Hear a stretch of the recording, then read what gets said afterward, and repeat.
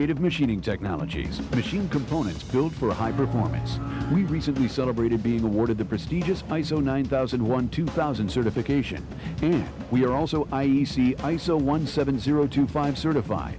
CMT is currently seeking professional individuals for various strategic positions, as well as engineers, tool and die journeymen, and senior machinists to manufacture machine components for a variety of industries. Creative Machining Technologies, manufacturing products for the world.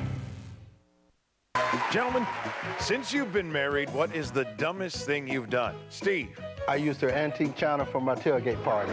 Your wife said he bought a satellite dish.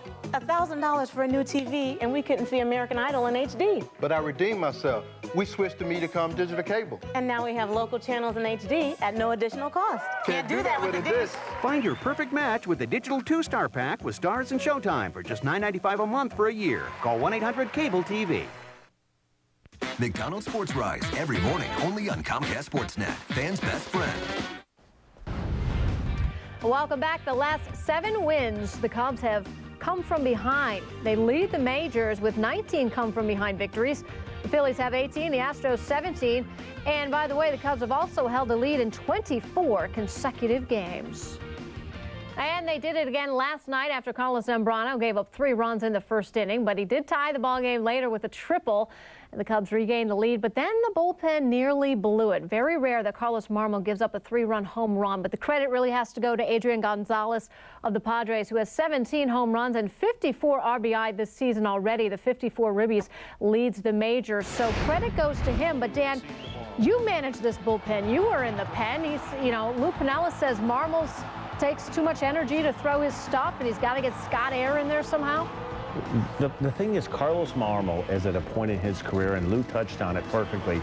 He's a maximum effort type pitcher. Now, eventually, in time, as he starts to accumulate a little bit more innings and all these, he's so young into his career that he's going out there a lot on adrenaline. He's a maximum effort pitcher, and he's going to learn in time how to conserve his pitches, how to use his breaking ball. If he doesn't particularly feel like he's got a lot of life on his fastball on a certain night, he'll start off hitters, use his breaking ball a little bit more. He's still learning how to pitch. But the problem is, you tip your hat to Gonzalez last night, but the problem is he needs to start to get a little bit of a break in between appearances. I know Lou really did not want to go to him last night, and it was really a strain.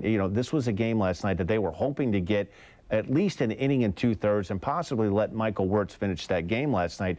They're going to have to find somebody. They can't continue to go to Bobby Howry and Carlos Marmol day after day after day. Neil Kotz is throwing the ball terrific, and I think you're going to see him more involved in the mix of the guys pitching when the game counts, when the Cubs are leading. And then you have the other lefty in Scott Air, and now you have Kevin Hart coming up. So obviously Lou felt like he needed at least another arm he could go to. Well, you have to, Gail, because you can't depend on, you'd like to, even the schedule, the way it sets out, you could have your 1, 2, and 3 pitchers. Last night, I'm sure Lou was expecting to get more innings out of Carlos Marmol, out of Carlos Zambrano than he was able to get last night.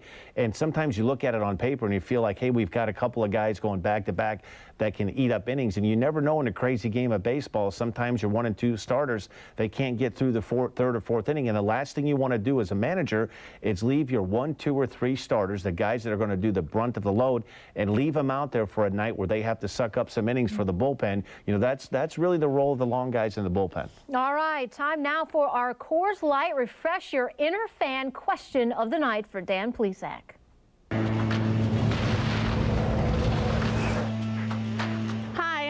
I wanted to know, when you were a pitcher, what were your pregame rituals and superstitions?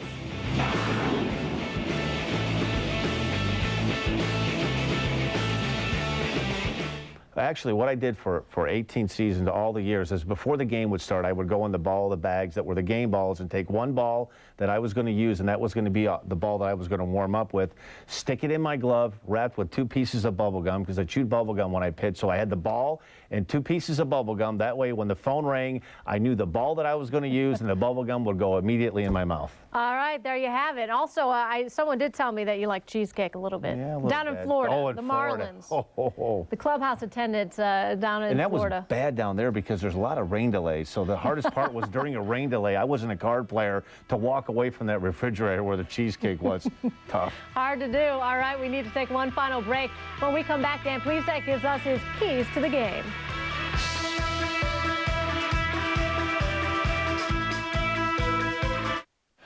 Cubs Pregame Live is brought to you by your Chicago area Lexus dealer, who invites you to test drive a Lexus today.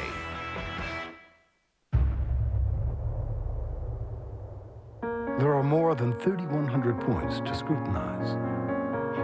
3,100 digitally calibrated, laser inspected welds, fittings, connections, and finishes on the RX to make sure it's absolutely flawless. Visit your Lexus dealer today for an exclusive look at how nothing else is built like a Lexus RX. Lease the 2009 RX all-wheel drive for $459 a month for 36 months for $35.59 due at signing. Want a new TV for free? Who doesn't? Buy any TV, any size, June 2nd through June 15th at Grant's Appliances, Electronics, and More, and it could be free.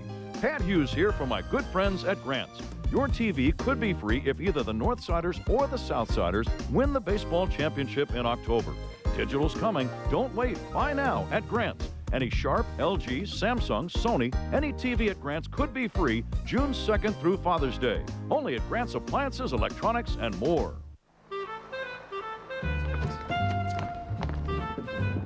Yeah, you know the spot. Right away, sir.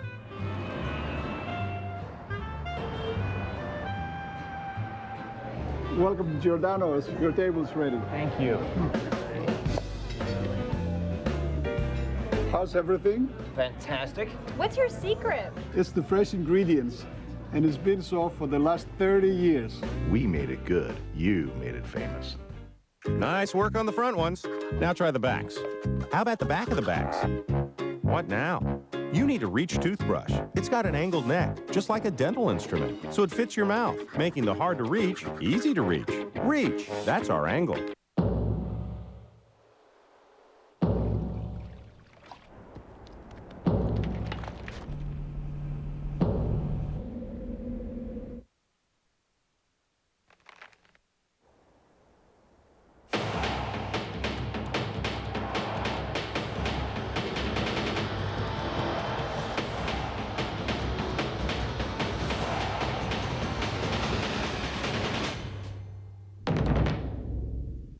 Watching the home of the Bulls, Blackhawks, Cubs, and White Sox, Comcast Sportsnet.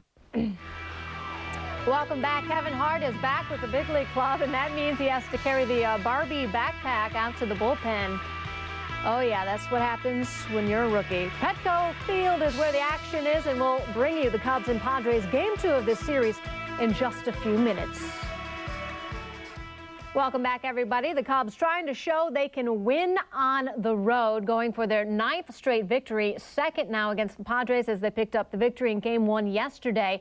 They have to show Dan they're not just a Wrigley Field team. Now it's time for Dan Lexus keys to the game. Well, actually, both keys center around one player I think is going to have a decided outcome, and that's going to be Jason Marquis. And I think one of the things needs to pick up the tempo. At times when the wheels start to fall off, he seems to have that one inning that he can't minimize the damage. Instead of giving up 1 or 2 runs, it turns into 3, 4, or 5. And I think the key is for him to get the ball, get on the mound, be decisive about what he wants to throw, get on the mound, throw a pitch, and repeat that over and over again. Stay away from walking around the mound, taking a lot of time in between pitches. And then the big key, he has to eat up some innings. This is a bullpen right now that's a little bit depleted. Bobby Howry should be available. Scott Air. Neil Kotz is throwing great. He's probably available tonight, but I'm sure they would like to, in a perfect world, definitely stay away from Marmol, and if they could, give Kerry Wood the night off. Oh, just give us 8 innings. That's for Jason Marquis. All right, time for us to step aside. Len Casper and Bob Brenly have the call live from Petco Field. Game 2 between the Cubs and Padres. Enjoy, everyone. Dan and I will see you after the game.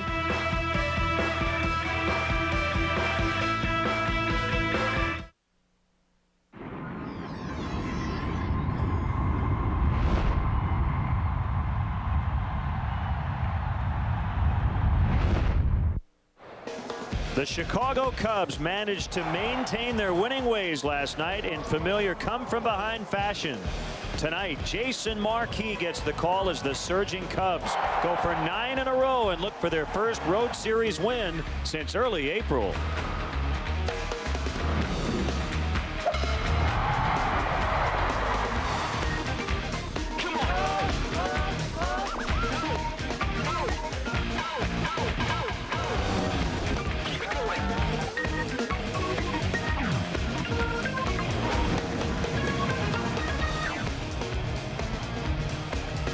From Petco Park in San Diego, California, Comcast Sportsnet brings you Chicago Cubs baseball.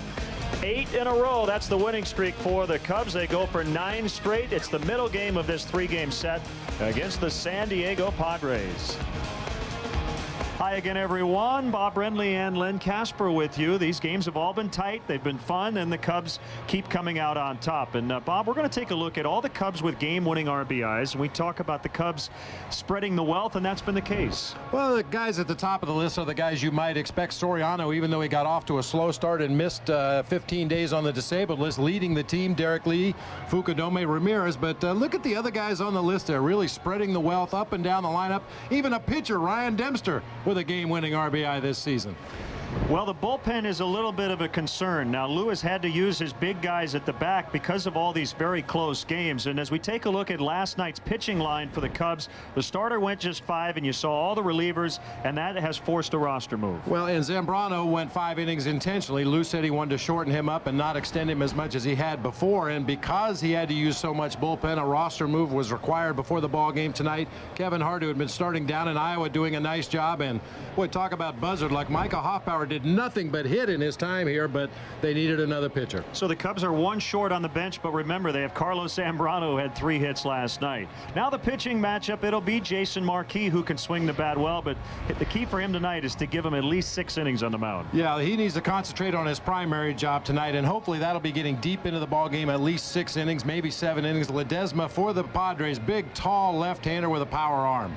So coming up, Jason Marquis looks for his first road win of 2008. We'll have Cubs baseball, the Cubs and the Padres, next. How do you want to see the game? You want to be closer? Well, this is no ordinary ticket. This is your ticket to baseball heaven in high definition. Sharp Aqua's the official HD TV of Major League Baseball. And with a blazing 4-millisecond response time and a super fast refresh rate, there isn't a shot in the hole or a screamer down the line that will singe the hair in your nostrils. It will change your baseball loving life. Aqua's LCD TV. Change your TV. Change your... If it's got a motor. That's our slogan here at Clinton Motor Works, and what's it mean? Well, we have one of the area's best selection of pre-owned cars, trucks, vans, SUVs. Oh yeah, and the cruising coolers. How great is that? A 13-mile-an-hour cooler to ride. Just another reason to stop in and see what's going on. Now let's talk warranty. We have the area's only lifetime engine warranty on most all the vehicles we sell. That's right, your engine blows, you get it fixed for free. That's why people do business with us. For your next great sales and finance experience, we'll see you soon at Clinton Motor Works. If it's got a motor. Have you seen the selection of trailers at the Trailer Depot in Clinton? The area's best kept secret, and the best prices on trailers are at the Trailer Depot. Buy new, buy used, or rent. Trailer Depot has any trailer you need. We even make repairs, sell parts, and get your vehicle ready to tow. Knowing what you're towing keeps us growing at Trailer Depot. Behind you on the road and ahead of the competition. 7th Avenue South in Clinton.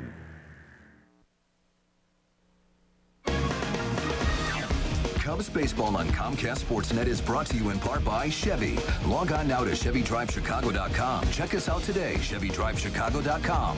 Midas for brakes, oil changes, tires, and more. Trust the Midas touch. Your Chicago area Lexus dealer who invites you to test drive a Lexus today. Menards. At Menards, you'll find big lumber yards, big selection, and big savings. At Blue Cross and Blue Shield of Illinois, we want to give you the security to experience wellness everywhere. Geico, 15 minutes could save you 15% or more on car insurance. Cadillac, Life, Liberty, and the Pursuit. And by Southwest Airlines. With Southwest Airlines, you're now free to be more productive. Visit Southwest.com today.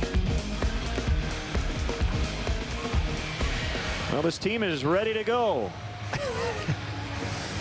The pregame routine gets a little bit more elaborate every day, doesn't it? Yeah, you got to stretch before you shake hands with your teammates nowadays. Look at this stuff. How do you remember all those? Practice. That's how you remember it. We're at Petco Park. Another nice, cool evening. And let's check out the Cubs Southwest starting lineup against the left-hander Will Ledesma. Alfonso Soriano will start it. Ryan Terrio's hit in 7 straight. Lee Ramirez and Giovanni Soto 3 through 5. Reed Johnson's in center. Mark DeRosa's in right. Kosuke getting the night off against the left-handed starter. So Ronnie Cedeno's at second with DeRosa in right, and Jason Marquis, the pitcher, will hit ninth. Take a look at the Padres defensively. Same lineup that Bud Black ran out there last night. McAnulty, Garrett, Giles across the outfield. Kuzminoff and Green on the left side of the infield. Iguchi and Gonzalez on the right side. Former Cub Michael Barrett behind the plate. And once again for left-hander Will Ledesma. 6'4", 212-pound, 27-year-old. And he's filling the rotation spot of Jake Peavy, and he starts Soriano with a strike. Coming off his best start of the season since moving into the rotation. Went 5 innings, gave up only 2 hits and a run against the Nationals in his last start. He also had a 5-inning relief appearance in that 22-inning loss to the Rockies earlier this season. Soriano last night went 0 for 4 with a sacrifice fly. Swing and a miss. 1-2. Big Z was terrific at the plate. Got the job done on the mound. Wasn't easy, but he improved to 8-1 on the year. That's too high, and it's 2-2 on Soriano. Now, Carlos talked about his release point last night. Just wasn't happy with his release point. He wasn't missing the strike zone by a lot, but just couldn't quite put the ball where he wanted to with any consistency. Popped up down along the right field line, and Adrian Gonzalez will not have a play. He hit a big 3-run homer in the 9th off Carlos Marmol to make it a 1-run lead for the Cubs. Michael Barrett would fly out to very deep left against Kerry Wood to end the ball game. And Carlos is going to remain in the dugout tonight. He will not be available. At least that's the plan. Another pop up by Alfonso, and Adrian Gonzalez this time will have room for the first out. By the way, Soriano's been double switched out late the last 3 days, and that's coincidence. It's not as if Lou has decided that that's going to be the normal routine. It's just been the case that where the lineup has been, Lou's trying to save the bullpen a little bit, and that's why Alfonso's come out. Mark DeRosa came out as part of a double switch in the ball game last night as well.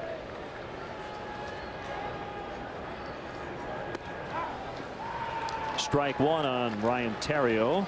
Tom Hallion handling the balls and strikes, as you see the Kia umpires.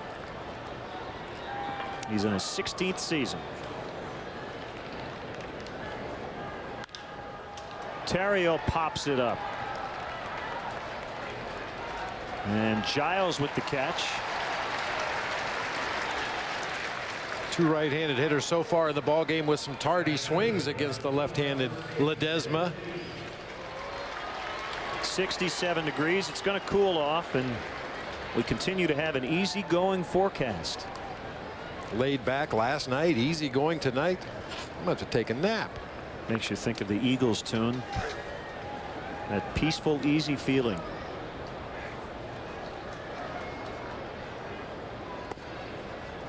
Low ball 1 on Derek Lee.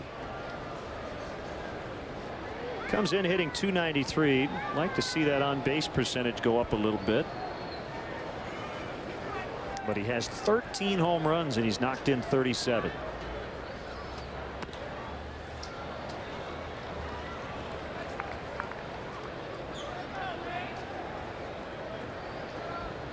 Leads the team with 127 total bases. He has 30 extra base hits, 16 doubles, a triple, and the 13 big flies, and that's low. 3-0.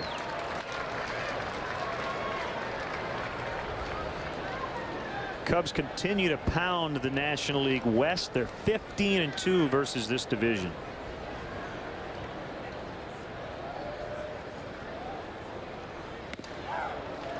At the knees, 3-1. Well, a lot of that is just coincidence. I mean, obviously the Cubs are playing really good baseball when they face the West so far this season, and they've caught some teams in the West in a real down cycle. Another ball hit the other way in the air. This one deeper, but still caught by Giles. And that ends the Cubs' first inning. It'll be Jason Marquis against the Padres lineup when we come back to San Diego.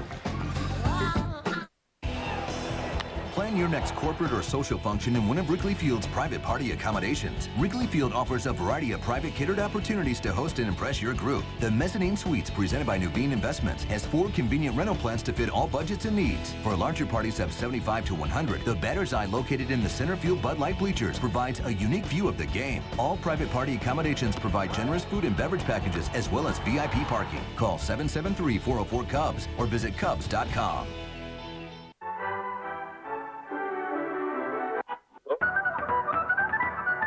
Oh my gosh. That's incredible.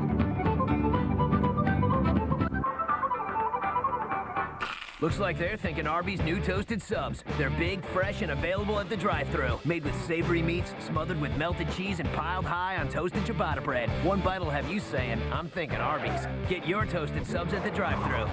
What strange power lay in the space between the 7th and 8th steps of the Capel's basement? As soon as they crossed that threshold, cell phone after cell phone refused to work. It was a black hole of reception, a vortex of dropped calls. Until Ingrid Young from U.S. Cellular did what no other company would. She went and made sure the phone worked before they signed a contract. Hello? Hi. Helpful Associates. It's why U.S. Cellular is wireless where you matter most. Cubs went down in order, 1, 2, 3. Let's check in on Bud Black's Padres lineup, brought to you by Southwest. Jody Garrett, former Cub, leads it off. Iguchi, former member of the White Sox, at second. Giles, Gonzalez, Kuzminoff. Paul McAnulty's in left. Another former Cub, Michael Barrett, catching. Green and Ledesma go 8 and 9. And Jason Marquis ready to work. Take a look at the Rico Cubs defense. Soriano, Johnson, DeRosa across the outfield. Ramirez, Terrio, Cedeno, and Lee on the infield tonight. Giovanni Soto back in the lineup after a off night last night. He'll be catching right-hander Jason Marquis.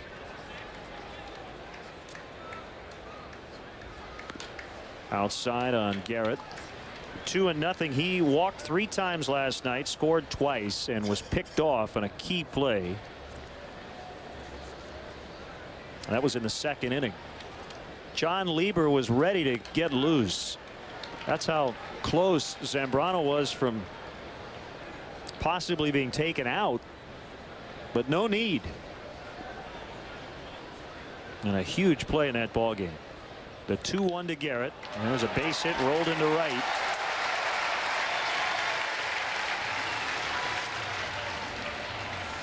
This road telecast on Comcast Sportsnet is brought to you in high definition by Sharp Aquas.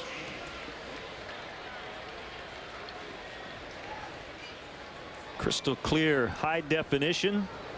The sights and sounds of Petco Park here in downtown San Diego. Here's Iguchi. 0 for 4 in the opener. He did walk, but he snapped his 9-game hitting streak.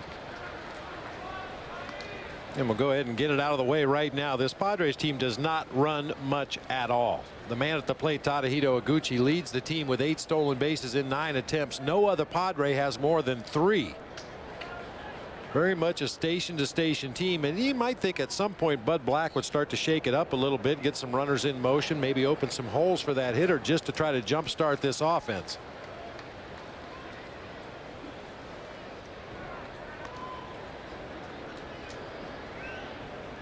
And we talked about it last night. A big ballpark, a lot of room to roam out there in center field and in the gaps in both right center and left center. Speed in the outfield is of the essence in this ballpark. The kick and the 1-1 pitch. That missed ball 2, and Giovanni Soto with an early trip to the mound.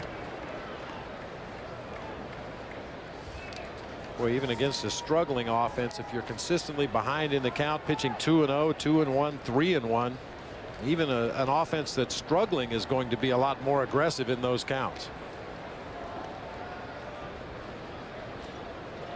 When you look at some of the run totals given up by Jason Marquis, 3 runs, 3 runs, 4, 2, 1.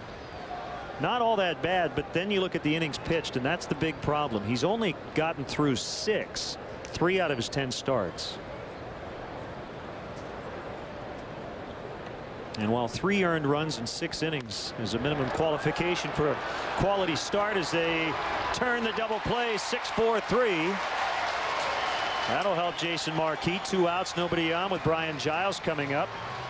3 runs in 5 1/3 is not a quality start. And you know, Lou would love to see him get through at least 6. Taylor-made double play ball hit right to Ryan Theriot at shortstop. An easy underhanded feed on to Cedeno. That's the way you like to face Brian Giles and Adrian Gonzalez, the 2 best hitters in this Padres lineup with nobody on base. 1 strike on Giles. He crossed the plate a couple of times in the opener. And Marquis wants to get him. He doesn't want to face Gonzalez here in the first.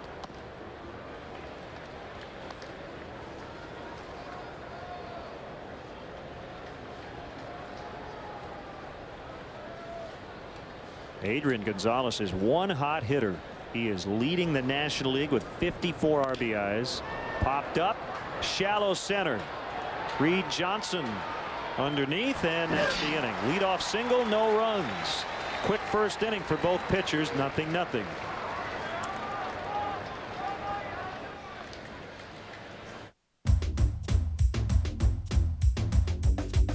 I need you. I need you every single day, and I want you. I want you every single way, and it's love, it's love, it's love, it's la la la la la, it's love, it's love, it's love, it's la la la la la, and I want you. I want you every single day, and I need you. I need you every single way, and it's love, it's love, it's love, it's la la la la la, it's love, it's love, it's love, it's la la la la la, it's love too, it's love, it's love, it's la la la la la, it's too, la la la la la, it's love too, la la la la la, it's love.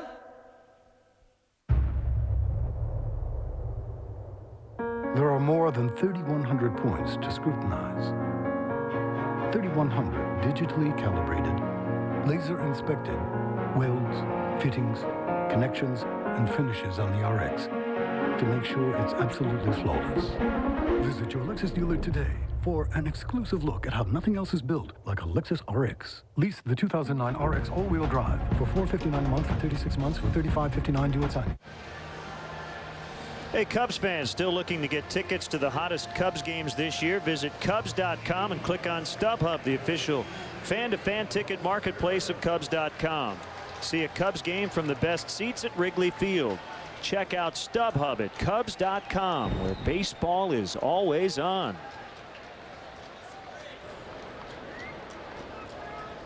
A lot of different looks from Cubs fans tonight.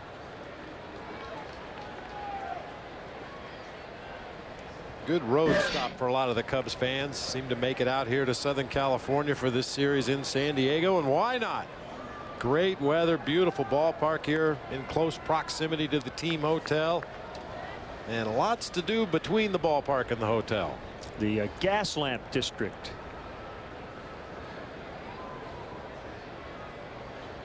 A lot of restaurants and other establishments. That bat disintegrated as Ramirez is thrown out by Iguchi. Ended up in at least 3 different pieces.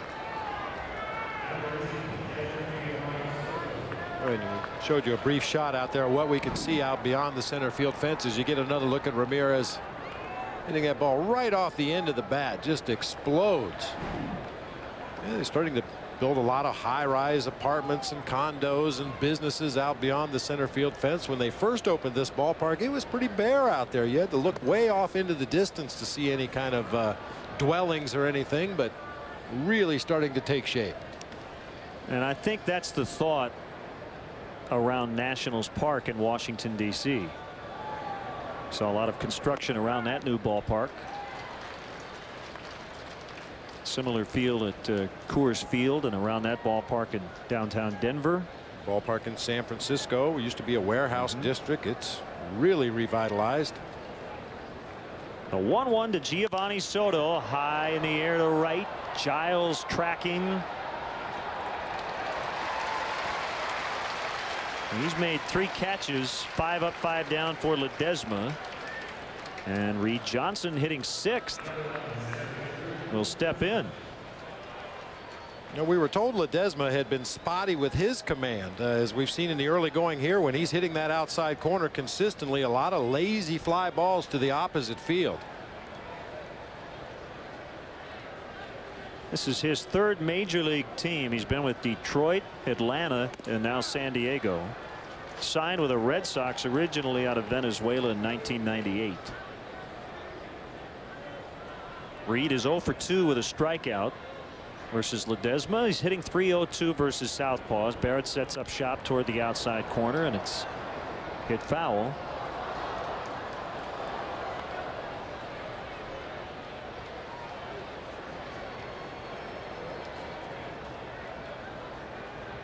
Made the jump in 2003 with Detroit from single A to the major leagues, and that year he pitched for Alan Trammell.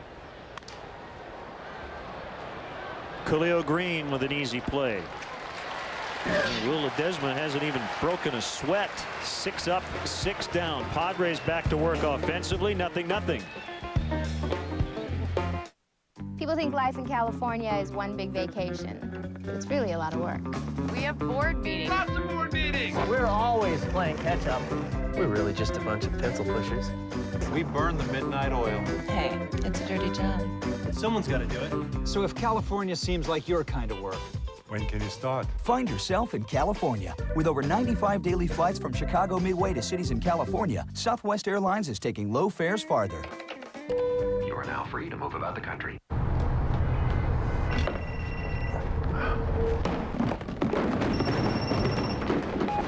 Hello? Dude, if I leave, I'm fired. When the crave calls, answer with a tasty White Castle chicken sandwich, like our new Chicken Italiano with garlic cheese and marinara for a limited time.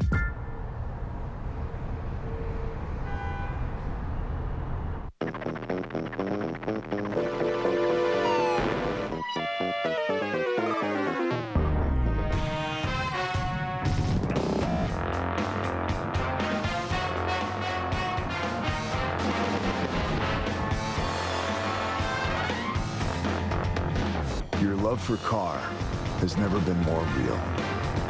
Introducing the first ever Pontiac GA GT, the most powerful car under 30 grand. Cubs baseball is brought to you in part by Kia Motors. Kia, the power to surprise.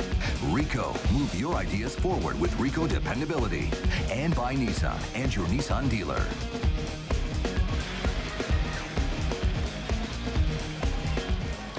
Jason Marquis faces Adrian Gonzalez. Bottom 2, no score.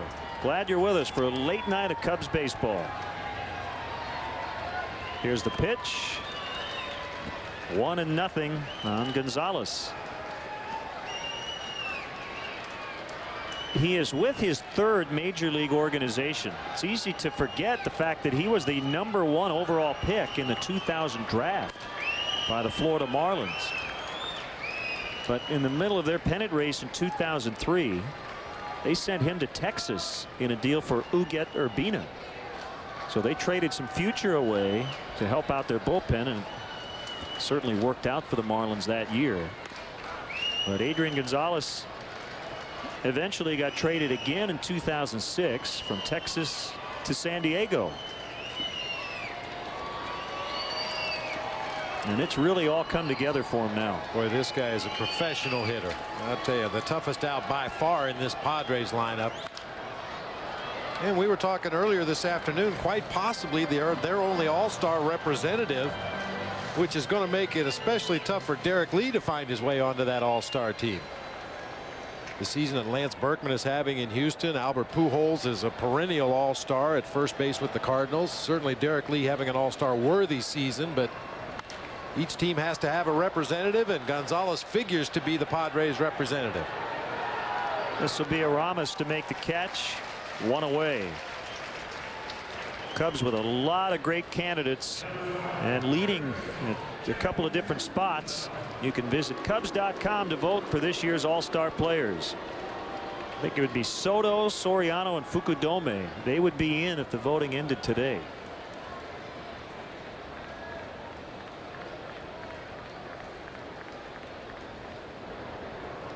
So Kosuke on the bench watching the action. We might see him a little bit later. Again, the Cubs bench a little shorter, 4 position players. And you always know you can use Carlos Zambrano when he doesn't start as a pinch hitter. And this is a temporary situation with the Cubs now owning a 13-man pitching staff. I would think the longest they would go with this setup would be up until the end of this road trip. The Cubs have an off day Monday and then start a 3-game series versus Atlanta before jumping into interleague play as they go to the American League. And Kuzminoff hit by the pitch. And it looks like the Cubs battery was arguing that that ball hit his bat and should have been a fair ball.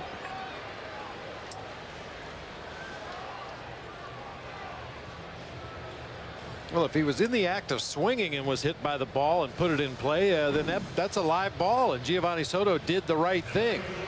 Ball got him on the backhand. I think it's clear that Kuzminoff held up. That was not a swing. Catches him on that right wrist before he can even get that bat into the hitting zone. And once again, you might as well give it a shot. You never know. Go on ahead and field that ball and throw to first or tag the runner and let the umpire figure it out.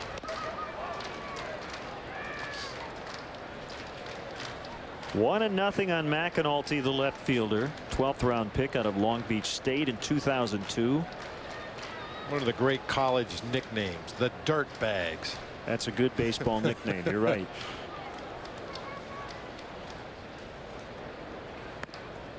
Fastball missed outside.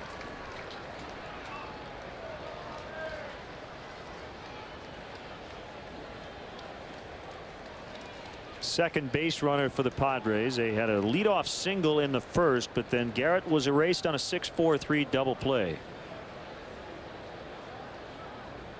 2-0 from Marquis, hit well, but Reed Johnson always seems to get a good jump and got over there in plenty of time. Hey, Cub fans, watch the Cubs take on the Braves Tuesday, June 10th at 7:05. And as if that's not enough, get there early because the first 10,000 fans will receive a Billy Williams number 26 Cubs cap, compliments of Gatorade.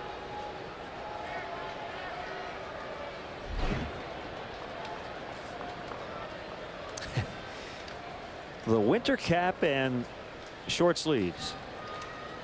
That's what the kids do today. I think the winter cap is more of a fashion statement. Yeah. The t-shirt is definitely called for on a beautiful night here in San Diego. He may need a jacket before the evening's over, but right now it is absolutely perfect. Well, Fryer's happy. Michael Barrett with an 0-1 count. He's hitting 7th in the Padres lineup. It's 1-1 on him. 1 for 5 with a double last night. Good success against Marquis, 9 for 23 with 3 doubles, a triple, and a homer, and he's also walked 4 times.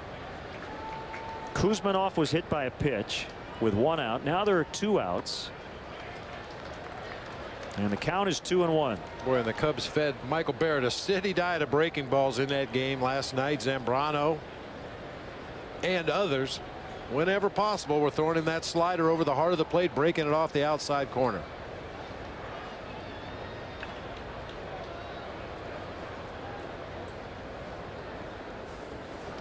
Marquis has the sign. He's set. And here he comes on a 2-1, 2-2.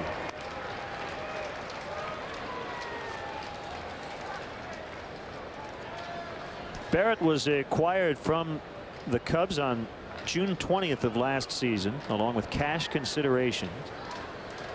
in exchange for catcher Rob Bowen and minor league outfielder Kyler Burke, who is still in the Cubs organization. 3-2 with 2 outs, so Kuzminoff will be on the move.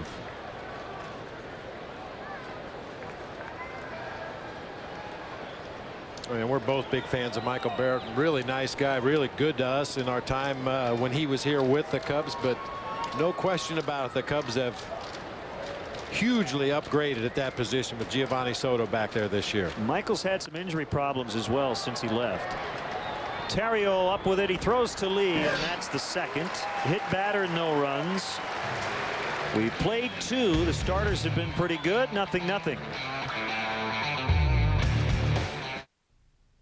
Toyota moving forward is more than just a slogan. It's the way it is. Hello, I'm Bruce Dickstein of David Bruce Toyota. Toyota's having a remarkable year. The reason? Toyota builds superior vehicles. Vehicles like this. Lease a new 09 Toyota Corolla LE for $179 per month for 36 months or buy for only $16,899. David Bruce Toyota delivers a buying experience and an atmosphere based on trust and respect that keeps our customers coming back. This copyrighted telecast is presented by authority of the Chicago Cubs and may not be reproduced or retransmitted in any form. And the accounts and descriptions of this game may not be disseminated without the express written consent of the Chicago. The Subway Handy Guide to Eating Fresh Every Day. Due to the fanatical response, we're putting $5 regular footlongs on the new Subway Everyday Value Menu. We repeat, $5 footlongs now on the new Subway Everyday Value Menu. Not 2, not 4, but 8 mucho meaty footlongs, like the beyond amazing meatball marinara and the crowd-pleasing spicy Italian, which should result in the additional hand gestures. $5 footlongs. With $5 footlongs, eat fresh every day. At Subway. 2.5 miles. Half a mile southwest. Come on, man. Quarter mile. West! 1 street over, 2 buildings down on the right.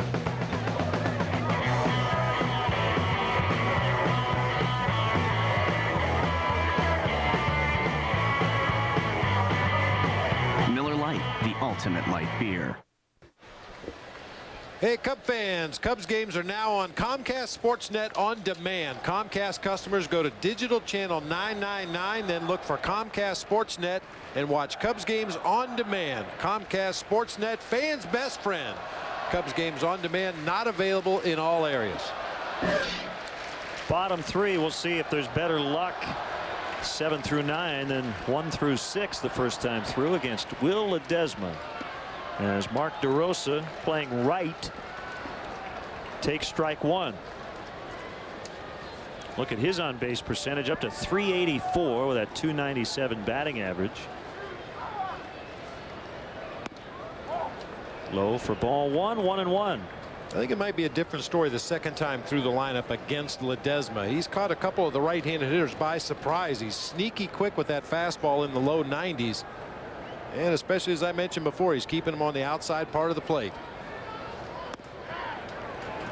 Big sweeping breaking ball that time. Haven't seen much of that pitch in the early going. This is the 5th start for DeRosa in right. The Cubs have gone 3-1 in his previous 4 starts. Kosuke with 53 starts and Darrell Ward with the other one. But you said it in the open. Tough break for Micah Hoffpower, who not only did nothing wrong, he really was impressive in his short stay here in the big leagues, and we will absolutely see him back, and probably for interleague play on the road, assuming Darrell Ward is not ready. Micah Hoffpower probably will do a little DHing coming up.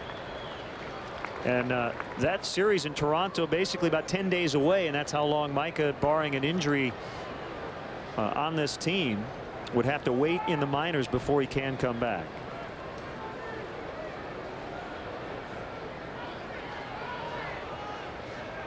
A 2-2 offering, just missed. 3-2. You know, that's one of those unfortunate realities of the game. As good as Micah Hoffpower was doing at the plate and as comfortable as he looked in that batter's box, when you get a little tattered in that bullpen and you need pitching help, Somebody's got to go, and unfortunately Micah was the guy to go, but I agree with you. I don't think it's going to be long before we see him back up here. A payoff pitch, and Mark just got a piece.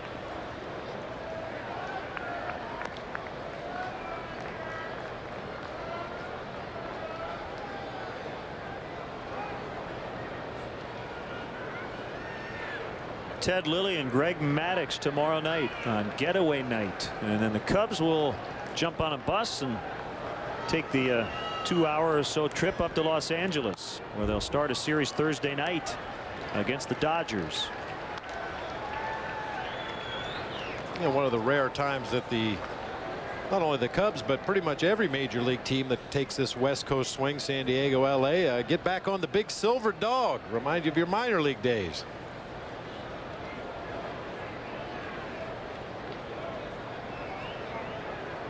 This battle continues. Another 3-2, and there's a leadoff walk. First time Ledesma will work from the stretch. So Lilly will make his 13th start. Same for Maddux. Greg with a 369, but right now a game under 500. Ted Lilly looking for a better outing than his last one.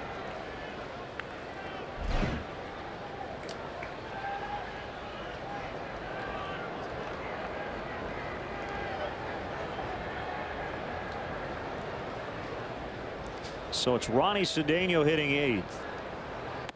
And looks at ball one high.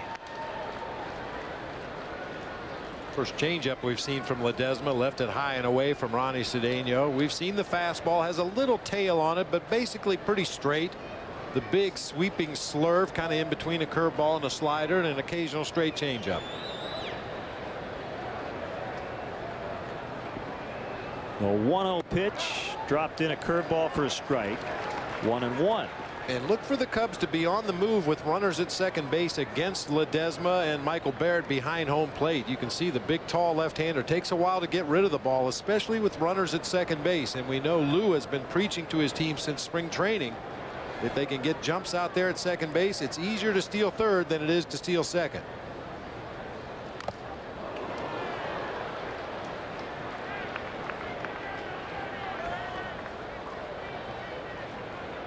So Barrett will give the home plate umpire a quick second. Professional courtesy for the guys that wear the gear. Give him a moment or two to regroup back there behind the dish.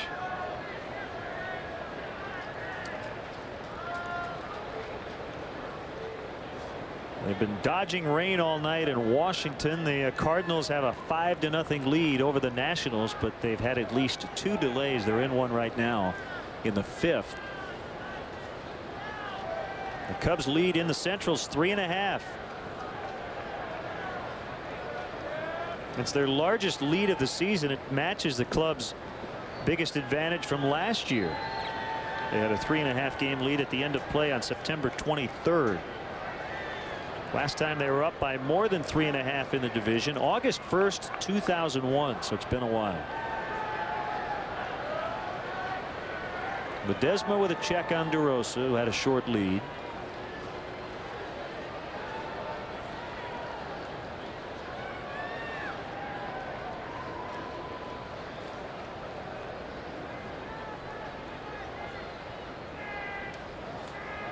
Milwaukee behind Seth McClung, and 3 home runs beat Arizona 7-1. So the Brewers have now taken their last 5 straight.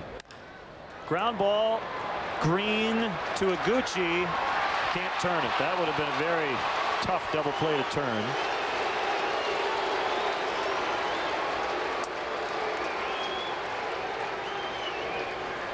They gave it a pretty good effort, though, didn't they? Yeah, they really did. Khalil Green gets rid of it about as quickly as you possibly can, as does Tadahito Iguchi at second base. But Ronnie Cedeno, a little bit too much speed, beats out that relay throw to first base. Yeah, those infielders know when they have to hurry. They understand the speed of the hitter at the plate, whether the ball's hit hard or hit slowly. And that time Khalil Green realized it was going to have to be an extremely quick double play attempt. And time was called. Ledesma never did let go of the ball.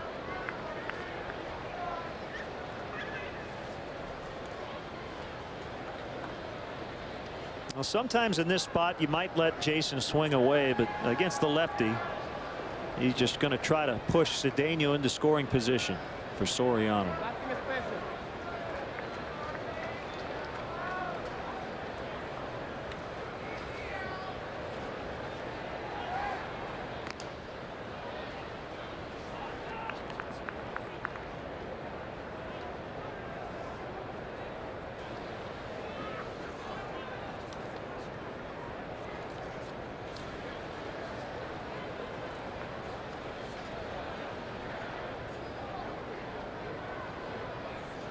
Marquis squares to bunt, and that one missed. Bob, I want to just briefly point out to young infielders, watch Khalil Green on this play. Now, a lot of young players would simply backhand that ball. They might wait. But Green had time to get over there and field that ball. And I know some guys are a little more comfortable backhanding. But I was always taught as a young player, if you can get over there, don't backhand it. Get in front of it. Well, and a lot of it depends on the kind of momentum that you need for that throw at second base. He needed to get to that ball as quickly as possible, get it into his throwing hand, and you can do that much easier by getting in front of the ball than by playing it on your backhand side.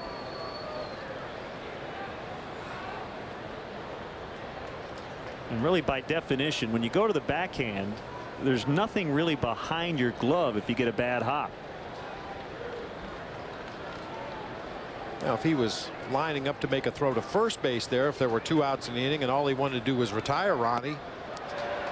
Ronnie was running, and he just overslid the bag, and he's tagged out. Like he would have been in.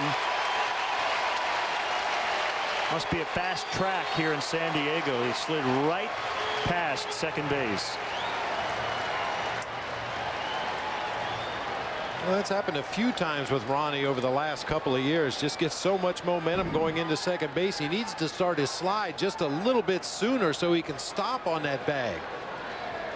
You'll see he goes right past it, tries to hook it with his foot, but it comes off just enough for Khalil Green to apply the tag. And meanwhile, 2-2 on Marquis. Well, isn't that what happened last year on ball 4? Didn't he overslide second base, and because he touched the bag first, he was called out? I think that was against the Cardinals. And Marquis swings and misses, and just like that, the inning comes to an end. Leadoff walk, no runs. After 2.5, nothing. Hey, yeah, there's this ATM surcharge rebate thingy on my statement. Oh, that's a rebate for ATM fees charged to you by other banks. What? Well, we just don't think you should have to pay to get your own money. You don't? Nope. That's why we rebate ATM fees on your lead checking account, no matter whose ATM you use. I'm gonna need a second, Gene. So I don't have to pay to get my own money. It's amazing.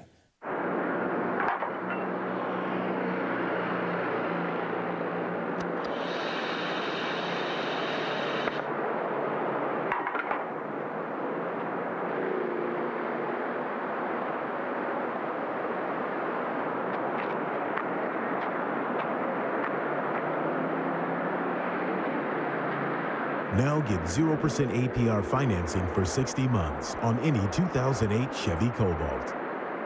Want a new TV for free? Who doesn't? Buy any TV, any size, June 2nd through June 15th at Grant's Appliances, Electronics, and more, and it could be free. Pat Hughes here for my good friends at Grant's. Your TV could be free if either the Northsiders or the Southsiders win the baseball championship in October.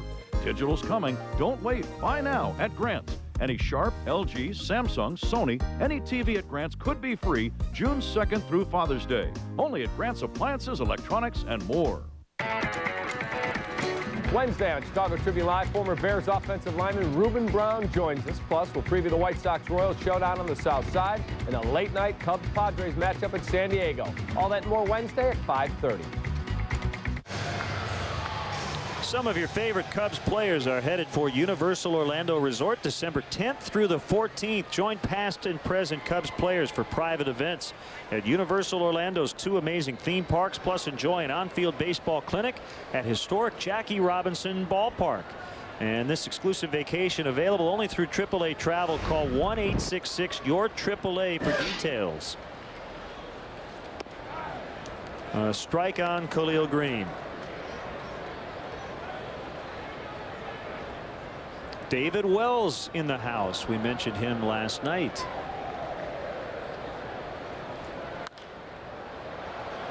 Weren't there some rumors a couple weeks ago about David Wells possibly coming back and pitching for the Yankees again? Yes, I saw the same thing. And do you think he'll ever go into the media?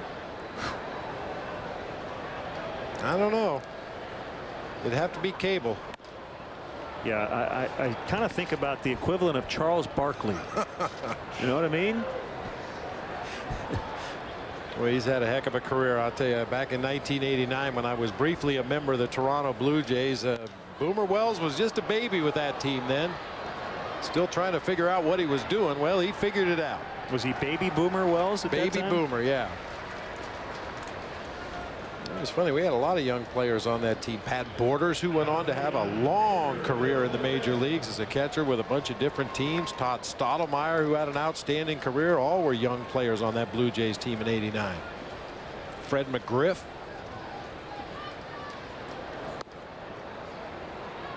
Ledesma's 0 for 8 this year, 0 for 10 in his career.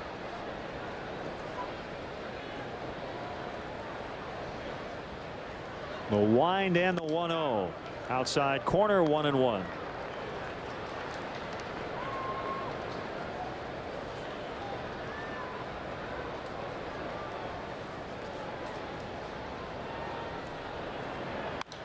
Fouled back.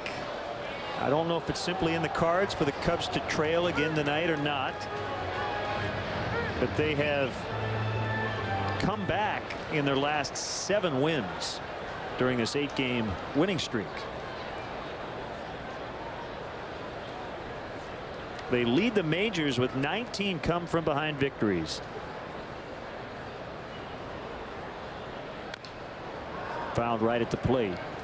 Well, that tells you 2 things. Number 1, your offense is very resilient and feels like they're never out of the ball game. And number 2, your bullpen has been really good to keep the other team at bay while your offense gets it going.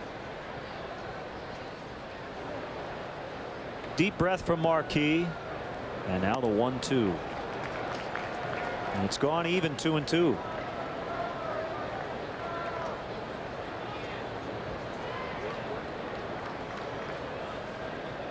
Well, I'm sure nobody on the south side was happier to get back in action than the manager, Ozzie Guillen.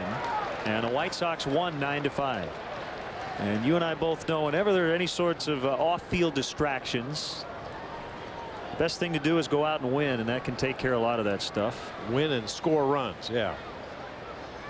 Gavin Floyd got the win, and he just walked the pitcher, Will Ledesma.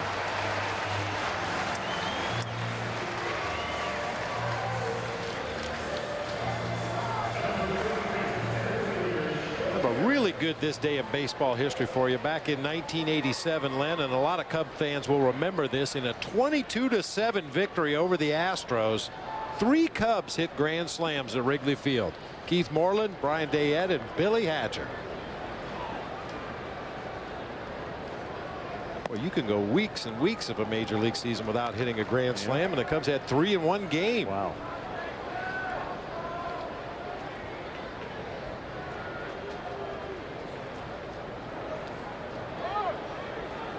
Time called at the plate. And for those who didn't or haven't been following what's going on with the White Sox, the Cliff's Notes version is Ozzie was a little frustrated after a loss in Tampa Bay on Sunday, and brought up the general manager, Kenny Williams, about trying to change things a little bit.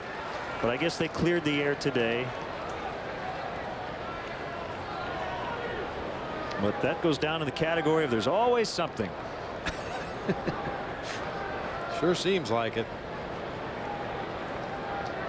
Well, Kenny Williams has been a huge backer of Ozzie Guillen when there have been circumstances where he didn't necessarily have to be on Ozzie's side. So you can understand Kenny's frustration a little bit with Ozzie's comments. But as you said, they're grown men. They sat down and talked it out, and hopefully for everybody's sake they'll just move forward and play baseball.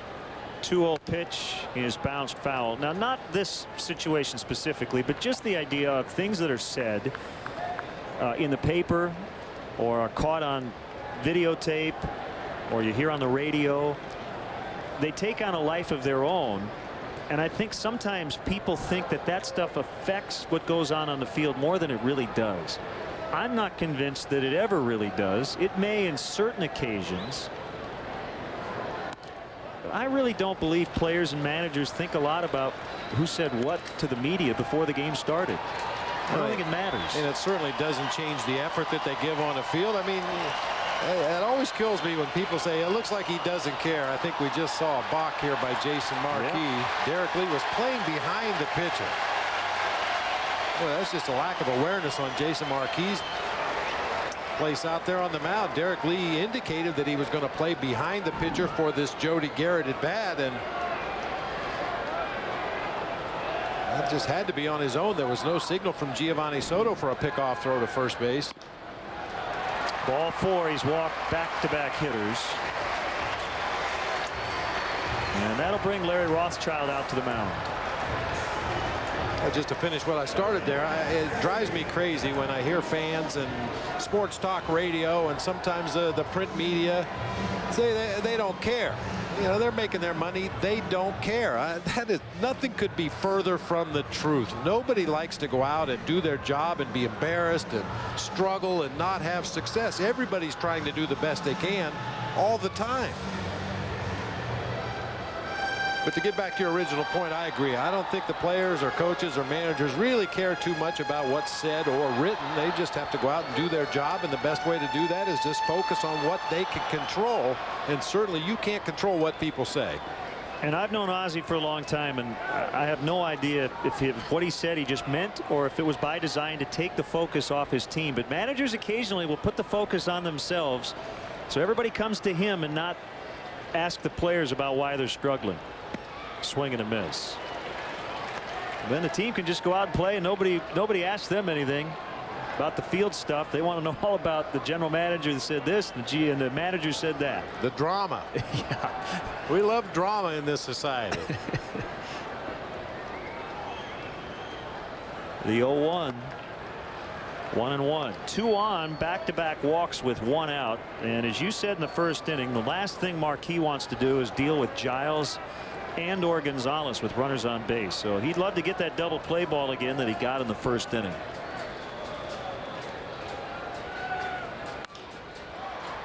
This could be trouble. It's going to drop, but thankfully foul.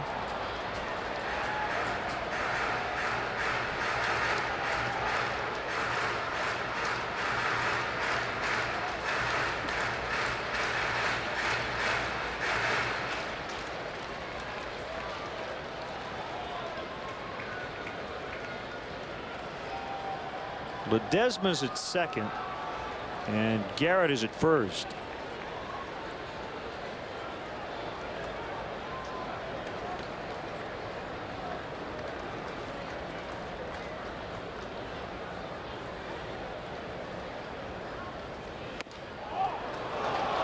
Just missed. Soto held it for an extra second or two.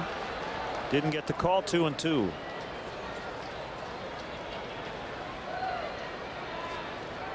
Splits are pretty even for Iguchi with runners on and bases empty.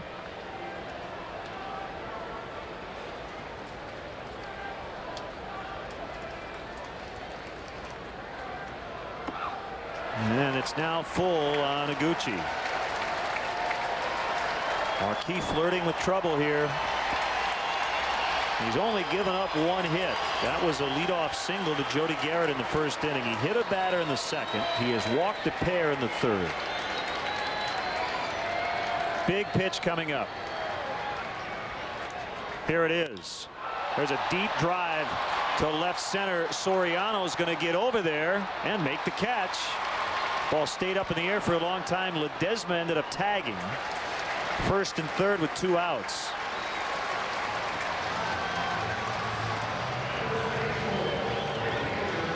Talked to Soriano last night, Bob, about a ball he hit to center. He said he didn't get all of it, but he got some of it, and it just didn't carry. This ball was up in the air for a long time, and it's 401 to left center in this ballpark. Pretty heads-up base running by Ledesma right there. Normally you don't see a pitcher have the wherewithal to go back and tag up on a deep fly ball like that, but nice job of advancing 90 feet. A good block by Soto. It's easier said than done, but if you can pitch from left center to right center and have guys hit fly balls all night, you're probably going to be okay. I mean, which usually means just staying away from righties and lefties. Make them hit it to the big part of the park. Of course, at some point you have to come inside to make them aware that you will come inside, but you just have to make sure not to make mistakes on the inside part of the plate. And by that I mean catching too much plate. If you want to throw a pitch to the inside corner and you miss, make sure you miss further off the corner so that batter can't do damage with that pitch. If you try to hit the inside corner and leave it over the white part of the plate, that's when balls tend to get rattled around down in the corner. 3-0.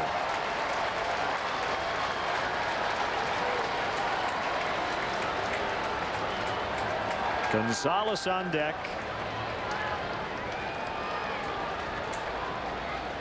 And Brian Giles is not going to help Jason Marquis. He has a great eye at the plate. 3-1. He's not afraid to take strike 2 either.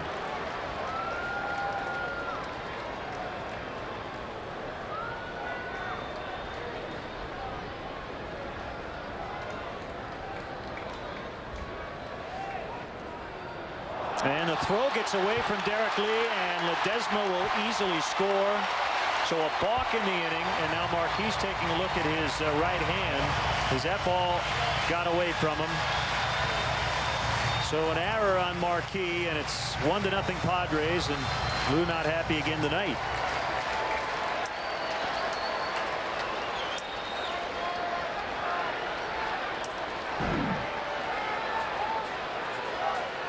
Throw way back on the inside of the baseline there. No chance for Derek Lee to get around the runner and even get a piece of that ball.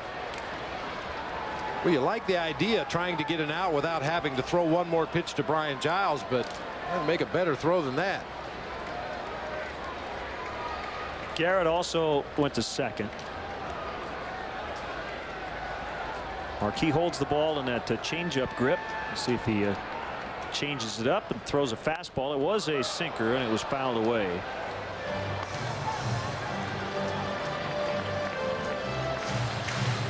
Hate to get into this with 2 outs, but we'll continue it here. Hopefully Marquis can get out of the inning in this spot. But Lou has a little bit more of an edge these days than we saw really all of last year, and I have a theory about that.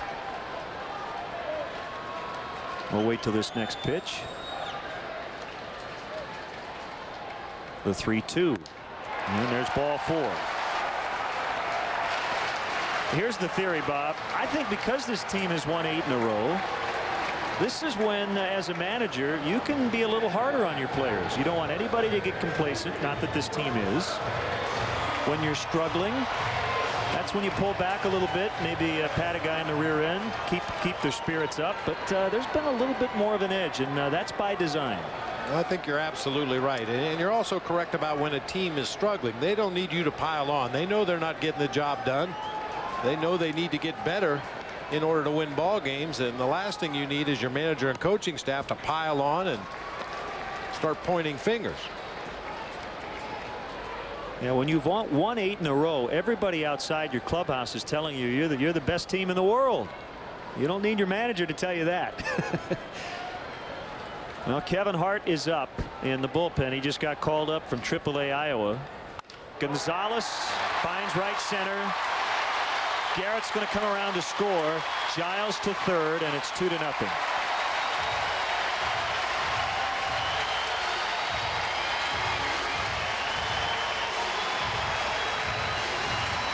So Marquis cannot avoid Gonzalez with runners in scoring position. And the Padres have scored twice in this inning. Boy, a term that we heard Brian Dempster use earlier this season, inning management. And this was a real poor example of inning management on the part of Jason Marquis. Walking the pitcher Ledesma, then walking the leadoff hitter. He did get Iguchi to hit that fly ball to left field, but come back and walk Giles to get the best hitter on this Padres lineup up to the plate with runners in scoring position. Not a good job of inning management.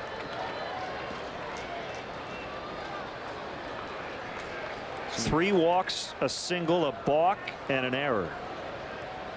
The 0-1 to Kuzminoff. Now 2 strikes on the Padres' third baseman. Saw a little bit of instruction going on in that Padres dugout. Manager Bud Black talking to Jody Garrett, probably about why he didn't tag up in advance when Will Ledesma did. That was a deep fly ball to left center field. Had Soriano moving to his left. It was going to be tough for him to get anything on the throw, either to second or third base. I imagine the Padres probably wanted Garrett to tag up in advance as well as the lead runner.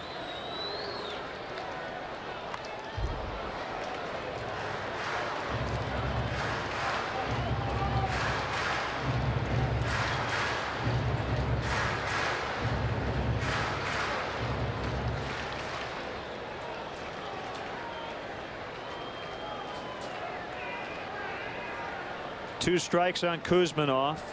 Here's the pitch. Topper to third, charged by Ramirez. He'll throw to first, and the inning is over.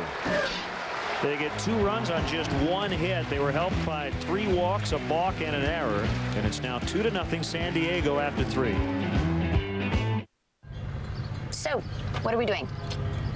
Hey, my place, pizza and a video. No way. Original.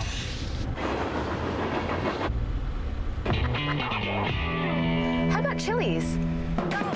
Welcome to Chili's. Pepper in some triple thick bacon with Chili's new Smokehouse Bacon Burgers. They're mammoth-sized burgers with the thickest bacon you've ever seen. Like our Southern Smokehouse Burger. The bacon seasoned with brown sugar and chili pepper, then grilled. Come in now and try them all. Only at Chili's. Pepper in some bacon. Pepper in some fun.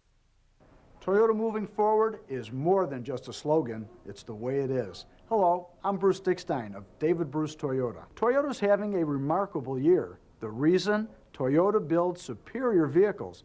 Vehicles like this. Lease an 09 Toyota Camry LE for $209 per month for 36 months or buy for $20,158. David Bruce Toyota delivers a buying experience and an atmosphere based on trust and respect that keeps our customers coming back.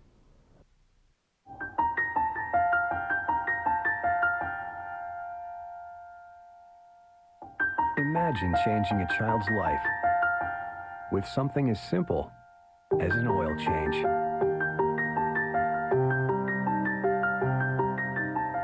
Get the Midas Touch Maintenance Package by June 28th, and Midas will donate $5 to the Make-A-Wish Foundation. Thanks, everybody. Thursday on Comcast Sportsnet Plus, Lou Pennell and the Cubs hit Hollywood for a matchup against the LA Dodgers in HD, followed by Lowe's Cubs postgame live. Cubs Dodgers in HD, Thursday at 8:30 on Comcast Sportsnet Plus. Fans' best friend. Time for the Aflac trivia question. Which current Padre made his major league debut as a pinch runner with the Cubs in 1986? Mr. Brenly in the corner. 2 in a row. I know this one. Yeah. I think I may know this one too. Kevin Kuzminov. That's obvious. I don't know if he was born in 1986. It's getting scary. Soriano, Terrio, and Lee top of the order, and the Cubs do trail 2-0, but the pattern has been they get down and then they come back and win. We'll see if it holds up.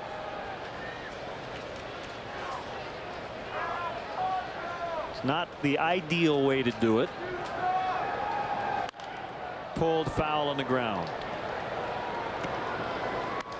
Yeah, last night the Padres scored 3 in the first inning when Zambrano was struggling to find the strike zone, but the Cubs came right back to put a run on the board in the top half of the second and then continued to add on throughout the evening.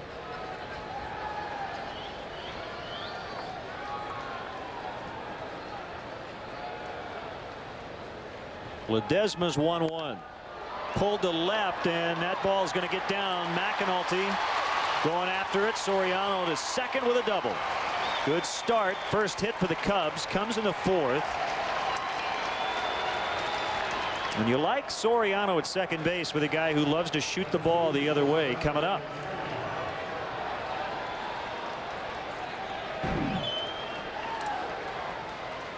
Well, he's such a good low ball hitter. That appeared to be a breaking ball that was headed down below the knees, but he was able to get the barrel of the bat out and around that ball and hook it out into the left field corner for 2 bases.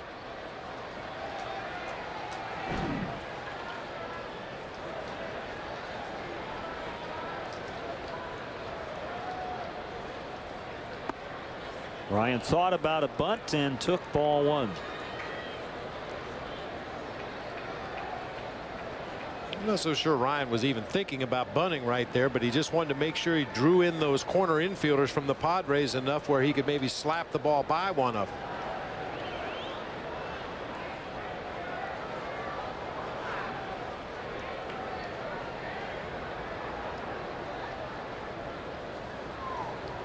Here's the pitch. Low again, 2-0. And you can see that slow delivery from Ledesma with the runner at second base. The big high leg kick. Takes him a while to get his body into a position, get that arm up on top.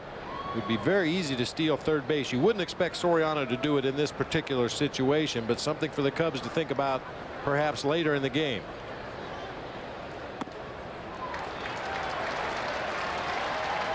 Lee on deck, 3-0 Ontario.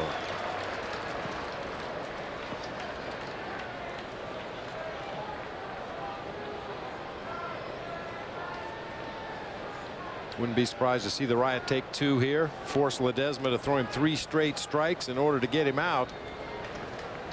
Just want to find a way to get on base ahead of Derek Lee and Aramis Ramirez. That missed badly. Ball 4. Now you're not going to give Terrio the green light on 3-0, but I think there were 3 big hits or home runs hit last night on 3-0 pitches around the major leagues. And you know, if Derek Lee goes to 3-0, he'll probably have the green light. You give those power hitters that green light on occasion, the guys who have a good idea of the strike zone.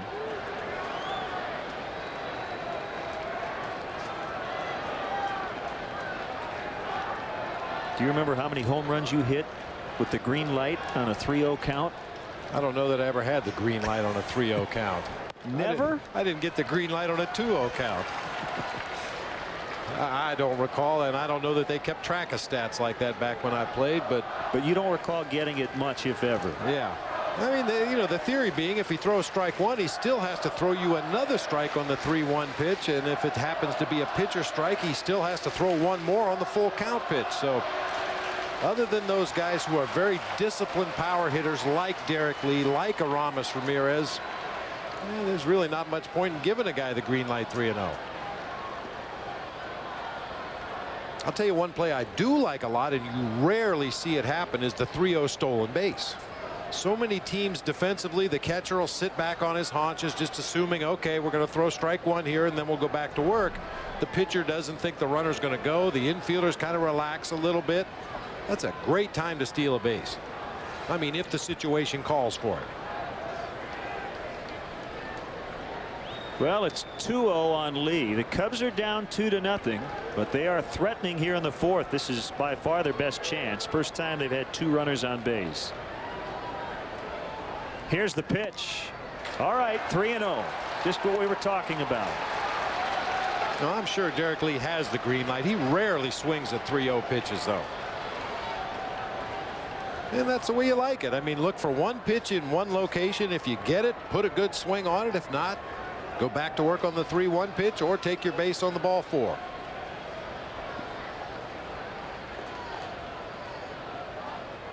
Takes all the way.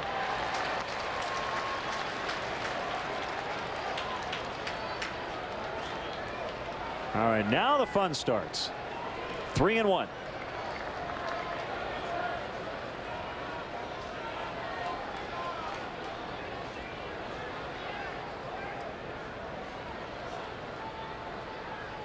Ooh, 3-2.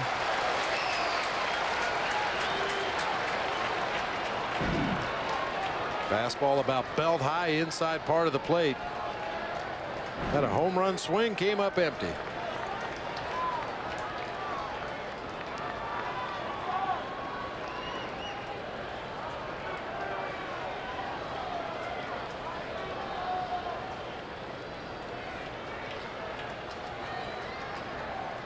The runners are moving, fouled off.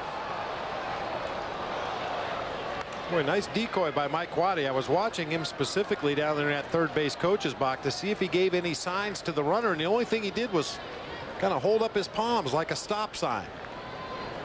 but the runners were off and moving, so apparently that was just a decoy, and he did something else to let the runners know that, yes, indeed, they were going to be on the move on the full count pitch.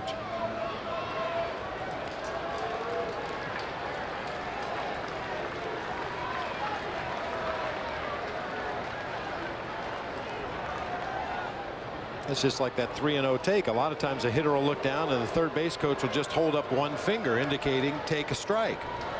But if you point your finger toward the infield, maybe that means you have the green light. If you point your finger toward the hitter, that means I want you to take. Misinformation to the other dugout. Not good in the booth, but it's good on the field sometimes. I try to always give you the right information. Runners go again on the 3-2. Fouled that one straight back into Tom Hallion once again. I think that one got him in the chest protector right over the shoulder of Michael Barrett. Still 3-2. Here you go, Michael. There you go. Ooh. Boy, that looked like a direct hit. Ooh. Oh, you're right. Oh, right in the midsection. Ah. So you want to be a home plate umpire, huh? Ugh. Might have got part of the right arm too. He ended up with the baseball in his hand. That was earlier in the ball game. Saw that ball come ricocheting back onto the field of play. That's because it hit Tom Hallion right in the middle of the mask. What a rough night already.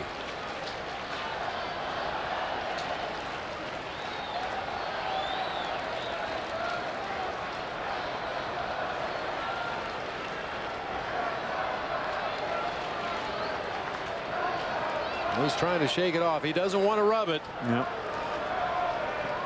And he can't really think about it. He has to get right back in there and possibly make a huge call on a 3-2 pitch.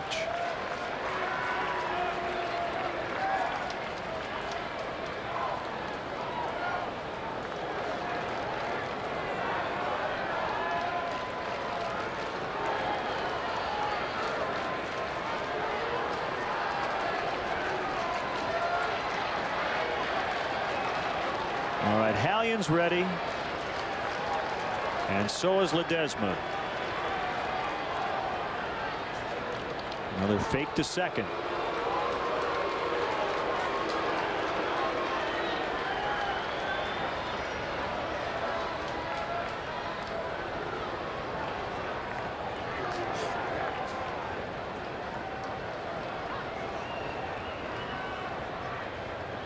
There they go. Swing and a miss. Throw to third. Safe. So a double steal. But Lee strikes out after it was 3-0. Ledesma comes back to get him.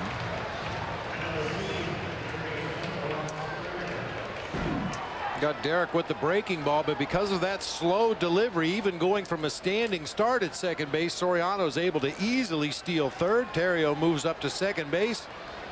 Cubs have a couple runners in scoring position for Aramis Ramirez. Fifth steal for Soriano on the number 10 for Terrio. And a base hit here could tie it. Should tie it.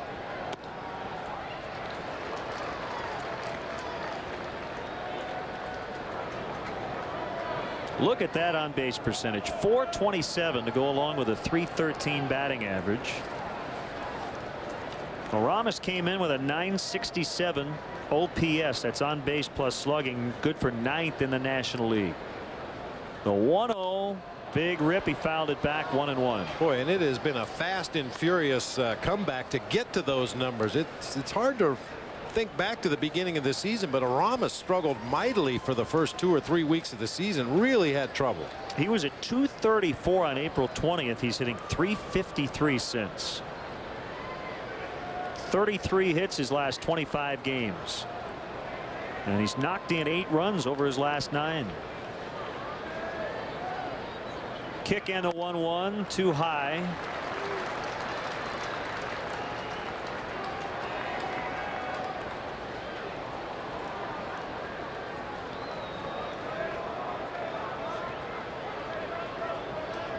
Jabba Chamberlain struggled in his first major league start tonight. He walked 4 Toronto Blue Jays, went just 2 1/3 through 62 pitches, got a no decision, and the Yankees lost.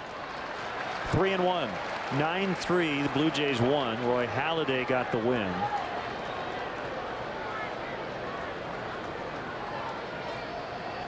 Of the 62 pitches, only 32 were strikes for the young right-hander. He only gave up 1 hit. 2 runs, 1 was earned. 3-2 now. So Ledesma into some trouble, just like Jason Marquis was back in the 3rd inning. He's getting behind hitters.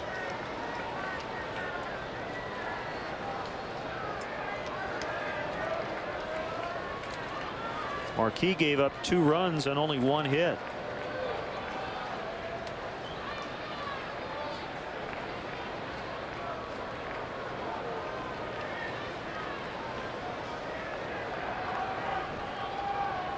The payoff pitch, pop foul.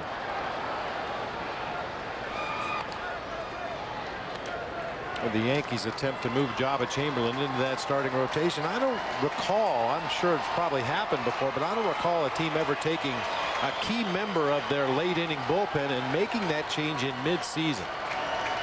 That just seems like such a tough thing to do, to try to stretch a guy out pitch-wise so that he can at least get you into the middle part of a ball game initially.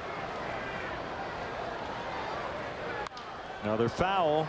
You know, usually it's done more like the Cubs did with Ryan Dempster. You go into the offseason knowing full well that next spring we're looking at you as a starting pitcher, so you can adjust your offseason workouts, you can prepare accordingly.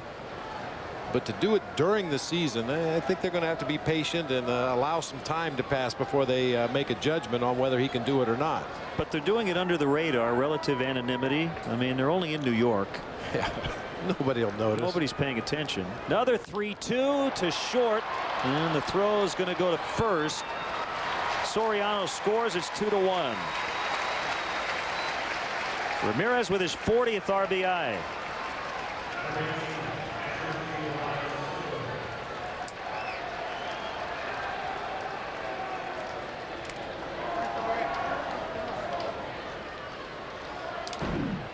Soriano going on contact at third base. Unfortunately, Aramis Ramirez hits that rocket right at Khalil Green. A couple feet either direction, it might get through into the outfield and score 2, but he hit it right at the Padres shortstop. 1-0 on Giovanni Soto.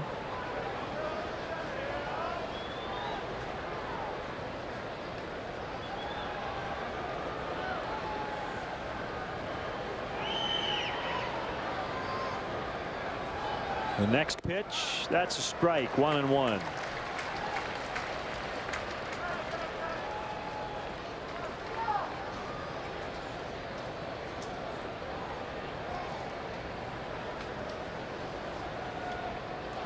Tying run at second base. Cubs had the first 2 hitters get on. You'd like to get more than the one they have.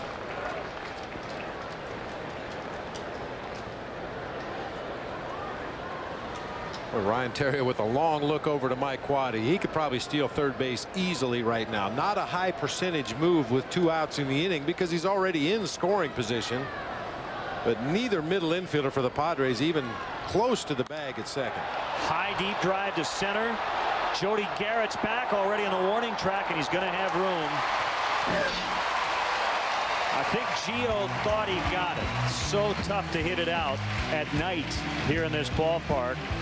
So Ledesma basically gets off the hook, allowing.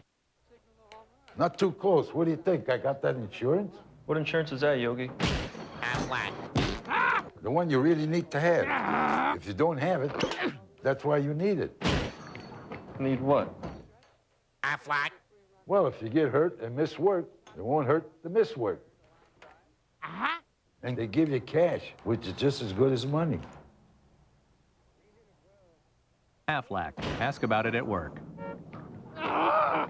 Update your bathroom after a stop at Menards. Start with a new one-piece bath bay from Advanta by Max featuring reinforced fiberglass construction, just $239. This spacious one-piece shower has a seamless leak-proof design and has a high shine finish for ease of cleaning, only $249. Lippmann brooms are also on sale. When tackling big cleaning jobs, messes seem smaller with Lippmann. Choose from 18-inch push brooms for rough, smooth, or multi-surfaces, only $5.99 after mail-in rebate. Save money at Menards.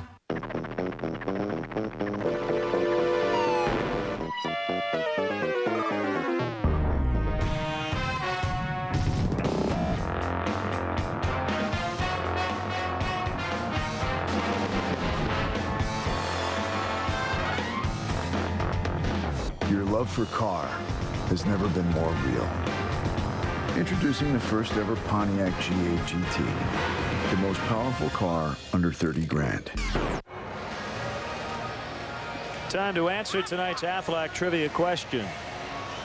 Which current Padre made his major league debut as a pinch runner with the Cubs in 1986? I believe it's a Mad Dog. Tomorrow night's starter, Greg Maddux.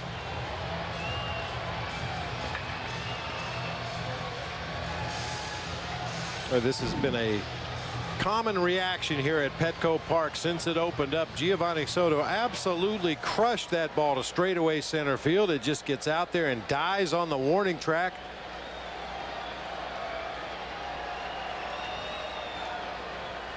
Are you kidding me? Come on. McAnulty, Barrett, and Green against Jason Marquis. Strike one. We saw Hart get up in the third inning. And much of Lou's pregame media session was spent talking about him trying to manage this rotation and the bullpen. And you're a good person to ask because you had to manage your bullpen in Arizona. It's one of the toughest jobs for any big league manager. And a couple of very interesting things Lou said. Number one, he said, I just can't sneak an extra inning out of my starters every time around because that will come back to bite you late in the year. So he really wants to protect his starting staff. He also wants to protect Marmol, Wood, and Howry, the big three at the back end of the bullpen. And he said it's easier to rotate young relievers than to mess with your starters, meaning bring a guy like Kevin Hart into the mix, Jose Escanio, Neil Kotz. If you have to send somebody down at some point, kind of recycle relievers as McAnulty walks to start the fourth. And Lou's going to head out. Nobody up in the bullpen. This is just going to be a little heart-to-heart conversation. And we'll continue our chat, but we want to have festival seating for this. Yes, indeed. I mean, ideally, you get more quality innings out of the middle relievers. The Michael Wirtz, the John Liebers, the Neil Kotz, Scott Air, some of those guys, as Lou doing most of the talking here. Whew. As you said, you want to try to protect your starters because you need them for the long haul. There will be games here and there where you would extend the starting pitcher if he's had a short outing the time before, but you cannot overextend those tail end bullpen guys that you like to use when you're winning ball games. So the guys that logically are the guys that have to eat up the innings are the long relievers. And Lou just explained that to Jason Marquis. There's that edge we were talking about. Michael Barrett shoots it into right center. McAnulty will head all the way to third. And the Padres have him at the corners with nobody out.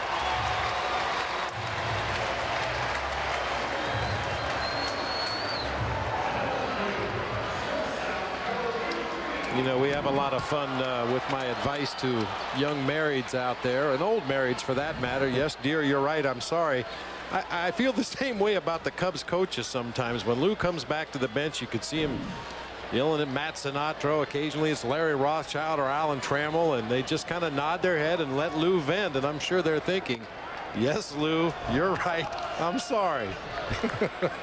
Even though they didn't do anything. Right.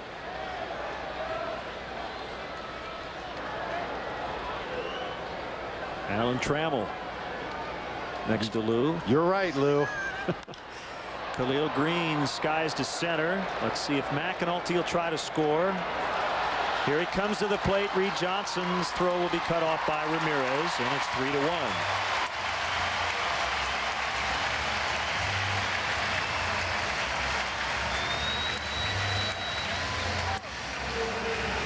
Well, you and I talk a lot about how Lou has managed this team, and he's just a joy to be around. he really hasn't been that hard on his players. I mean, he hasn't really let somebody have it in the media. Usually it's collectively. That actually hit the bat twice as Ledesma tried to bunt. So 1 strike on Ledesma. It's an odd looking play. Bunts Yeah. down through the ball and then hits it again.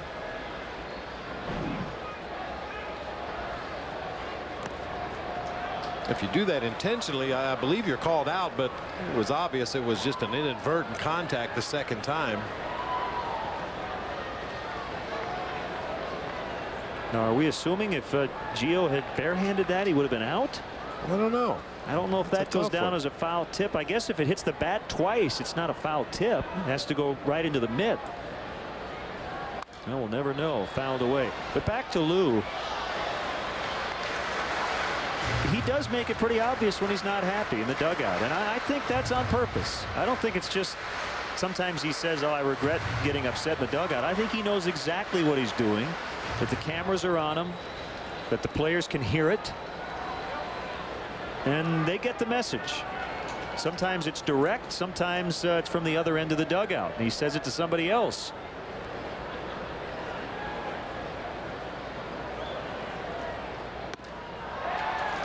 Bunts through strike 3. You definitely know who's the boss. Well, you brought up a good point, though. Lou doesn't embarrass his players in the media. He rarely does anything in the view of the cameras to an individual player. If he's got something to say to a guy, he's not afraid to bring him in the office, close the door behind him, and get the issues out in the light of day and move forward. And really, I think Lou's idea is there's not really that much to be gained by embarrassing a player. If a guy's struggling, if he's not getting the job done, certainly nobody feels worse than that particular player. But if you think you can motivate him by giving it to him a little bit, there's a right way to do that as well.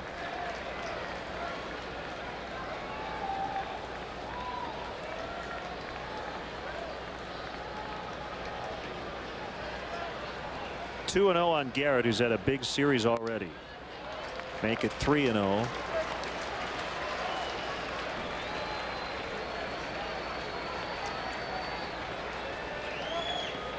Who wants some lemonade?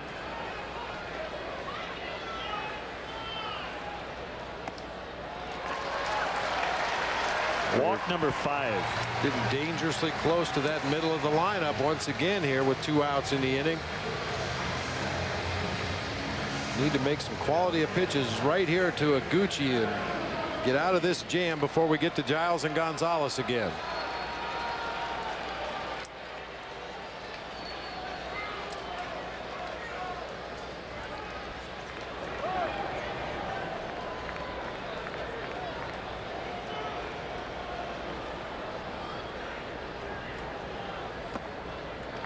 In the dirt. And Tom Hallion, I think, wants that baseball because it did hit the dirt.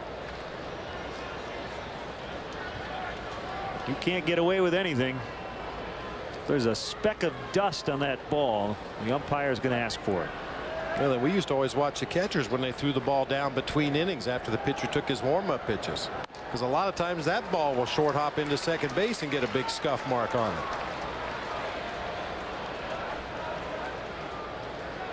Another phone call down to the bullpen.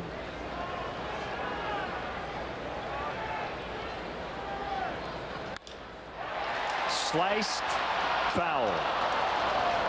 Corey Miller was getting ready to catch Scott Air, and he had to get out of the way of that screamer. Boy, this will be a fire drill for Scott Air, trying to get ready quickly enough to face Brian Giles, the on-deck hitter. The good thing is Scott Air doesn't take long to get loose. A veteran reliever. He's been in this situation many times before, and he understands he gets 8 more warm-up pitches on the game mound. Terrio will throw to Cedeno covering second base, so Marquis figuratively lives for another inning tonight with more action in the bullpen. 3-1 Padres. At Nissan, we started with a stitch. Then we thought 2 would be even better. We thought the seat should appear at the touch of a button, and the folks in the back should have a moonroof too. We thought you should see traffic in real time and control your music seamlessly with your iPod. Then we thought, why not bring it all to you first? Introducing the future of the crossover. Here, now. The all-new 2009 Nissan Murano. When the subject is trucks, you've got to know how to work it. Quad City Spring is all over that. When you need organizing systems for pickups and vans, and Adrian Steel custom setups are your mandatory upgrades, Quad City Spring gets the call. Ladder racks, toolboxes, towing, and truck accessories, we've got you covered. When the subject is trucks, Quad City Spring knows how you want to get it done. Got a truck? Work it, baby. Quad City Spring, 34th Street and River Drive, Moline.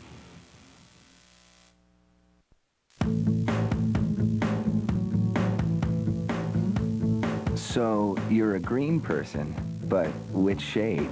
Confusing, isn't it? Well, True Value's Color Made Simple can help. With exclusive tools, trained professionals, and expert advice, finding your color will always be simple. Now let's talk purple. True Value's Color Made Simple. Meeting the challenge since 1940. McDonald's Sports Rise every morning only on Comcast Sportsnet, fans' best friend. Cubs baseball is brought to you in part by Aflac. Ask about it at work, and by the Toyota Tundra. Visit whytundra.com to find out why the Toyota Tundra is a great way to keep moving forward. Bob, can you take over here? I left the shower on in my hotel room. Oh, man. It's my worst nightmare. 3-1 Padres. I'm glad we're on the same floor, because you're flooding somebody below us. Johnson, DeRosa, and Cedeno.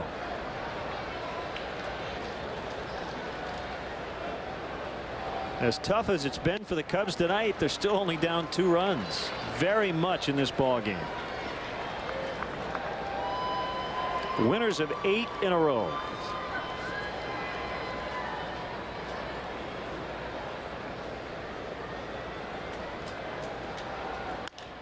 Ripped fair past a diving Kuzmanov, kicks off the sidewall.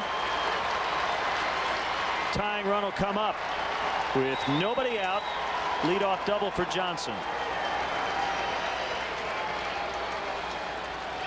Good start to the top half of the 5th inning for the Cubs. Reed Johnson jumps all over a breaking ball, hooks it just inside the bag.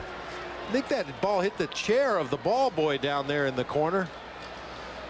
Same effect. It was headed all the way down to the corner, but third base umpire Marvin Hudson waved it off, said the ball's in play, so Reed Johnson in with an easy double. Hit that stool down there, which was probably made in Blaine, Missouri.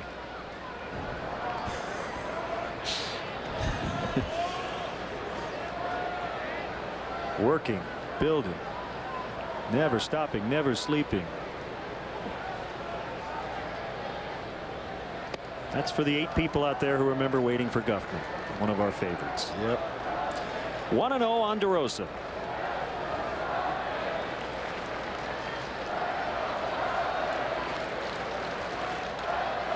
Lou Piniella playing the part of Corky tonight.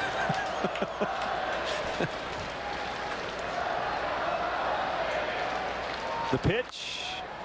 You know, Mark reached out. That was not a great pitch, but it was a pitch where you can shoot it the other way. Yeah, it depends on what you're trying to do up there at the plate. That's not a good pitch to drive into the gaps for extra bases, but if you're just trying to advance that runner onto third base, that's a perfect pitch to do it with. A little bit off the plate away, just stick the bat out there, hit a ground ball to the right side.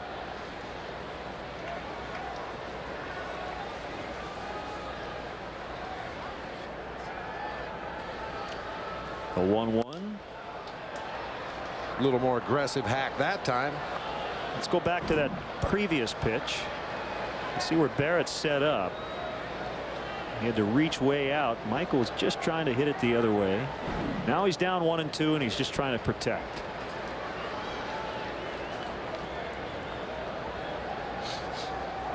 Third career appearance for Ledesma versus the Cubs. The other 2 came in relief. In the dirt.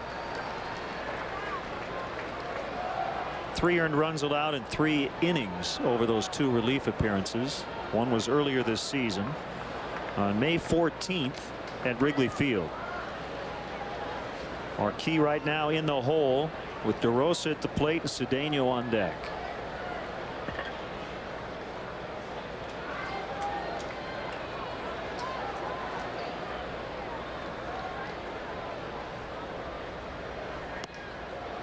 Inside that time. Full count. You know, we saw Lou make that trip to the mound to talk to Jason Marquis in the bottom half of the 4th inning after his team had scored a run in the top half of the 4th. And you know what a big believer I am in momentum. You know, get 3 quick outs, get your team back up at the plate after they've scored a run, put a 0 on the board in the bottom half of the inning, and with the leadoff walk, a base hit, a sac fly, Padres scored another run and took away any momentum that the Cubs had. Johnson is safe at third as DeRosa walks. So he went on a 3-2. They're at first and third with no outs. The Cubs now with 3 stolen bases over the last 2 innings after Cedeno was caught in the 3rd inning.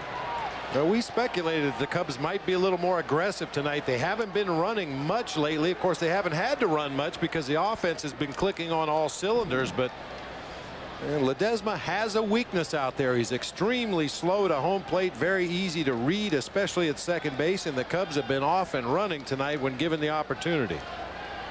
Darren Balsley, the pitching coach, with a few words for his pitcher, and it's Ronnie Cedeno coming up. Another good chance here. The Cubs had the first 2 on in the 4th inning and scored 1.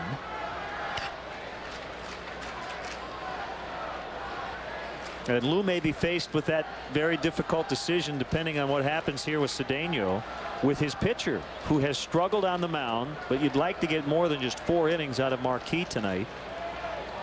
But let's see what happens here with the number 8 hitter. Outside corner strike.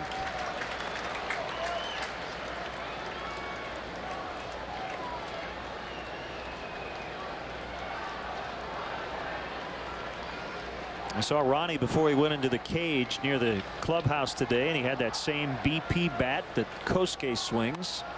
Back to the mound, and the throw's going to go to first. That's a nice play by Ledesma. He looked at Reed Johnson, who was considering trying to score. He went back to third, and Ledesma got the out at first. And it will be Marquis to bat.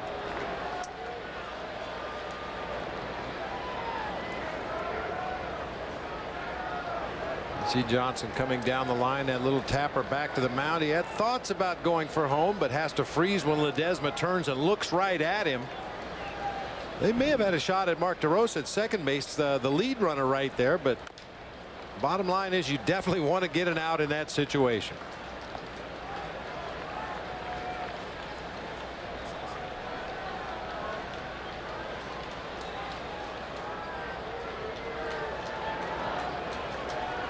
If the whole bullpen's available tonight, do you think he pinch hits here? I think absolutely he does, yeah. I think this is as much about the pitching situation than anything else. He needs at least another inning or 2 out of Marquis. Swing and a miss, 0-2.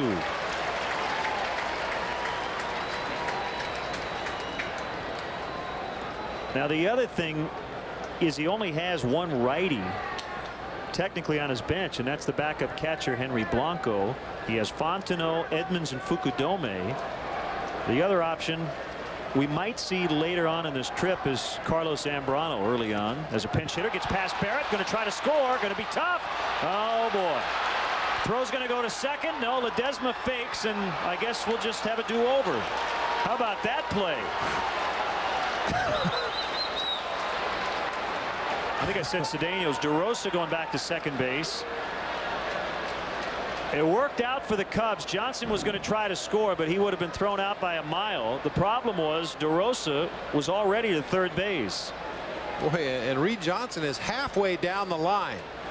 That's probably a good hold by Ledesma. Pitchers are not used to making a throw from home plate to second base. Real good chance he throws that ball away, bounces it in the dirt, and the Cubs do end up scoring a run. So rather than risk a bad throw from an uncomfortable position, he just held on to the ball. Ground ball, foul, past first. That gets back to that theory about don't try to do too much. That was way out of the realm of what Wilfredo Ledesma felt comfortable doing. Throwing the ball 127 feet from home plate to second base without a windup. Just a flat-footed all-arm throw all the way across the field to second base, and he decided at the last instant, I better not throw this ball.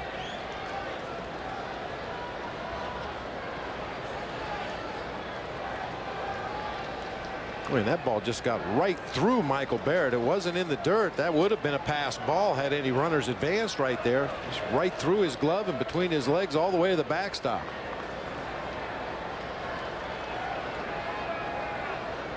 Another 1-2. 2 balls, 2 strikes. You know, getting back to your question about pinch hitting for Jason Marquis in this situation, if you do that, and even if you go to Kevin Hart and he gives you a couple of innings, the Cubs get back into this ball game. Now you come back tomorrow and you're right back in the same situation you were before today's game. It just compounds itself. Swing and a miss.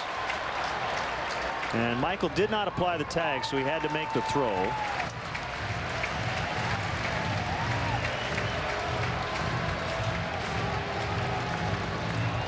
Two outs. We'll see how the Padres handle this here with Soriano at the plate. First base open. Probably try to stay away from him and hope that he helps him out.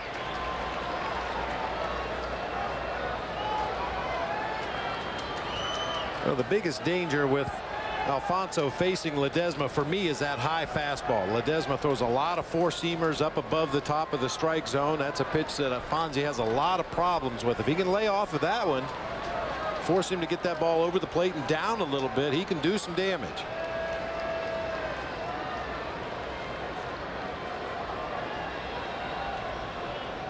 Here we go. Almost hit him.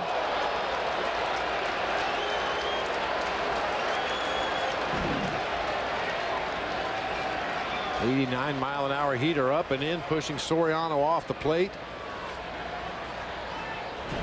This may be one of those situations. If he falls behind in the count any further, they may go ahead and put him on first and take their chances with Ryan Theriot.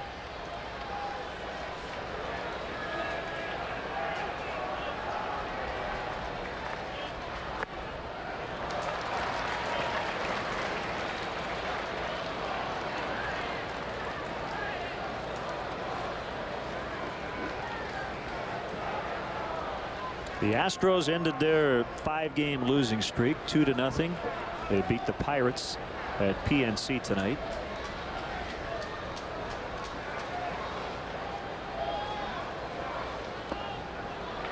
(3-0), and he might just give him ball 4 right here.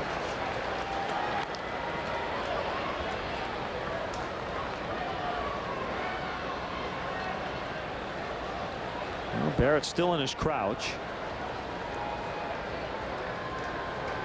Wandy Rodriguez got the win for the Astros. Jose Valverde with his 16th save. And now here is ball 4. So that'll be an intentional walk.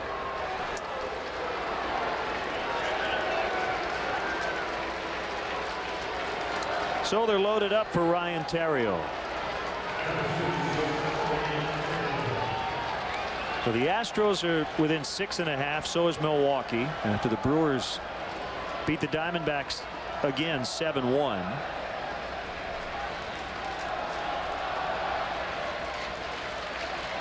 How about Arizona just 3-8 versus the Central?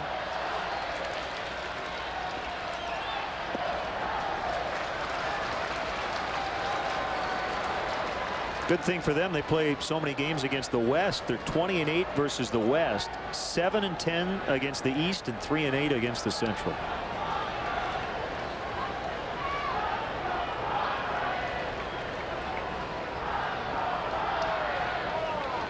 3 on with 2 down. Cubs trail 3-1. That's a strike. 1-1.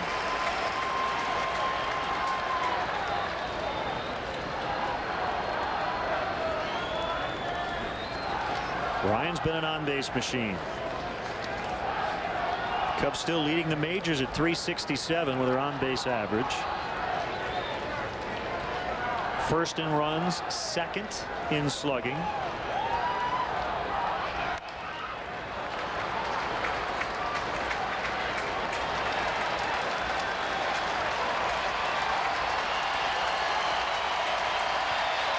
And the Padres fans are getting up.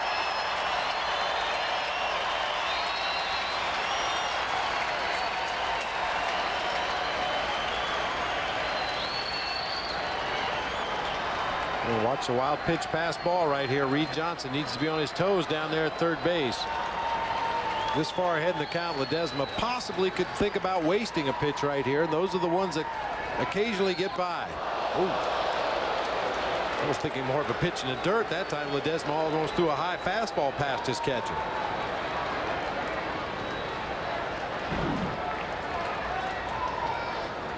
I mean, you should always be aware as a base runner, but especially in those counts where the pitcher is likely to waste a pitch, maybe bounce a breaking ball or a splitter in the dirt, trying to get that hitter to chase.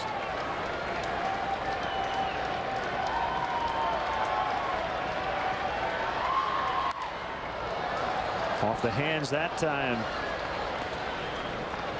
Still 2-2 on Ryan Theriot.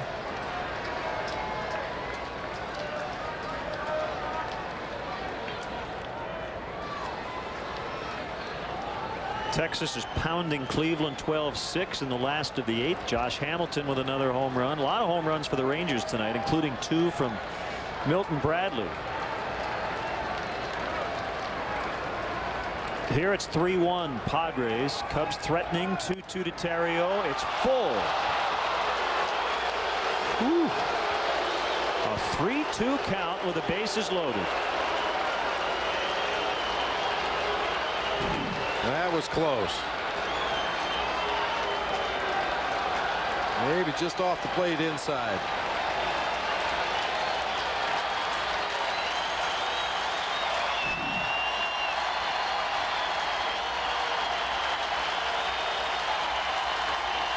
Big spot in this ball game.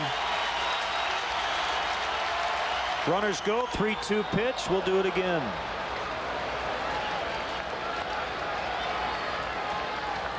Well, that's part of the reason Ryan Theriot is so effective in these situations. He doesn't jump out there and try to pull a fastball. He'll let that ball travel a long way and then just get a piece of it or hit it to right field. If the pitcher happens to make a mistake with an off-speed pitch, that's when Ryan is likely to pull the ball, but he's just looking to go to the opposite field with a fastball. Johnson at third, DeRosa's at second, Soriano the runner at first.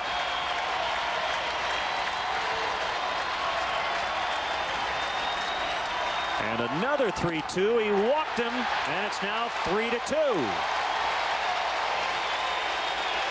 Hard-fought RBI for Ryan Theriot. Boy, what a great at-bat. I mean, that takes more out of a pitcher than throwing a first pitch up there and having Ryan Theriot get a base hit. To have to battle that hard, go to a full count, and then lose him to a base on balls. He's got to be a little fatigued out there, a little mentally worn down in this inning, and now he's got to face Derek Lee. Corey getting ready quickly. Derek is 0 for 2, and he had a good cut, fouled it straight back. Cubs are down a run. Let's reset the runners for you. DeRosa's now at third, Soriano at second, and Theriot, who just walked, is at first.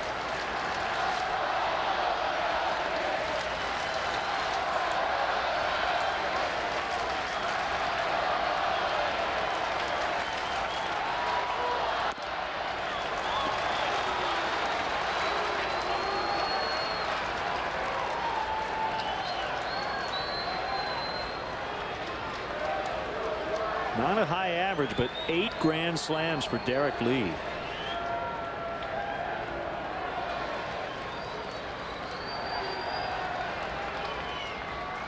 Ledesma's 1-1.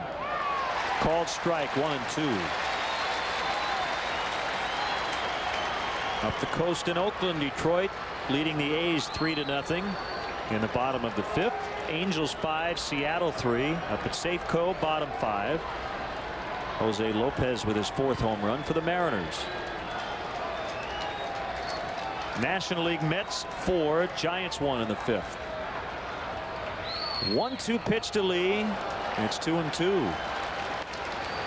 Boy, we're seeing those grinded out at bats. Yeah, and it's taken its toll. Ledesma's fastball was sitting at 93, 94 in the first couple innings of this game. Now it's down at 86, 87.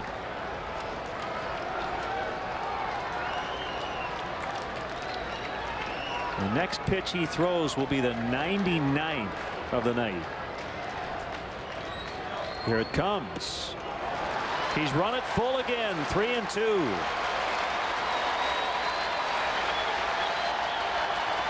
He's already made over 30 pitches this inning.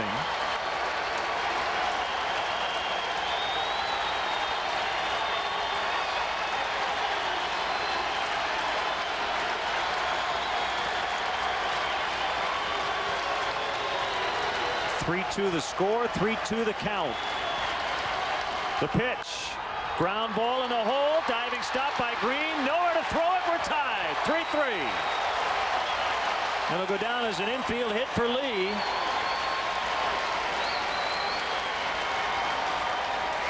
And that'll be it for Ledesma. He just ran out of gas here. The Cubs pushed him to the brink.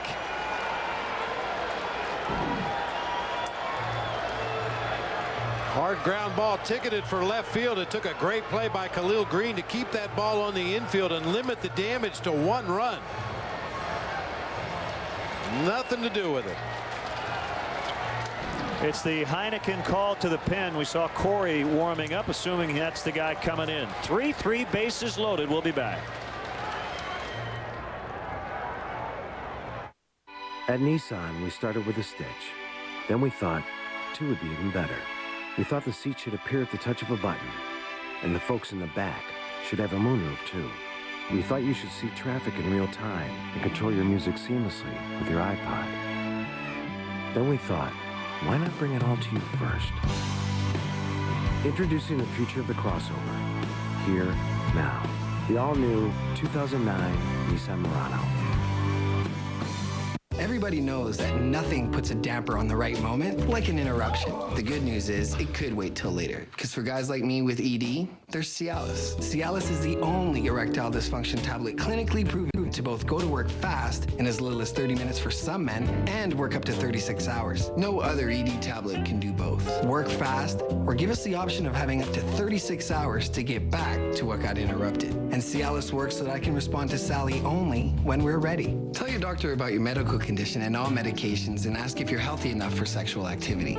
Don't take Cialis if you take nitrates for chest pain, as this may cause an unsafe drop in blood pressure. Don't drink alcohol in excess with Cialis. Side effects may include headache, upset stomach, delayed backache, or muscle ache. To avoid long-term injury, seek immediate medical help if you experience an erection lasting more than 4 hours. If you have any sudden decrease in hearing or vision, stop taking Cialis and call your doctor right away. Why ask your doctor about Cialis? Because when the moment is right, you can be ready. Wednesday, June 11th is 7-11 day at Wrigley Field as the Cubs battle the Braves at 7:05. Throughout the game, great prizes will be awarded to lucky fans in random seats, compliments of 7-Eleven. Oh, thank heaven. Well, right-hander Brian Corey, who was acquired from Boston on May 11th in exchange for the player to be named later or cash considerations, will come into a tight spot. Bases loaded, 2 outs, and he faces Aramis Ramirez. No pressure. Corey did a nice job. Pitched most of the season at AAA Pawtucket for the Red Sox last year, but down the stretch had a 1-0 record with a 1.93 ERA in 9 games for the Red Sox in the month of September.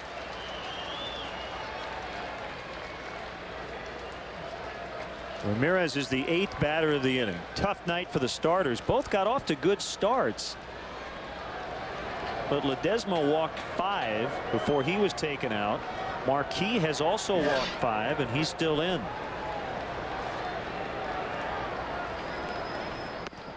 Outside ball 1. 2 in the inning to tie it up 3-3.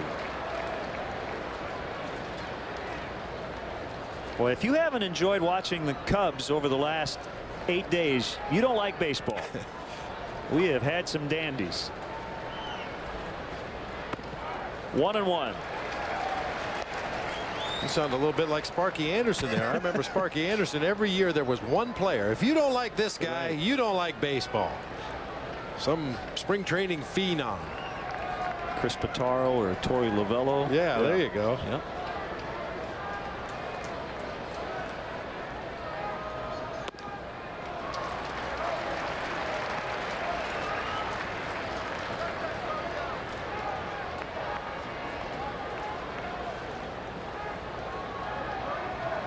Ramos with an RBI in the 4th inning. It was on a ground out to plate Soriano.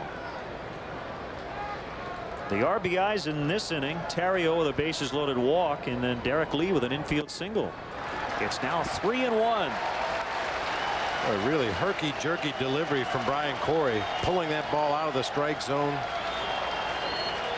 Great hitters count once again here for Ramirez. We say it every time he gets 2-0, 3-1. He'll probably need to untie his shoes if this pitch is anywhere near the strike zone. The 3-1 pitch outside corner. Ramos thought he had just given the Cubs the lead with ball 4. But another full count with the bases full. Good pitcher's pitch there on the 3-1 count, right on the outside corner at the knees.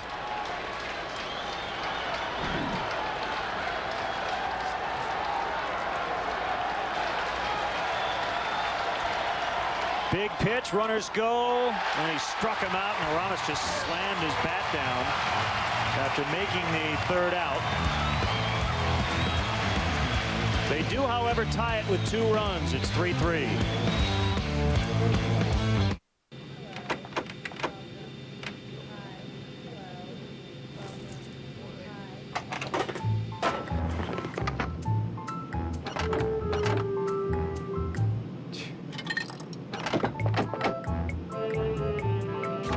Tired of being nickeled and dimed by other airlines? Is this your first flight?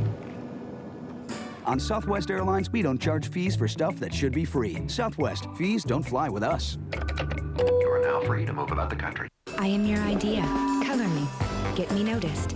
Make me shout. And stand out. Give me Rico color that always works. I am your idea. Make me brighter. Make me shine. I am your idea. Get me in there. Make it happen. In flying colors. It's you and me, and here we go. With Rico.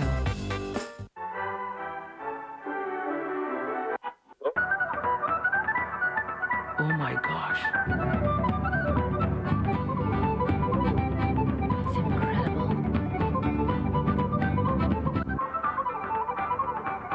Looks like they're thinking Arby's new toasted subs. They're big, fresh, and available at the drive-thru. Made with savory meats, smothered with melted cheese, and piled high on toasted ciabatta bread. One bite will have you saying, I'm thinking Arby's. Get your toasted subs at the drive-thru. From the Comcast Sportsnet studios, it's a GMC Sports Update.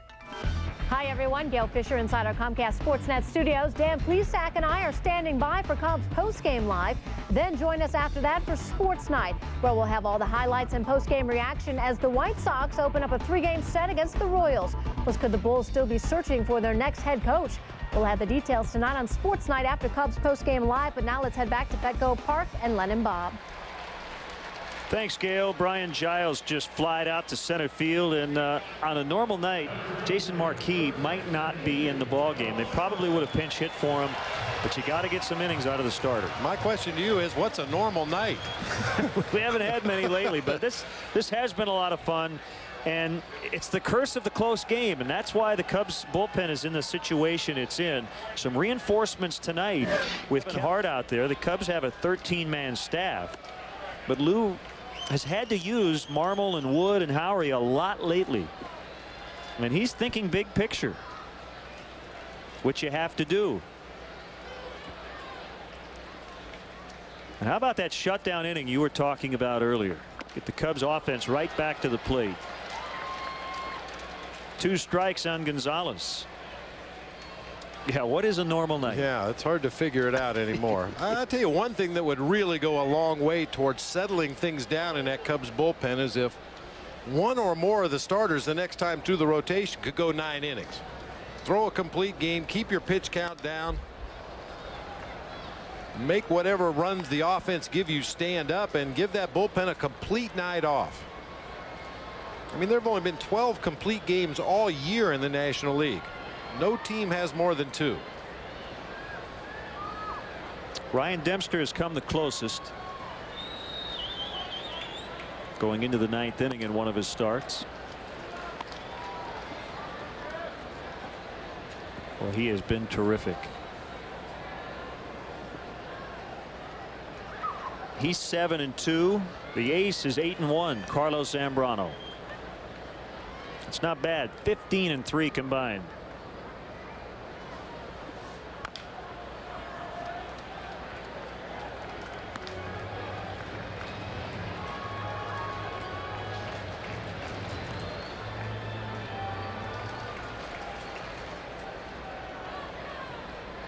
Hasn't been easy here the last couple of nights against a Padres team that got off to a 16-30 start.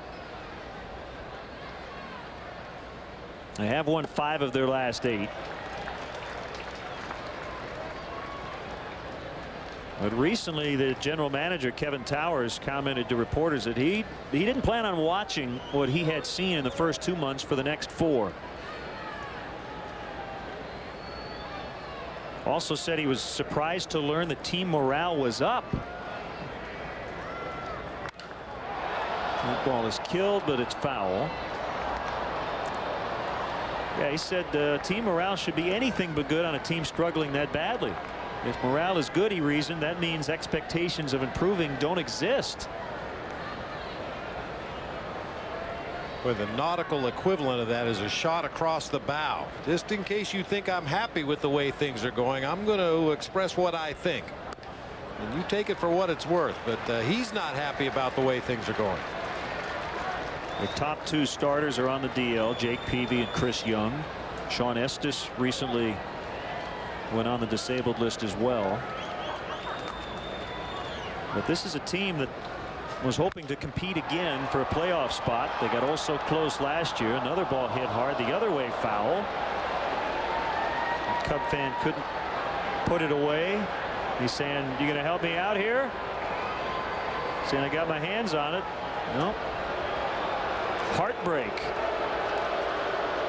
Like I broke my wrist. Look at that.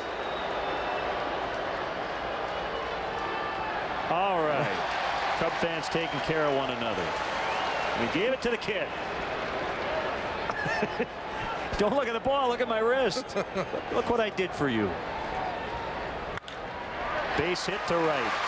Man, can he hit.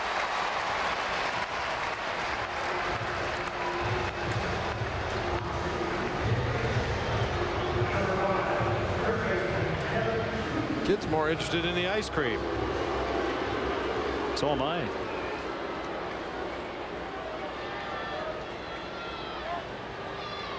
Well, I tell you, that Adrian Gonzalez, certain hitters, you just watch even the way they take a pitch. He seems to recognize the pitch immediately out of the pitcher's hand.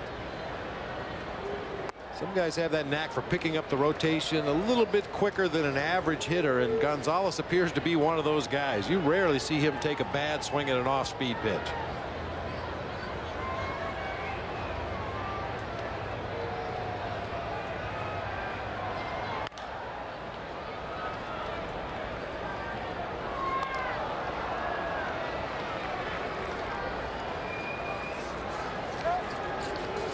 Kuzmanov's been an Iron Man.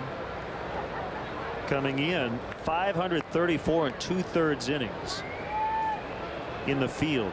First in the majors. They have the top 3 guys in that department. Kuzmanov, Gonzalez, and Green. So they rarely come out. Kuzmanov also first in the National League with 242 at bats. And only 4 errors on the season. That was one of the things that people around the Padres organization were saying about him last year. When he had some offensive struggles, he never let it bother his defense.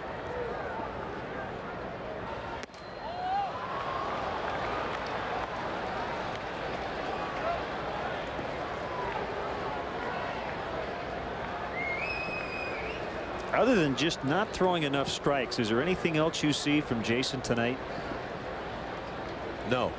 I mean, he's got good movement. His sinker's moving. His slider's got sharp late break. He just can't throw it in the strike zone with any frequency.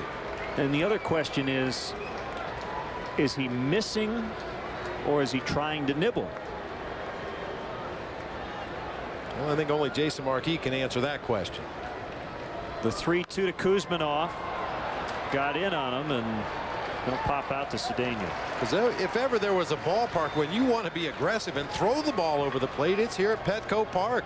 We've seen it repeatedly in the first 2 games. Balls that are just absolutely crushed that go nowhere. Giovanni Soto is having a conversation with Tom Hallion. I'm not sure if it has anything to do with what's going on with Jason tonight. Some of those close pitches. It's hard to beg for a borderline pitch when you're so inconsistent with your command. If you're hammering away at the corners and just missing a little bit from time to time, you're more likely to get a borderline call at some point. But when you're missing the zone and falling behind in the count, it's hard to ask for a borderline pitch.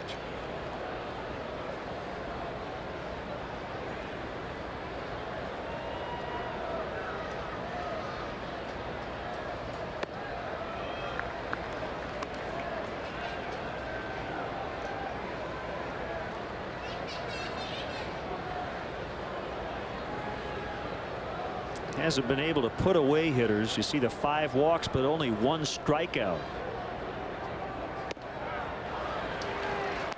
1-2, so he has a chance here to punch out McAnulty.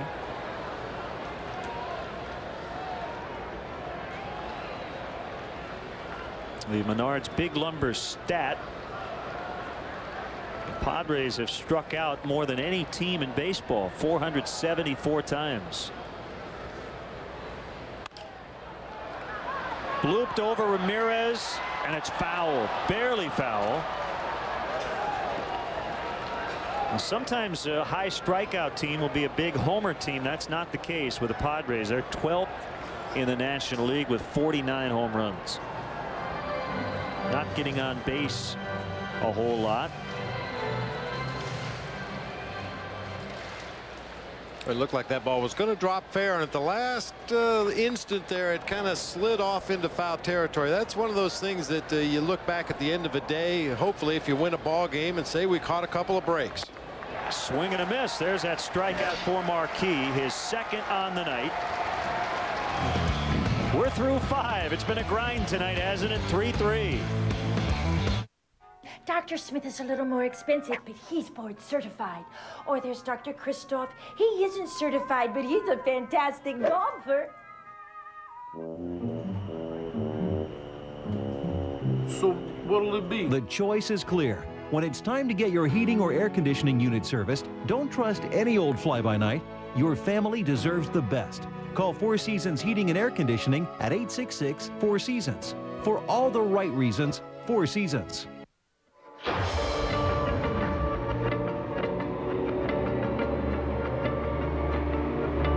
At Infinity, we believe acceleration should feel less like a quick burst of speed and more like a limitless force of nature.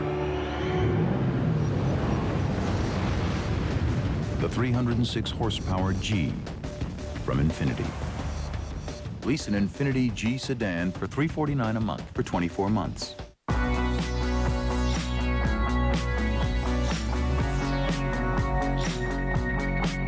Baltimore's a great place to pick up dance moves, I find. A lot of heel work.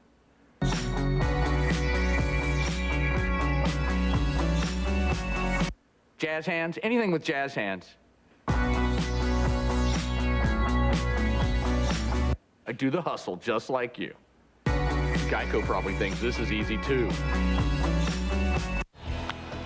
Experience a Cubs game at historic Wrigley Field. Individual tickets are available for upcoming games. Get your tickets now by calling 1-800-THE-CUBS, visiting the Wrigley Field box office, or by logging on to Cubs.com. See you at beautiful Wrigley Field. Time for our Coors Light freeze cam. An unusual play earlier in the ball game with runners at second and third. What would have been a pass ball. Reed Johnson comes halfway down the line. Ledesma has a decision to make right there. You see Khalil Green and the third baseman Kuzminov pointing to second base. But as I mentioned, that's a long, uncomfortable throw for a pitcher to throw from home plate all the way to second base. He decides to hang on to it. That's our Coors Light freeze cam for tonight's ball game. Corey with a big strikeout of Ramirez to get out of that jam in the 5th inning. We're now in the 6th in a 3-3 tie.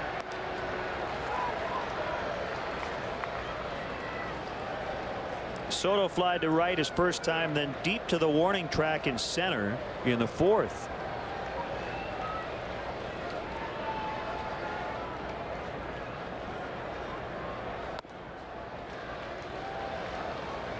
Happy birthday wishes to big Cubs fan Dan Gordon.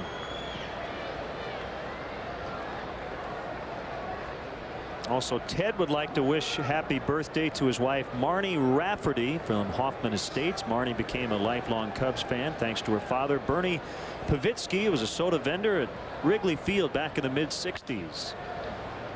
Another foul by Soto, 1-2. Bob, we have to say hi to all the Cub fans at 30 Buck in Joliet. Yes, indeed. For our good friend Mark Grant. There's Mud, former Major League pitcher and the color analyst for the Padres. Always good to see Mark and his partner Matt Vasgersian. Another one hit deep. And this one will go. A home run. Cubs lead 4-3.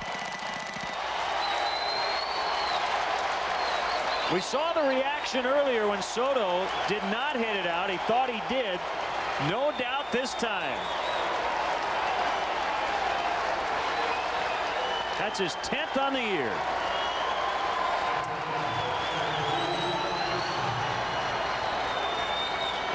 It's hard to call it a no-doubter in this ballpark, but our Belvedere home run replay shows Giovanni Soto going in the same area that he flied out to Jody Garrett a little while ago. This time gets it over Garrett's head, over the fence for a home run. Boy, that made that sound. That sound. Little different reaction this time from Gio. Saying it's about time. I got to remember tomorrow to ask him, did you get all of it? Could you have hit it any better? A lot of times guys will say, no, I could have hit a little better. Sometimes they say that's as far as I can hit it. That was a good poke.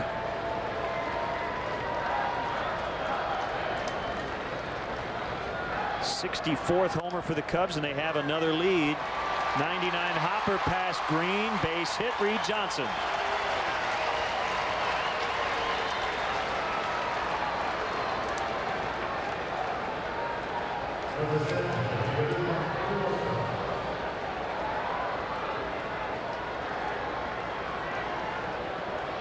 So it's 25 straight games with a lead. Are we sensing a pattern here? Cubs trail, then Cubs get the lead. Michael Wirtz up in the bullpen.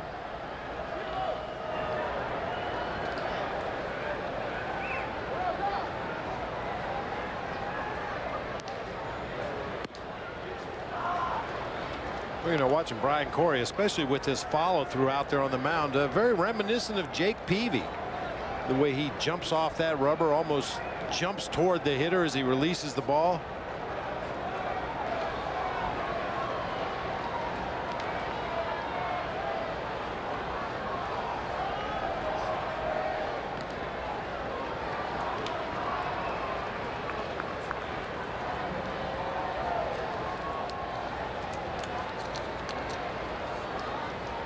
Leadoff homer by Soto, then a single by Johnson. Johnson runs, swing and a miss, throw to second base, and it gets away. Michael Barrett's going to claim batter's interference. He might have a good argument. I thought he might have touched Mark DeRosa, but he's not going to get the call. And Johnson ended up at third base. That's a break for the Cubs. We'll get another look at it, but Michael Barrett is emphatic that he was interfered with on his throw to second base. Let's get another look. Yeah, he did touch him, but No call from Tom Hallion. I don't think it was enough to distract from the throw right there. He did get him with the bat a little bit on the follow through, but that was inadvertent. Nothing intentional about that whatsoever. I mean, if you want to get that call as a catcher, you better jump on that hitter's back as you throw that ball to second base. Benito Santiago, who caught here in San Diego for a long time, was one of the best I ever saw at that. If that batter was anywhere near home plate when he attempted his throw to second base, he'd make sure that he made contact.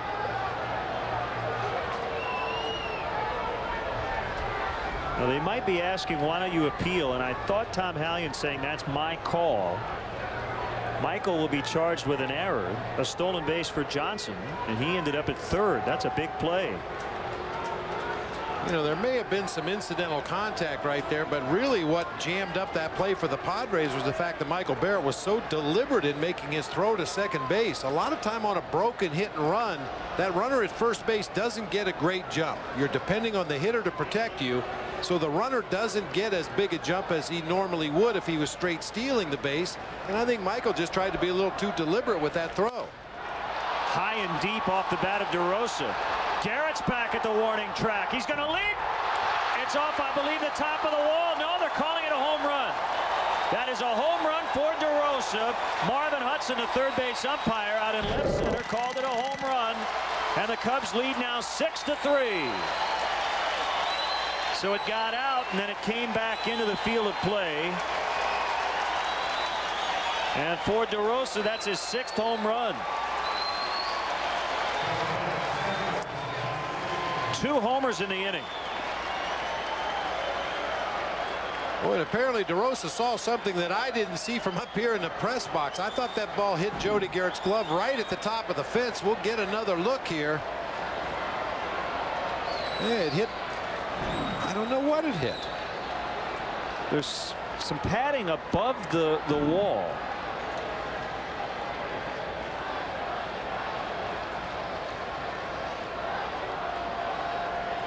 So I guess once it goes over that lower fence, it's out.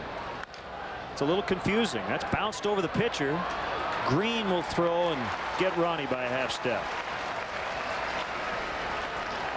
Well, no argument from the Padres at all.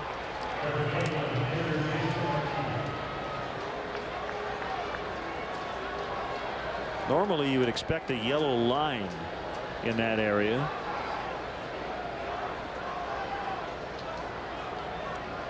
You know what, during the break we can ask and find out why that thing is sticking up there in the first place.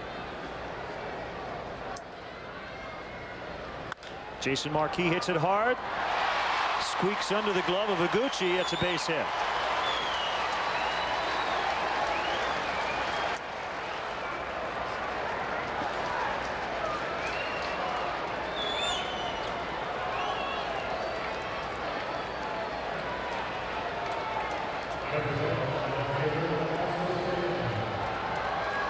Four hits in the inning.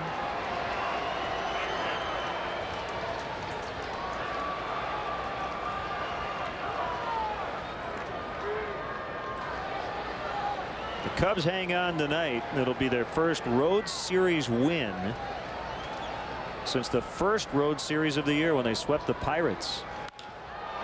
Into right, not deep. Giles coming in. 2 outs.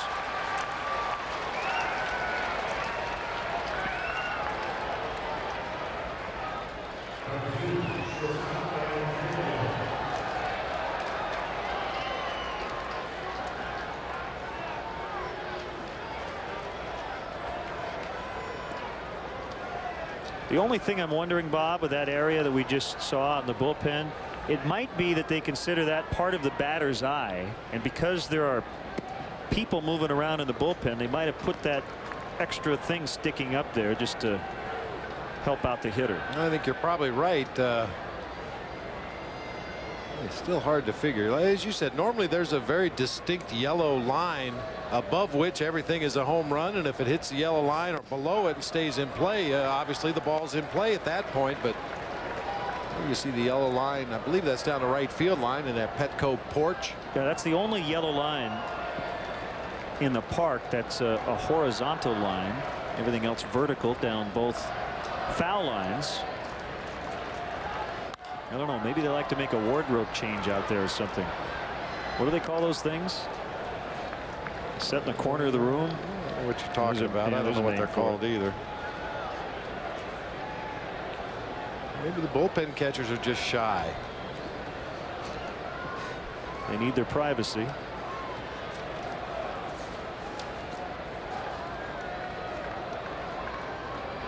A partition. That's the word I think I'm looking for. As Kuzmanov throws out Ryan Theriot. Cubs get the lead for the first time tonight. Soto with a big blast, and then Mark DeRosa 2 batters later with a 2-run shot. 6-3.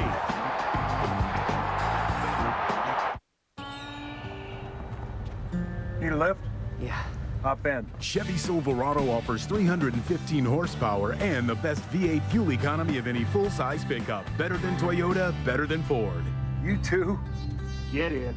Just announced, qualified buyers get 0% APR financing for 60 months on any 08 Chevy Silverado half-ton crew cab. Chevy Silverado. This is our truck. See your local Chevy dealer or go to ChevyDealer.com. Thursday on Comcast Sportsnet Plus, Luke Pennell and the Cubs hit Hollywood for a matchup against the LA Dodgers in HD, followed by Lowe's Cubs postgame live. Cubs Dodgers in HD Thursday at 8:30 on Comcast Sportsnet Plus. Fans bet. So you're a green person, but which shade? Confusing, isn't it? Well, True Value's Color Made Simple can help. With exclusive tools, trained professionals, and expert advice, finding your color will always be simple. Now let's talk purple. True Value's Color Made Simple. Meeting the challenge since 1940.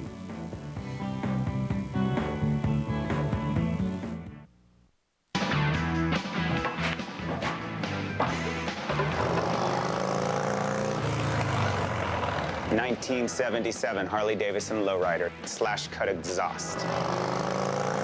2008 Night Train. Powder-coated twin-cam engine. Miller Lite, first brewed 1973. Perfect combination of refreshment and taste. Next. Miller Lite, the ultimate light beer. You're watching the home of the Bulls, Blackhawks, Cubs, and White Sox. Comcast Sportsnet. Get Chicago sports news nightly on Land Rover Sports Night. Coming up tonight after Cubs post-game live, Bulls players and broadcaster weigh in on the coaching situation, plus Cubs and Sox recaps. Join Chuck Garfien for Land Rover Sports Night tonight after Cubs post-game live, only on Comcast Sportsnet, fans' best friend. And from Tavo Cephalosha and Bill Wennington on the Bulls situation as Michael Wirtz takes over.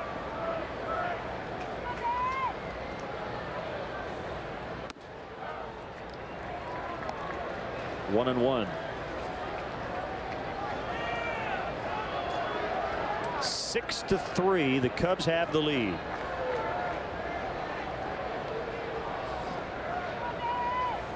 And the starter went 5 again tonight.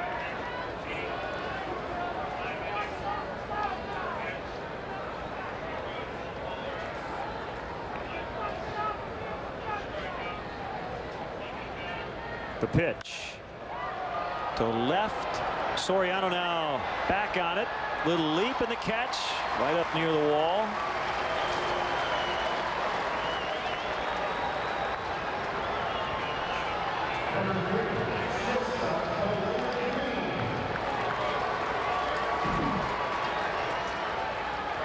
Little slider down low and away. Barrett got out front, but got the fat part of the bat on the ball and chases Fonzie all the way to the wall and straight away left field for the first out of the inning. Boy, needless to say, it would behoove Michael Wirtz to have a good outing tonight. Talking to Lou before the ball game today, he came in to start the 8th inning last night with a 7-3 lead, and Lou had every intention of letting Michael Wirtz finish that ball game and give the rest of the bullpen the night off. But as we know now, Carlos Marmol had to come in and pitch an inning, and Kerry Wood 2/3 of an inning to finish out the game.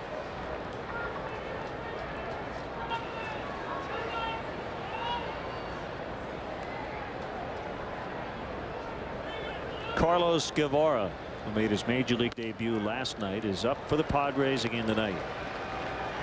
A ball and 2 strikes on the shortstop Green.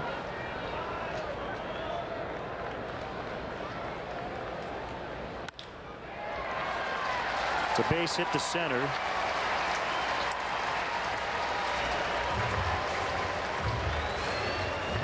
Scott Hairston will pinch hit.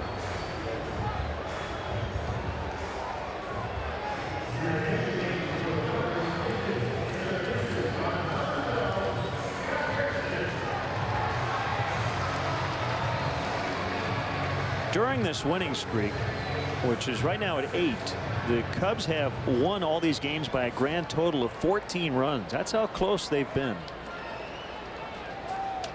They're trying to make it 8 straight comeback victories.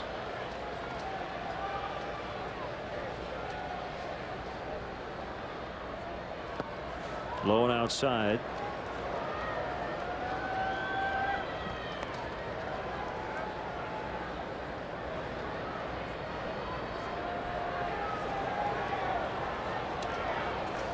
I want to say hi to George Keys watching the ball game back home in the Chicago area. George, your son Tony says hi. He's out here on business and wanted to catch a Cubs game tonight.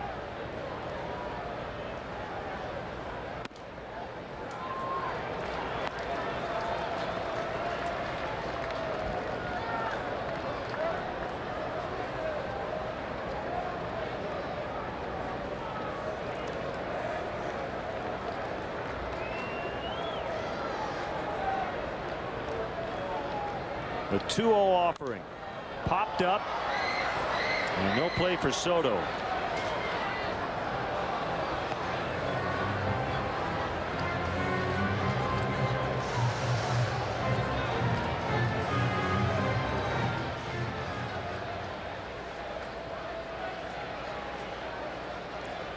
Well, another on this date, Ken Holtzman with a no-hitter on June 3rd, 1971 at Cincinnati. It was a 1-0 final. It was his second no-no. And Ken Holtzman scored the only run. He no-hit the Braves on August 19th, 1969. And then the Reds on June 3rd, 1971. Cubs' only involvement in a night game no-hitter. 3-1 pitch. Another pop-up. This one playable. In play. And in front of second base, and it's Cedeno to make the catch.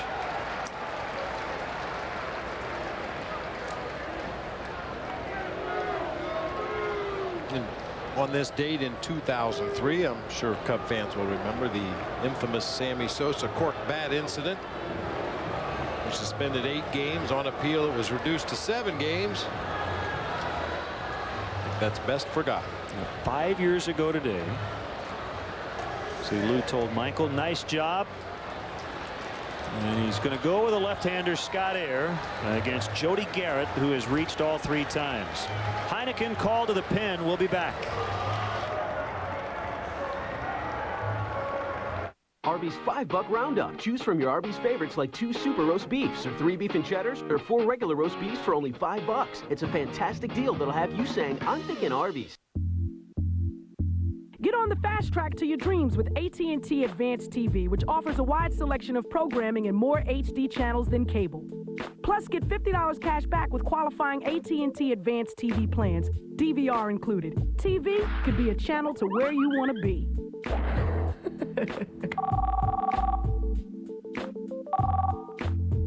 Are you working on your research? Of course. AT&T is a proud sponsor of the U.S. Olympic team. Chicago Tribune Live, presented by your Chicagoland and Northwest Indiana Chevy dealers. Weeknights at 5:30 on Comcast Sportsnet. Fans' best friend. I am your idea. Color me. Get me noticed. Make me shout. And stand out. Give me Rico color that always works. I am your idea. Make me brighter. Make me shine. I am your idea. Get me in there. Make it happen. In flying colors. It's you and me, and here we go. With Rico. Arby's $5 Roundup. Choose from your Arby's favorites like 2 super roast beefs or 3 beef and cheddars or 4 regular roast beefs for only $5. It's a fantastic deal that'll have you saying, I'm thinking Arby's. For the first time in history, Wrigley Field will host a minor league baseball game. The Road to Wrigley, presented by National City, will showcase Ryan Sandberg's Peoria Chiefs as they host the Kane County Cougars on July 29th. Kids 14 and under will have the unique chance to run the bases at the conclusion of the game. Don't miss your chance to be part of the action. To order tickets, visit Cubs.com. Get the numbers for left-hander Scott Eyre. Has not been charged with an earned run. This is his 10th appearance. He hasn't been charged with any runs for that matter. A little different role for him right now. This is appearance 10. He's pitched in just 5 innings over his first 9. And he starts Jody Garrett with a strike.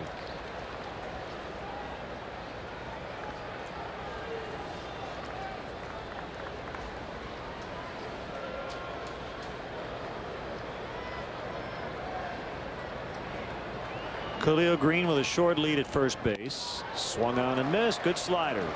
Well, unless the Cubs happen to get down to the pitcher spot in the top half of the 7th, I think this is one of those occasions where Scott Eyre will get an opportunity to go back out and start the next inning. If he can retire Jody Garrett, Tadahito Iguchi would be the leadoff hitter in the bottom half of the inning, and then 2 lefties, Brian Giles and Adrian Gonzalez after that. And a foul tip strikeout to get out of the 6th inning. Nice job, Scott Eyre.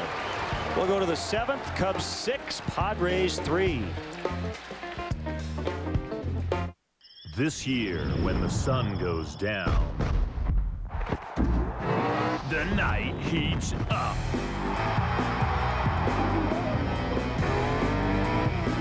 Chicagoland Speedway is now rocking the summer day and night and bringing all of NASCAR's biggest stars to town in a first ever historic night race.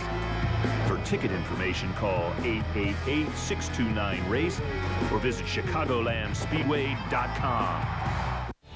Bank of America offers the opportunity to see Wrigley Field like you never have before. Take a 90-minute guided tour and check out the press box, locker room, dugouts, and much more. Tours are available on select dates and can be purchased by calling 1-800-THE-CUBS or by visiting Cubs.com. When a major hospital wanted to add on to their benefits package at no direct cost to the company, their very first word was... Find out more at forbusiness.com. This is the story of a single piece of wood, separated and taken to different places, where each piece is shaped, honed, and polished, only to be sent back to end the way they began, as one perfectly matched piece. Visit your Lexus dealer today for an exclusive look at how nothing else is built like a Lexus ES. Lease the 2008 ES for $389 a month for 36 months with $34.89 due at signing.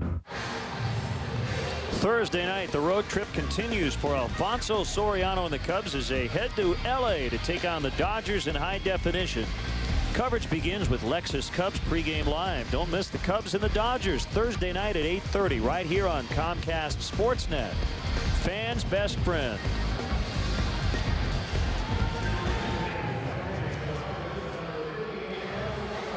(6-3) the Cubs with a lead. They're trying for their 9th straight win.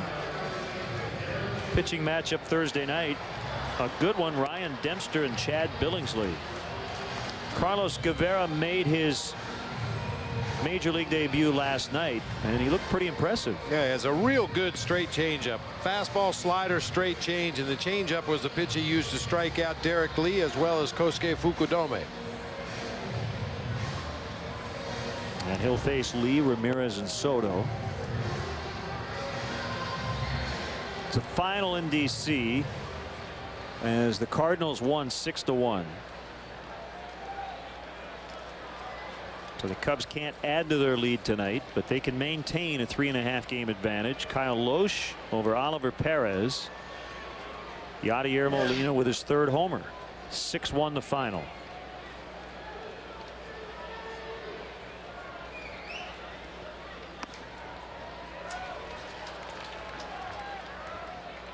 The Braves got 2 in the 8th to beat Florida 5-4 in comeback fashion.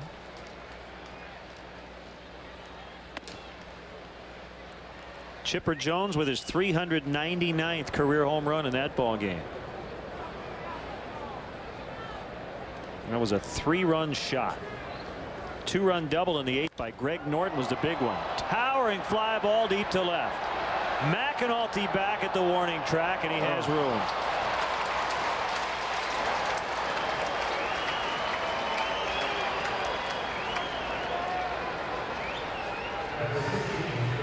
See, at Wrigley Field, with a little bit of wind blowing out, that ball ends up on the roof across the street. That's one of the highest fly balls we've seen this season. McAnulty right in front of the barrier out there in left field makes the catch.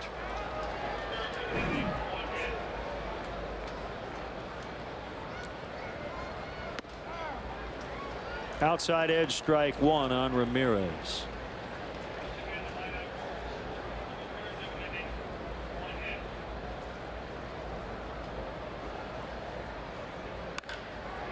Pulled into the corner, and it's fair.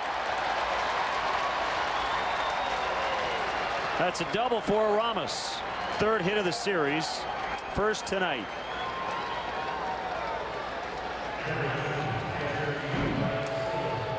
You saw that chalk splash out there in the left field corner. Ramirez gets fooled a little bit, but really extends his swing, and no doubt about that one. Good old-fashioned chalk baselines. You gotta love it. A lot of the newer ballparks, they paint that line all the way down to the foul pole in the corner, and you don't get to see the chalk dust fly.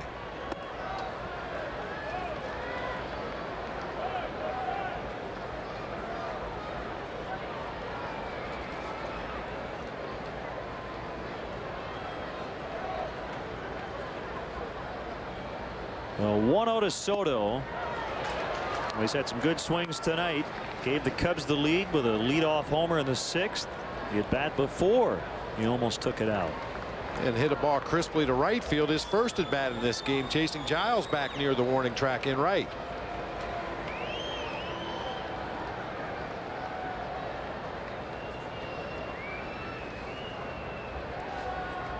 Guevara on a 1-1, a bouncer foul. Back in the 4th inning. Thought he got enough of it to get it out of here just to the left to center field, but Jody Garrett catches it just in front of the barrier. What do I have to do to get it out? Well, hit it a little bit harder. That's what he did his next time up.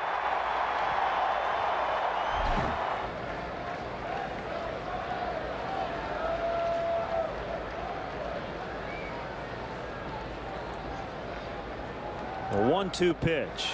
They struck him out.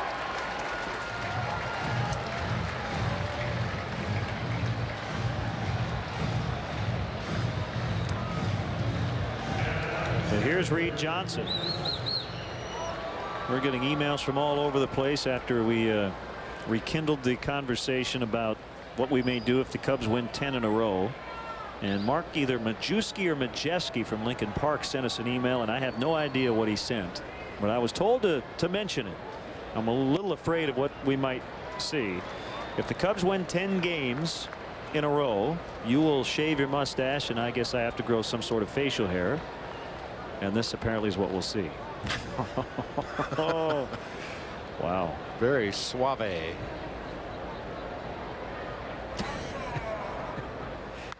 Okay.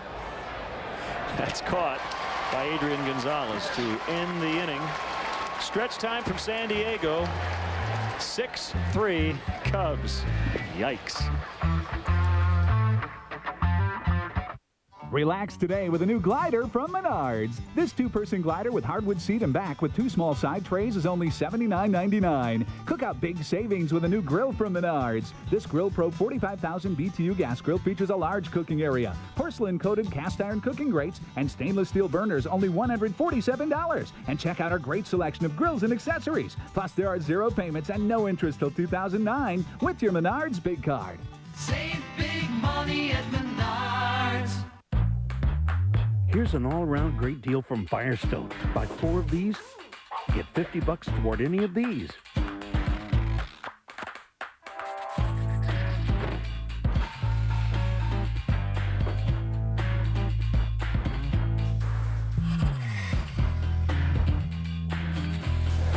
Just buy a set of select Firestone tires and get a gift card from the Home Depot worth $50 for a limited time only at your Firestone retailer. And we're back with the all-new Volkswagen Tiguan. And you bought the clip. Let's roll it.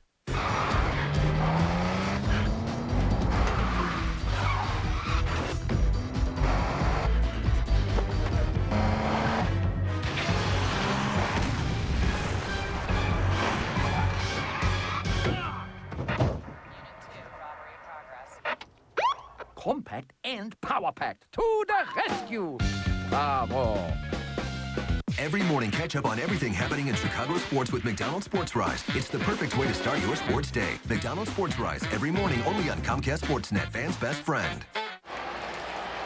Come to Wrigley Field on Thursday, June 12th at 1:20 and step back to 1948. Watch your Cubs take on the Boston Braves and enjoy 1948 prices on Pepsi soft drinks and Kelly Eisenberg Smoky Links during the first hour of the ballgame.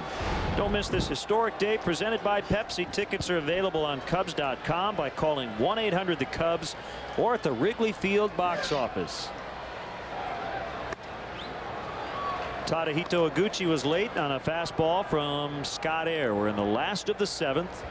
Len and Bob and our Comcast Sportsnet crew on a late night from the West Coast.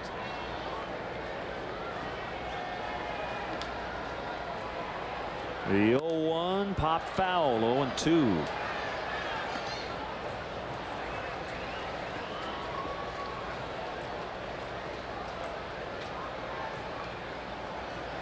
How about Justin Masterson is 2-0 now with the Red Sox. He beat the Tampa Bay Rays 7-4 at Fenway Park. Justin Masterson is 6'6", 250 out of San Diego State. This is Soriano out in the gap, and he makes a catch.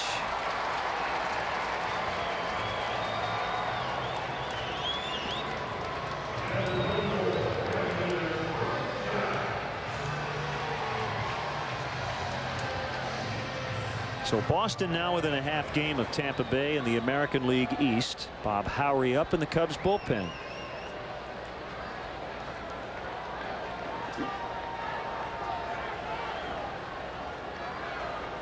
Pretty obvious what the plan is, and you alluded to it earlier. Like to see Scott get Giles and Gonzalez, and then have Bob Howery in the 8th, Kerry Wood in the 9th. Good history for Scott Air against Brian Giles. Giles only 2 for 13 lifetime. With every now and then hump it up to 93 or 94, but Marmol throws every pitch as hard as he can. 4, 6, 3. Derek just able to keep his foot on the bag. They get the double play, and Scott Air with 1 1/3 of scoreless baseball. 6-3 to the 8th.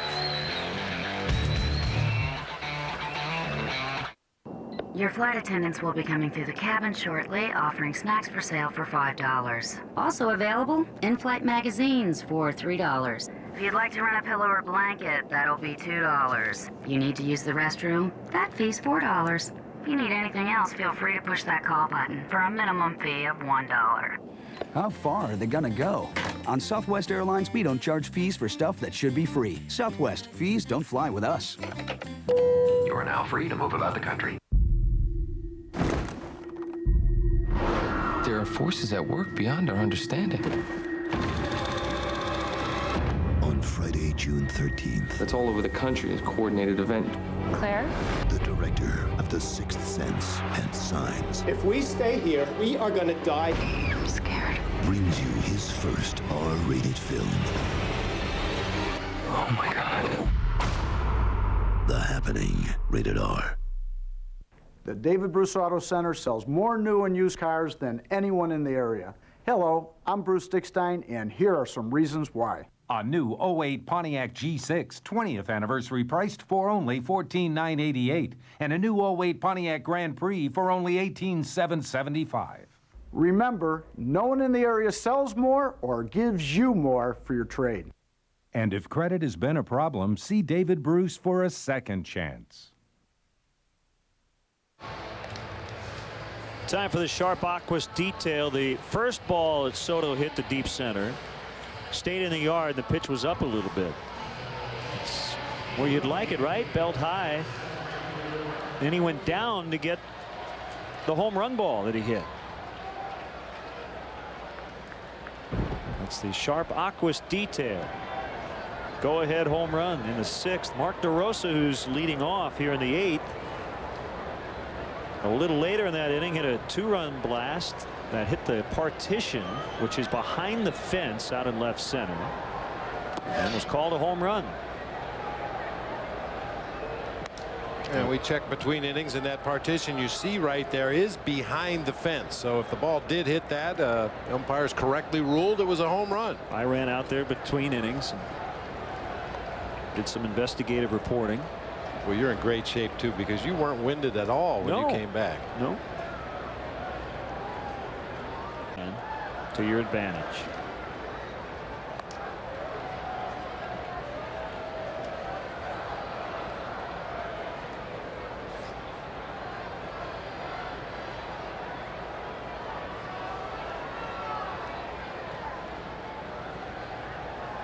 Here's the 2-2 from Guevara. Skipped to third, picked up on the bare hand. Nice play by Kuzmanov, but he's safe. So Cedeno's in. Kuzmanov did everything he could. That's an infield hit for Ronnie.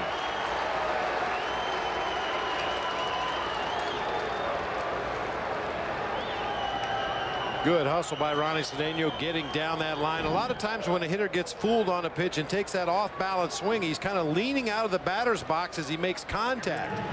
I mean, you can't do anything more than Kuzmanov did right there, and it's not even a close play at first. Ronnie gets up to full speed after about 2 strides out of that batter's box and easily beats it out for an infield hit. Fontenot now will bat for Scott Air. A man on with 1 out.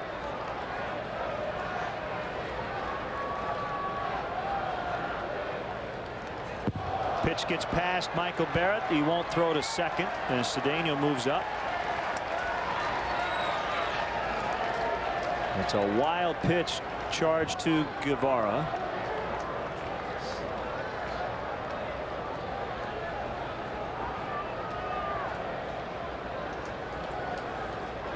Good bullpen work tonight from Wirtz and Air.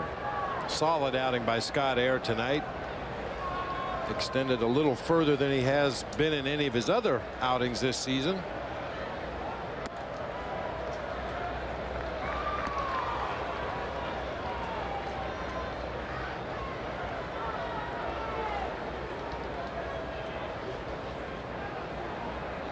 Two 2-0 on Fontenot.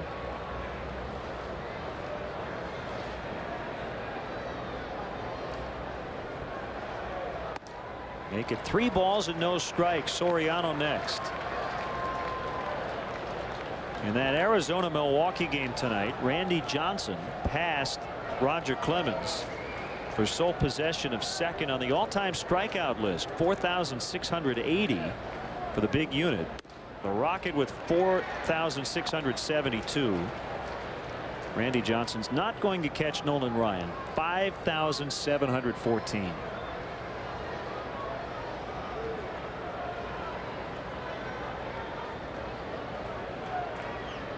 The Brewers won the game, and they've now taken 5 straight and 8 of 9.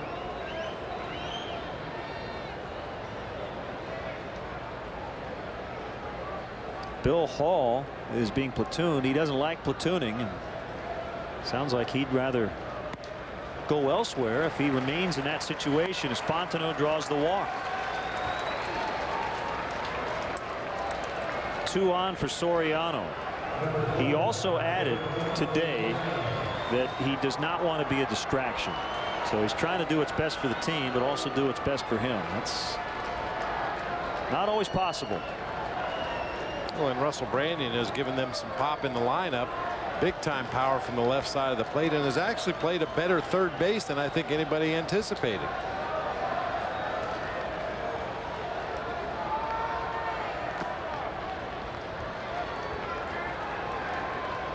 I understand when guys who are used to playing every day all of a sudden are not, and that's frustrating.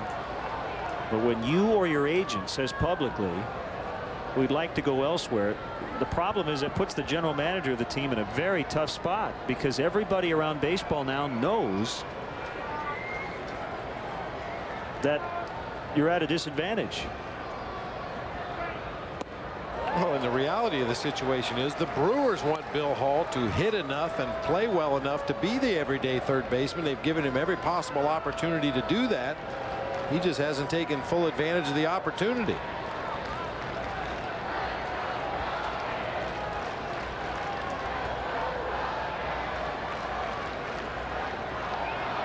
Runners go. Kicks away from Barrett. Another double steal for the Cubs. That's 6 stolen bases tonight. Michael was able to get Cedeno in the 3rd inning after he overslid second base.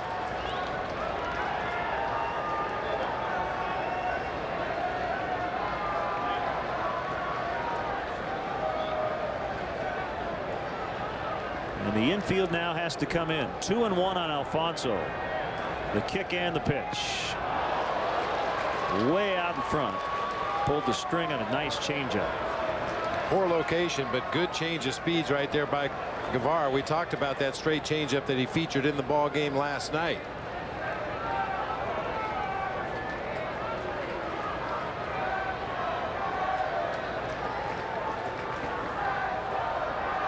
Two pitch. Out in front again. This time he made contact.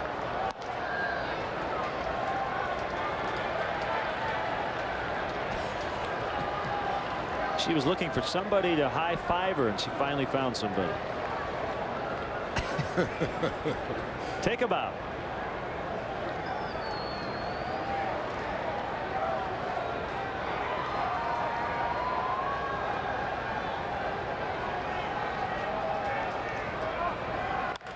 There's a drive by Soriano. Way back. And out. Upper deck shot. That's a 3-run blast. It's 9-3. Man, did he crush it. The Kosuke fan made the catch. That's about as far as you can hit a ball in this ballpark. Wow, well over 400 feet. A Belvedere home run replay. That's what happens to hanging changeups.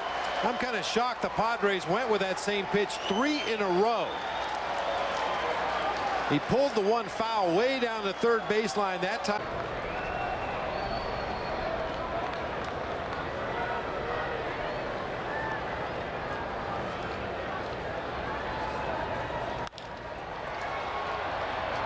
And Garrett has it. Waist-high catch to end the inning. Alfonso Soriano with the Cubs' 3rd home run over the last 3 innings. So they have vaulted past the Padres big time. It's now a 6-run lead.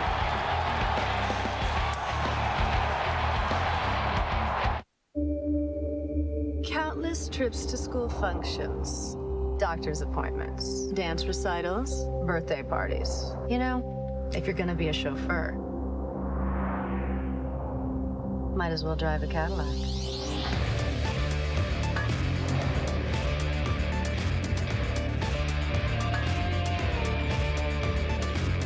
Visit your local Cadillac dealer for this attractive offer. Creative Machining Technologies, machine components built for high performance. We recently celebrated being awarded the prestigious ISO 9001-2000 certification, which is only given to companies that provide the highest quality work for their customers. Our skilled machinists use the latest technology and precision equipment to create machine components for the agricultural, petrochemical, wind, trucking, energy, earth-moving, and automotive industries. Creative Machining Technologies, manufacturing products for the world.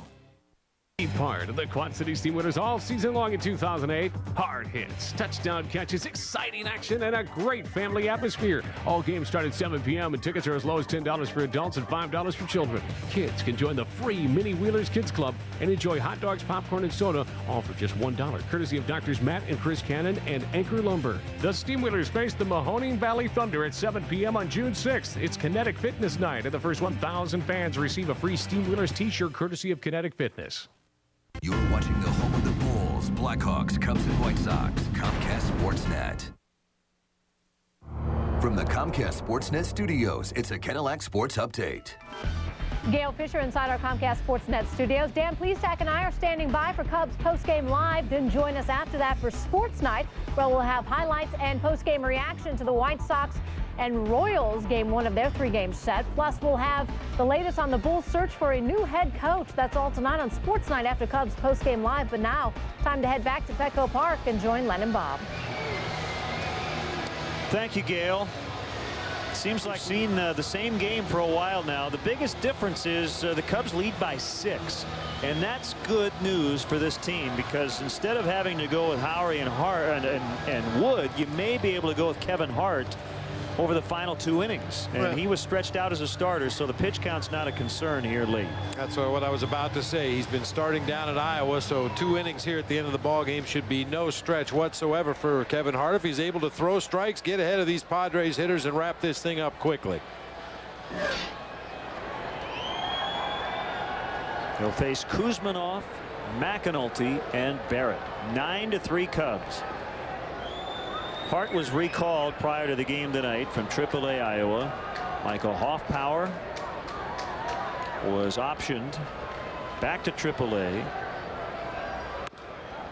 And a first pitch strike.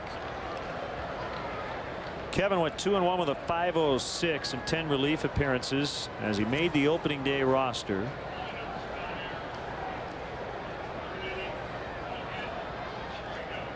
Made 6 starts at Iowa and went 1-1 with a .381. Struck out 11.4 batters per 9 innings. Walked just 9 in 26 innings.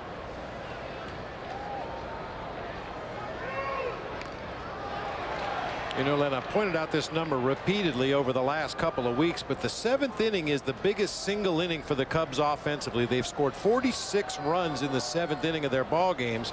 And with those 3 in the 8th inning here today, they've now scored 44 runs in the 8th inning.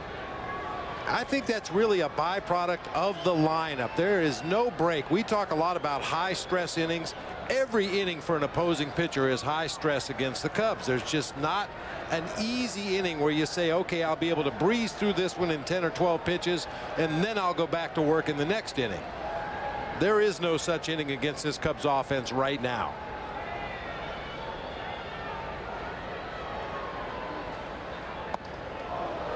Inside, a ball and 2 strikes.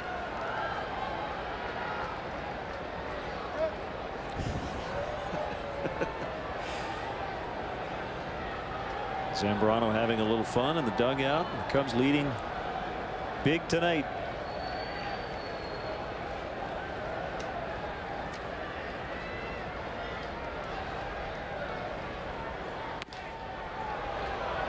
They'll go down to first. No swing. Good fastball riding at 94.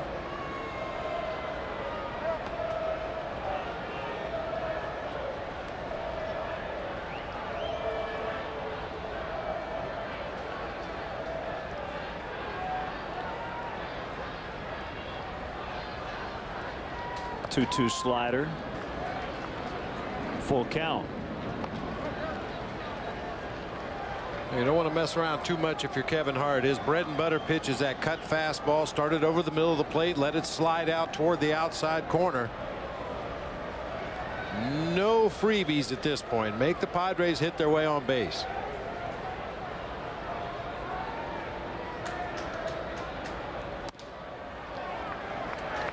Another check swing by Kuzminoff, and he walks.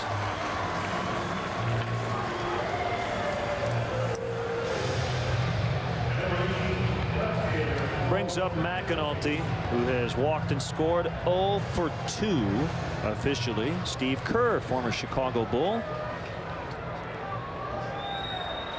I believe still the general manager of the Phoenix Suns. The winning shot for the Bulls' 5th title. That was 11 years ago in 1997.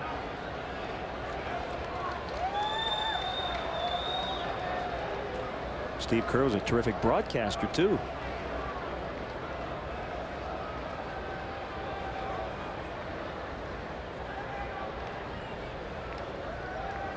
The 0-1 pitch to McAnulty into right, and it drops down. That's a base hit. First two have reached against Hart.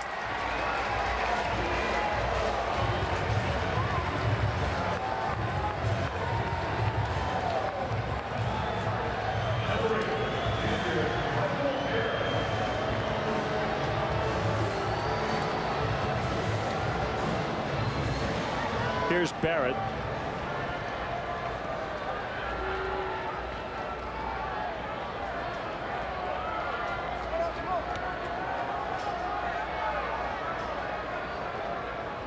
Cubs have run a lot on Michael tonight.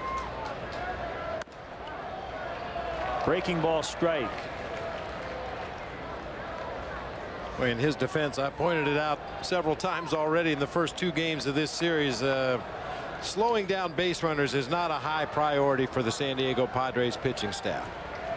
Bud Black, their manager, would much prefer they concentrate and focus on making their pitches to the hitter at the plate.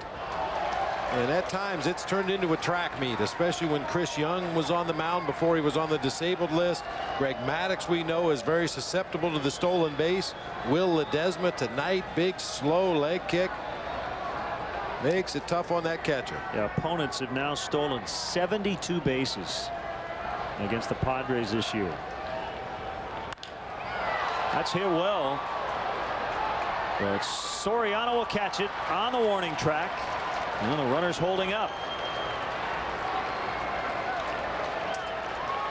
Second straight ball. Barrett is hit to the warning track for an out.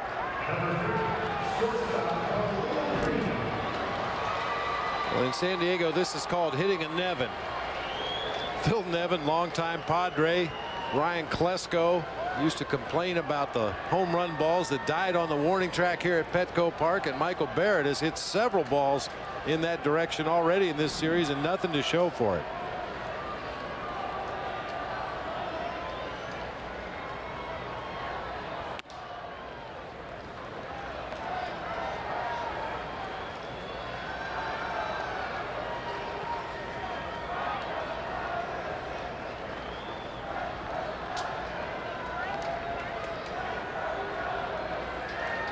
The starter Marquis went 5. Wirtz 2/3 of an inning. Base hit to right. They're loaded up. Bases loaded for Tony Clark, who will pinch hit. Air went an inning and a third. Now Kevin Hart, back from the minor leagues, is in some trouble in the 8th.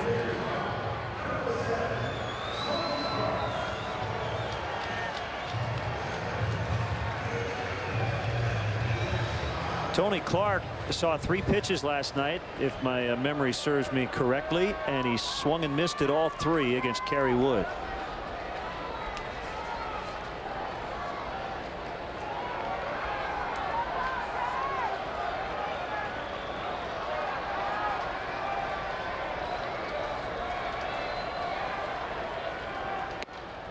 Check swing strike.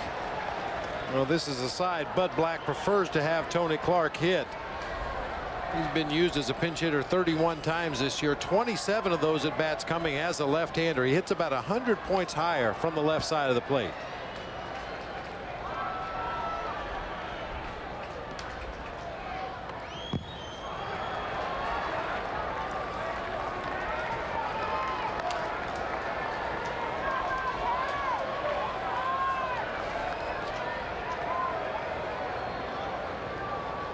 He has 9 pinch hits, second in the majors behind only Greg Dobbs of the Phillies, who has 13.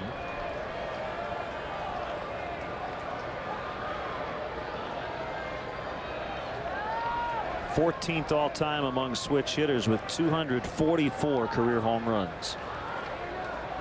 Kick and the 0-2 pitch, little bit away, 1-2. Well, he's definitely a double play candidate if you can get him to hit the ball on the ground. He's only grounded into 2 this season. I think that's basically because he's a fly ball hitter, but if you could make a good pitch down low in the zone, get him to hit a ground ball at somebody, good chance for Kevin Hart to get out of this inning unscathed.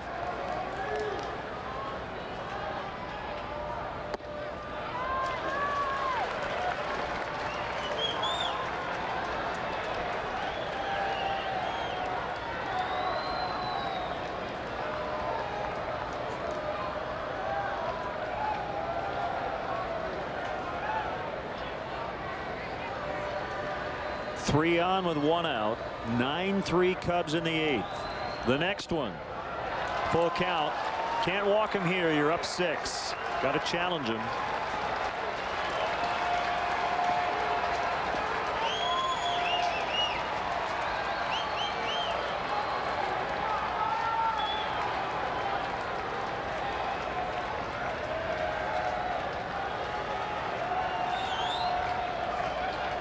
Here's the payoff pitch, and he did walk him. And that might be it for Hart with a lefty coming up. Neil Kotz is throwing in the bullpen. It's now 9-4.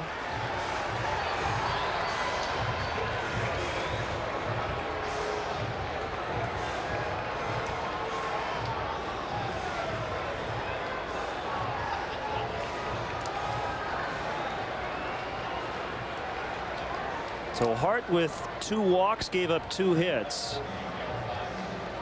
And it's the Heineken call to the pen. And Lou with some words of encouragement for his young reliever. Here's Neil Kotz. We'll be back.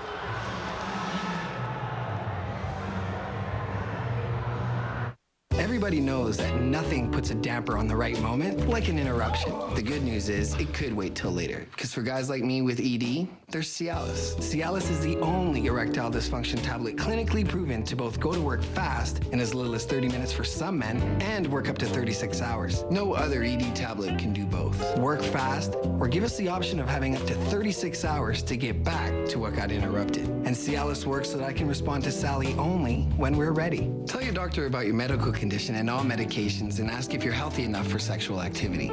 Don't take Cialis if you take nitrates for chest pain, as this may cause an unsafe drop in blood pressure. Don't drink alcohol in excess with Cialis. Side effects may include headache, upset stomach, delayed backache, or muscle ache. To avoid long-term injury, seek immediate medical help if you experience an erection lasting more than 4 hours. If you have any sudden decrease in hearing or vision, stop taking Cialis and call your doctor right away. Why ask your doctor about Cialis? Because when the moment is right, you can be ready. Enhance the look of your home at Menards with Chamber Door Storm and Screen Doors. The classic split view model features durable aluminum frames, only $139. The Titan self-storing model with overlapping frame, $176. Both feature the view and vent roll-up screen. Brute Top pressure washers help make quick work of big cleaning jobs. This 2,500 PSI model features a heavy-duty engine built by Honda and a bonus turbo nozzle, only $289. Save big money at Menards. So some trouble here. The Cubs are up 5, but the Padres have him loaded with only 1 out. Edgar Gonzalez will pinch bat for Jody Garrett against left-hander Neil Kotz. Here we go. Good start, strike 1.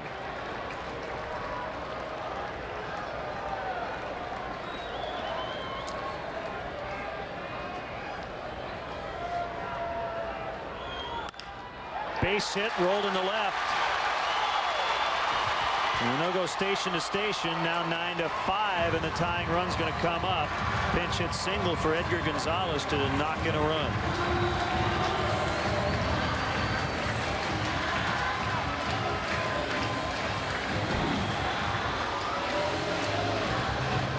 Good quick swing by Edgar Gonzalez. Finds that gap on the left side of the infield. Here we go again. Bullpen carousel continues to spin. That's it for Kotz. Forget about that plan earlier, as the Padres now have the tying run at the plate. Here comes Bob Howery. Heineken called to the pen. 9-5.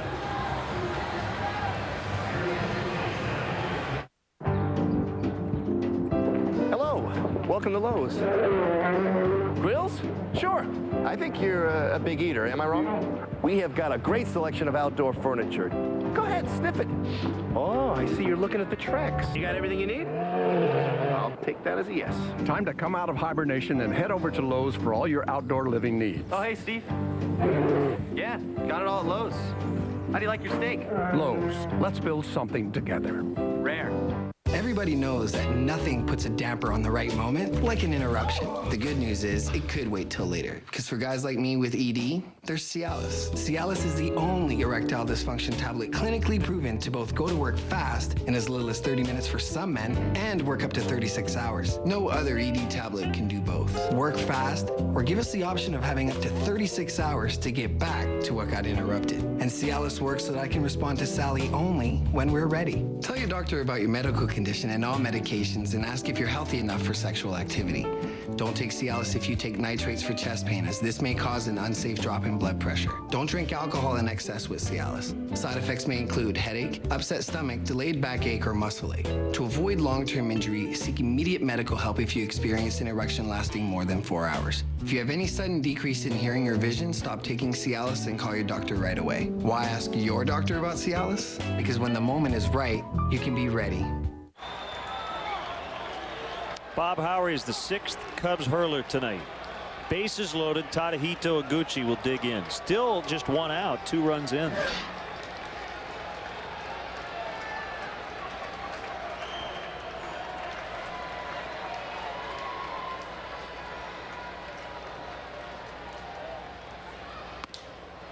Inside, ball 1.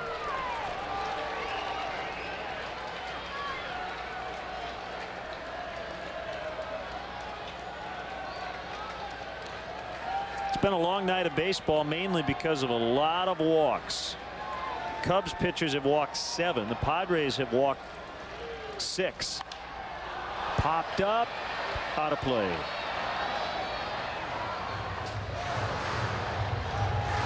And how about that home run by Soriano? That is looming extremely large. At the time, it just turned a 3-run lead into a 6-run lead. Didn't think it was that big a deal, but it sure looks big now.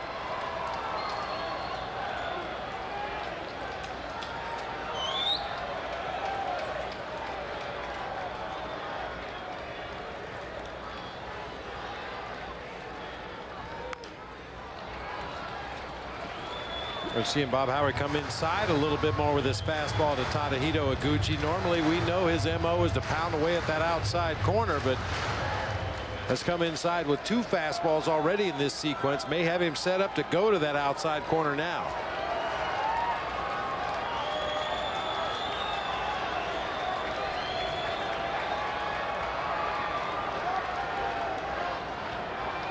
Here comes the 1-2 to Iguchi. Ground ball.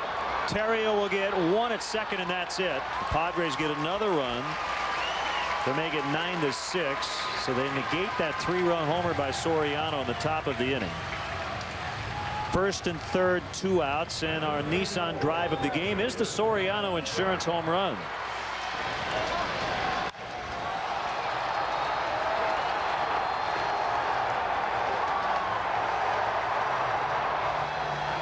Well, and hopefully that'll be enough insurance to bring this one home for the Cubs tonight. Well over 400 feet.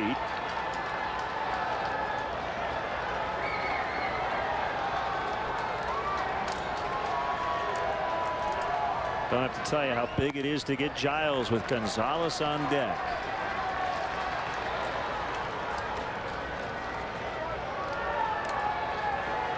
No more matchups. The lefties are gone. Air and Kotz. It's Howery and pretty much Kerry Wood, and that's assuming the Cubs can hang on to this one tonight.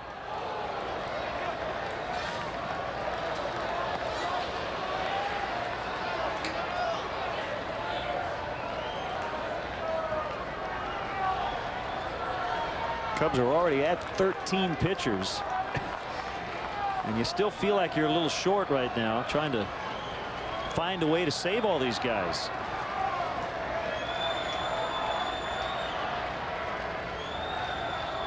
One to Giles outside. 2 balls and a strike. Well, we talked about it earlier in the ball game. The way to save the bullpen is to have your starters consistently work deeper into the ball game. If you could have a stretch of 3 or 4 games in a row where you could get your starter into the 7th, maybe the 8th inning, perhaps even a complete game, it would give that bullpen enough of an opportunity to catch their breath and be recharged.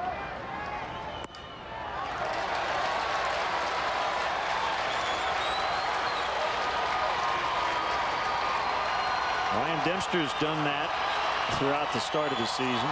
Like to see Ted Lilly go deep tomorrow. 3-1 on Giles. Cubs haven't had an off day in a while. Their next one will come on Monday after they come home from Los Angeles.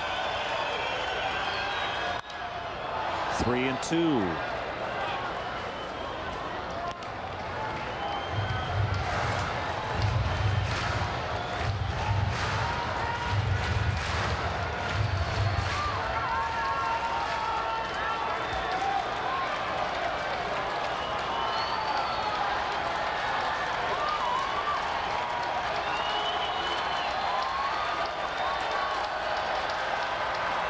Gucci runs from first. Got him. Called strike 3, and that ends the threat in the 8th. The Padres did get 3, but a huge strikeout as Howry gets Giles and leaves Gonzalez in the on-deck circle. 9-6 to the 9th. Why is the Toyota Tundra Motor Trend's 2008 Truck of the Year? Because Tundras. Why is Tundra the full-size pickup that's easy on your budget? Because Tundras. And it's built by Toyota, the leader in fuel efficiency. Want one? Toyota Tundra. Find out more at whytundra.com. One moment we were feeling spontaneous. Surprise, I'm home.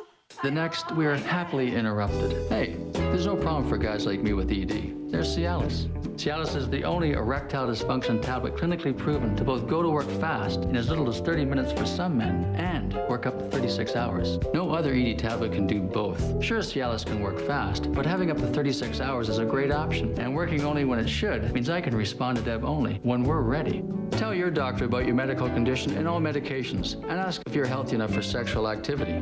Don't take Cialis if you take nitrates for chest pain, as this may cause an unsafe drop in blood pressure. Don't drink alcohol in excess with Cialis. Side effects may include headache, upset stomach, delayed backache, or muscle ache. To avoid long-term injury, seek immediate medical help if you experience an erection lasting more than 4 hours. If you have any sudden decrease in hearing or vision, stop taking Cialis and call your doctor right away. Why ask your doctor about Cialis? Because when the moment is right, you can be ready. Get ready for an exciting Cubs finish. Brought to you by New Finish Car Polish and the #1 rated scratch remover, Scratch Doctor. After the game, stick around for Lowe's Cubs post-game live. Lots to talk about tonight. Get highlights of all the action, plus analysis from Dan Plesac. Don't miss Lowe's Cubs post-game live immediately following the game right here on Comcast Sportsnet, fans' best friend. Clay Meredith, the side-winding righty, will pitch the 9th. And in the bottom of the inning, Bob, Adrian Gonzalez can only get 1 for the Padres, at least the first time through, and that's good news. Giles, who took a called third, goes from right to center. Gonzalez stays in to play left. That's Edgar. And McAnulty's over in right.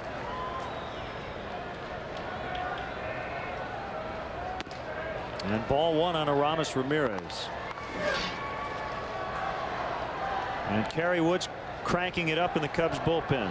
So at this point, it would be a safe spot for him in the bottom of this inning, unless the Cubs can add some more insurance.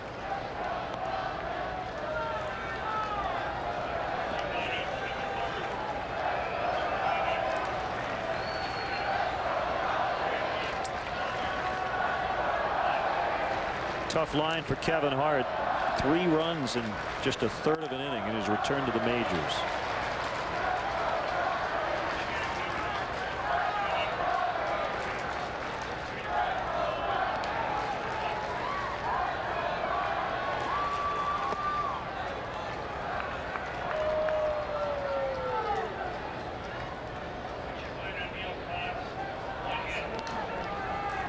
Two on Ramirez. Solid base hit into right. Ramirez continues his dominance of Clay Meredith. That's 3 hits and 3 at-bats against the sidewinding right-hander. Well, we've seen Aramis use this approach so many times over the course of this winning streak. Just take what the pitcher gives you, drive that ball to the opposite field. Most teams try to stay away from his power, pitch him out over the plate, and he's perfectly content to drive that ball the other way.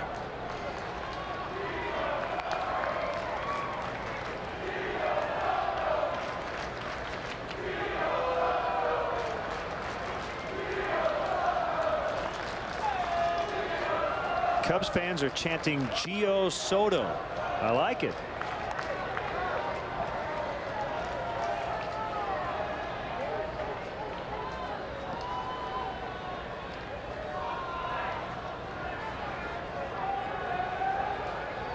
Well, we have a chance. Want to get you up to date on some scores. The Rockies finally ended their long road losing streak.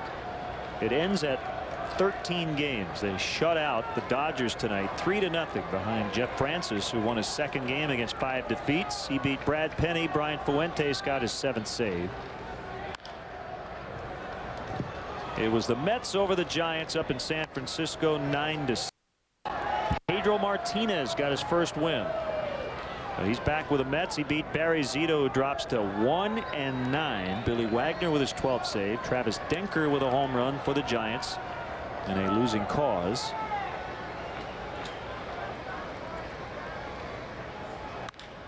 There's a double play ball. 4-6-3. 2 outs on 1 swing.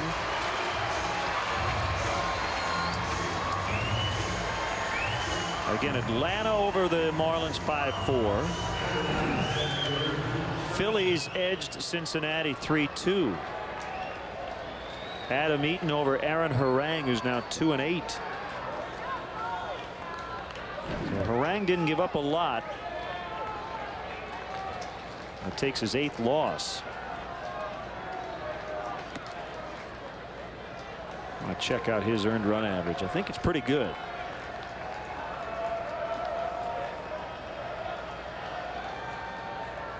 .86. You shouldn't be 2-8 with an ERA that's that good, but he is. So the Phillies now have a 2.5 game lead over the Marlins. Houston over the Pirates 2-0. Cardinals won at Washington 6-1. Milwaukee over Arizona 7-1. Fly ball to right. McAnulty coming over and had to make a shoestring catch as that ball was fading away from him. So we'll go to the bottom of the 9th from San Diego. Cubs trying to clinch this series in game 2. 9. Everybody knows that nothing puts a damper on the right moment like an interruption. The good news is it could wait till later. Because for guys like me with ED, there's Cialis. Cialis is the only erectile dysfunction tablet clinically proven to both go to work fast in as little as 30 minutes for some men and work up to 36 hours. No other ED tablet can do both. Work fast or give us the option of having up to 36 hours to get back to what got interrupted. And Cialis works so that I can respond to Sally only when we're ready. Tell your doctor about your medical condition and all medications and ask if you're healthy enough for sexual activity. Don't take Cialis if you take nitrates for chest pain, as this may cause an unsafe drop in blood pressure. Don't drink alcohol in excess with Cialis. Side effects may include headache, upset stomach, delayed backache, or muscle ache. To avoid long-term injury, seek immediate medical help if you experience an erection lasting more than 4 hours. If you have any sudden decrease in hearing or vision, stop taking Cialis and call your doctor right away. Why ask your doctor about Cialis? Because when the moment is right, you can be ready. Enhance the look of your home at Menards with Chamber Door Storm and Screen Doors. The classic split view model features durable aluminum frames, only $139. The Titan self-storing model with overlapping frame, $176. Both feature the view and vent roll-up screen. Brute Top pressure washers help make quick work of big cleaning jobs. This 2,500 PSI model features a heavy-duty engine built by Honda and a bonus turbo nozzle, only $289. Save big money at Menards. Felco Cubs upcoming schedule. Final game of this series is tomorrow night. We're on Comcast Sportsnet Plus. Check your local listings. That's Thursday at Los Angeles. Night game on Friday, day game Saturday, and a night game Sunday. As Kerry Wood tries to pick up his 16th save in 20 tries.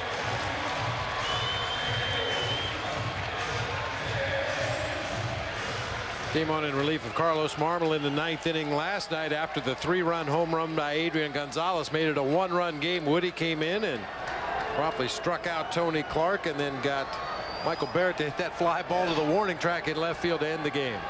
Jose Valverde got his 16th save tonight for Houston.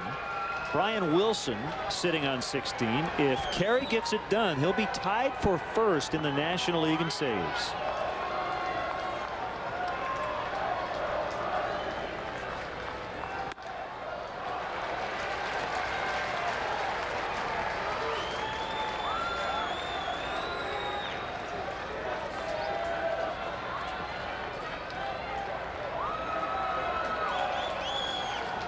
One pitch. Laced fair for Gonzalez. The leadoff double. His 6th hit of this series.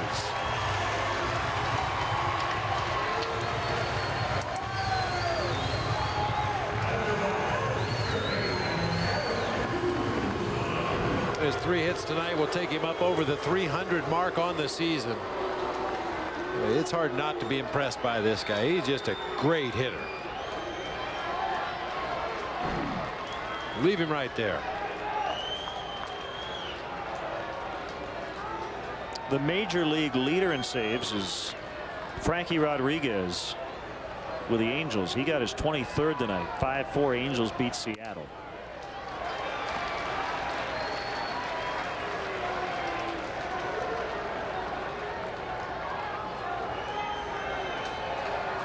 What do you think of his delivery? Man. Violent. Yeah. Half cut, 0-2. His delivery on the mound is like an Aramis Ramirez 2-0 swing. Good call. Let it go. All arms and legs. Throws everything into every pitch.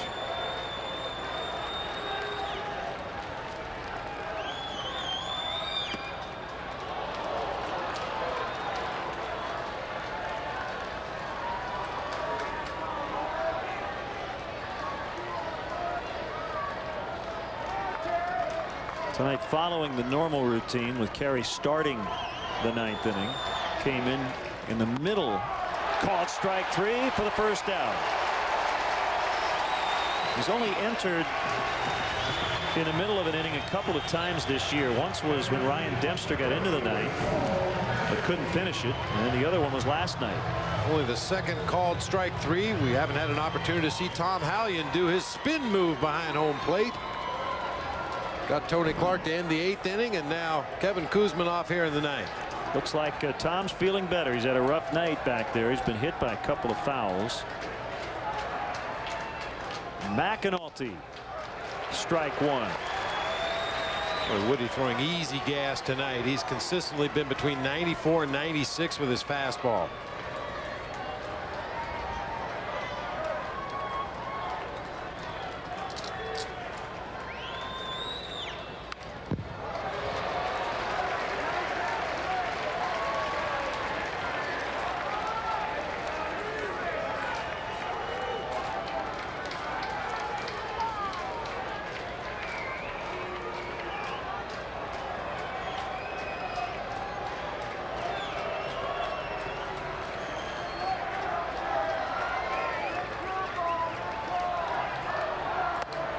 One and two. See if Woody goes to that slider against a left-handed hitter. That's the pitch that's been a little problematic for him this year. He's plunked some lefties with that slider. It just dive bombs down and in, catches him on that front leg.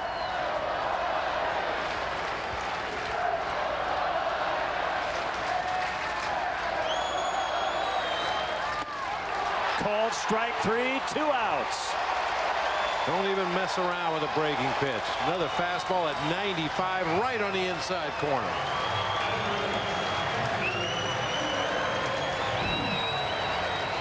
Perfectly located strike 3. McAnulty was having problems catching up with the fastball out over the plate. No way he gets to that one on the inside corner.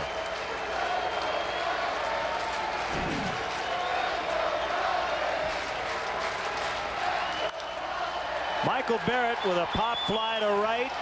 Mark DeRosa's underneath. Cubs win for the 9th straight time.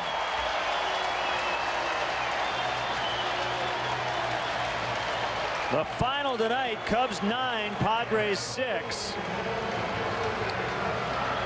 Padres made it a little too interesting late with 3 in the 8th. But Kerry Wood in the 9th gave up the leadoff double, got the next 3. And the Cubs will go for 10 in a row in the sweep tomorrow night. Good to see the Cubs win a series on the road. And if they do win tomorrow night, they'll be at 500 on the road. They're 12-13 away from Wrigley Field. Well, as much hand-wringing as there was from the media, from the fans back home about the road record, the players weren't too concerned with it. They just didn't hit the ball well. They didn't play solid defense. Some of the series on the road earlier in the season, but this is a different Cubs team right now. They're feeling it. Chevy player of the game, the guy who had the game-winning home run, Giovanni Soto. If at first you don't succeed, right? Swing a little harder. Just missed a home run his previous at bat in almost the same location. That time got enough to get it out. Well, it took a while tonight, 3 hours and 29 minutes. And Bob, Jason Marquis got the win. Certainly not the prettiest victory of his major league career. How about this note? 14-0 when he goes at least 6 as a Cub. That's the first time he has won as a Cub when he's gone under 6 innings. So that's been a magic number, but it went against the grain tonight. That's his 15th career win as a Cub, number 71 total. And tomorrow night, go for the sweep. Ted Lilly against Greg Maddux. So it's Marquis over Corey, Kerry Wood with his 16th save. So that'll wrap things up from San Diego. Stay tuned for post-game live. The final score tonight, Cubs 9, Padres 6. Our next Cubs telecast here on Comcast Sportsnet will be on Plus Thursday night from Dodger Stadium at 9 o'clock. In-game scoring provided by ScorePad. And now for Bob Brenly, Bob Albrecht, Dave Turner, Tamara Anderson, and our entire crew, this is Len Casper. You've been watching Chicago Cubs baseball on Comcast Sportsnet. Once again, Cubs win.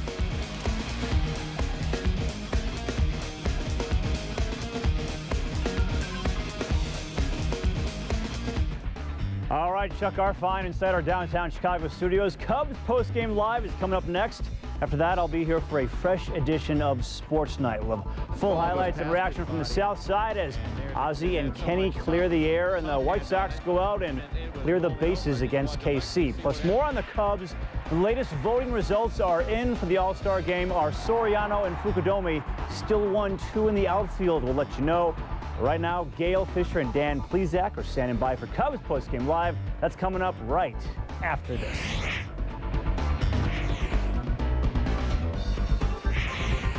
I see skies of blue. Some people feel it knowing they're covered wherever they go.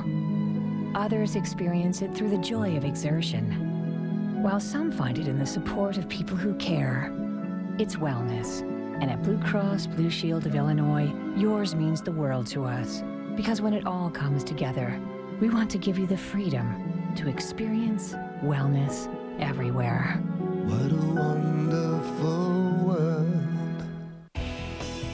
The Chicago Cubs strongly encourage the use of public transportation. The CTA offers a variety of options, including the Red Line, which stops right at Wrigley Field at the Edison Station. If you must drive, try the remote parking operation at DeVry University, located near the Edison and Rockwell intersection. The remote lot offers parking and an express bus for just $6. For more details, call the CTA hotline at 773-836-7000 or visit Cubs.com.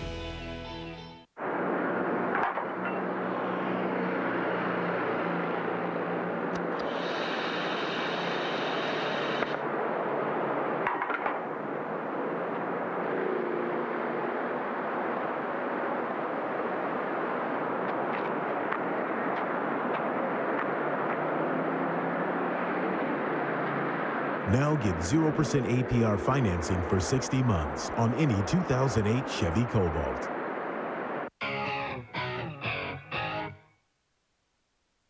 It's a whole new neighborhood. Just ask our neighbors. For them, we've raised the bar on salads.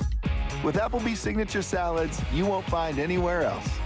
Like California shrimp salad. Seared shrimp on buttery bib lettuce with crispy bacon, fresh avocado, and grape tomatoes. Here's to one amazing salad. only at Applebee's. It's a whole new neighborhood.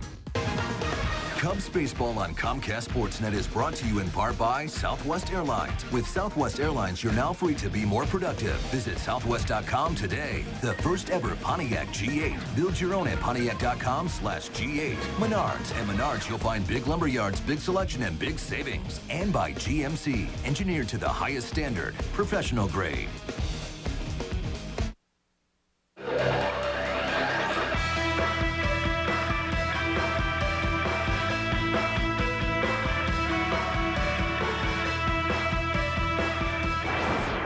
The Cubs with their 20th come from behind victory. A 3-run home run by Alfonso Soriano proved to be very necessary, but the Cubs do hold on for a 9-6 victory over the Padres.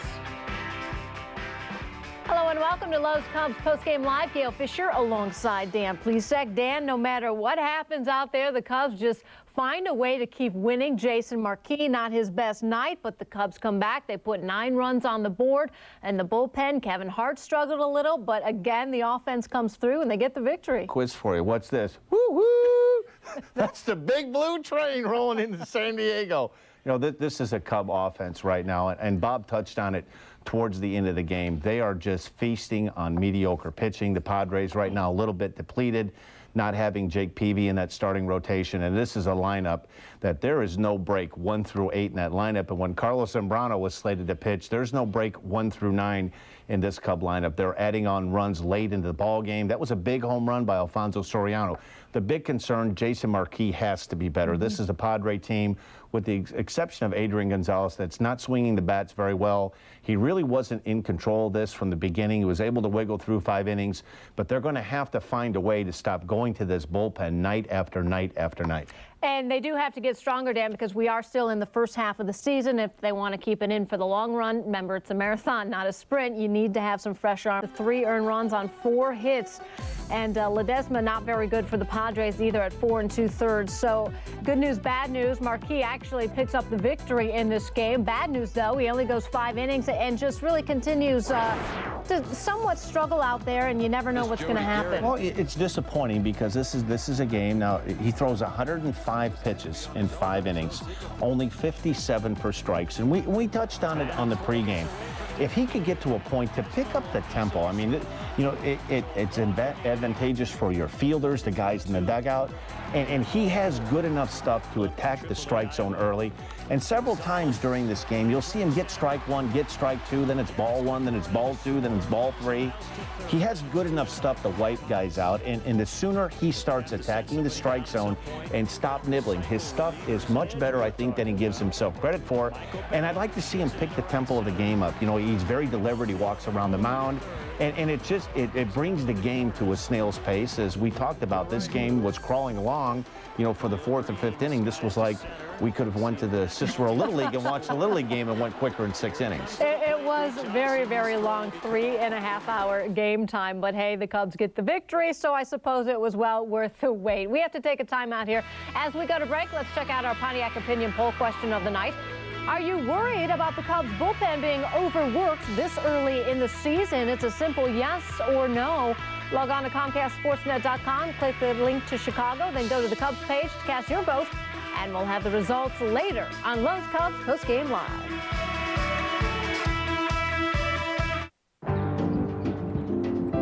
Hello, welcome to Lowe's. Grills? Sure. I think you're a big eater, am I wrong? We have got a great selection of outdoor furniture. Go ahead, sniff it. Oh, I see you're looking at the Trex. You got everything you need? I'll take that as a yes. Time to come out of hibernation and head over to Lowe's for all your outdoor living needs. Oh, hey, Steve. Yeah, got it all at Lowe's. How do you like your steak? Lowe's, let's build something together. Rare. There's a world outside every darkened door where the brave are free and lovers soar. Come ride with me to the distant shore. Life is a high. Ever since there were cars, Americans have had a love affair with the open road. And with quality gasoline and great snacks coast to coast, Valero is your perfect travel companion. Valero, the all-American gasoline for the all-American love affair.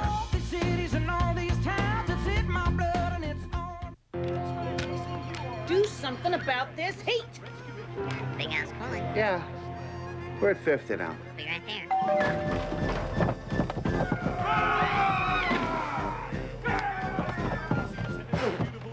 Don't just trust anybody to cool you down.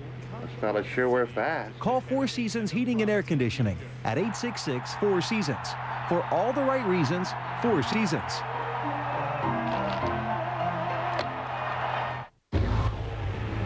Every game, every score, every highlight. It's the final score. 30 minutes every night of the week, bringing you all the action from the world of sports. It's the one show where serious sports fans go for serious sports highlights. The Final Score, presented by DirecTV, tonight on Comcast Sportsnet. Before, during, and after the game, Comcast Sportsnet has Chicago baseball covered this summer. Beginning with pregame live, lineups, keys to the game, and insider news from the ballpark. And after the game, postgame live has reaction from the stadium and in-depth analysis with Belton, Bill Melton, and the quirky left-hander Dan Plesac. Plus, Sportsnet devotes more time to the Cubs and Sox every night of the week. The best coverage of Chicago baseball is on Comcast Sportsnet, fans' best friend. Chicago Tribune Live, weeknights at 5:30 on Comcast Sportsnet.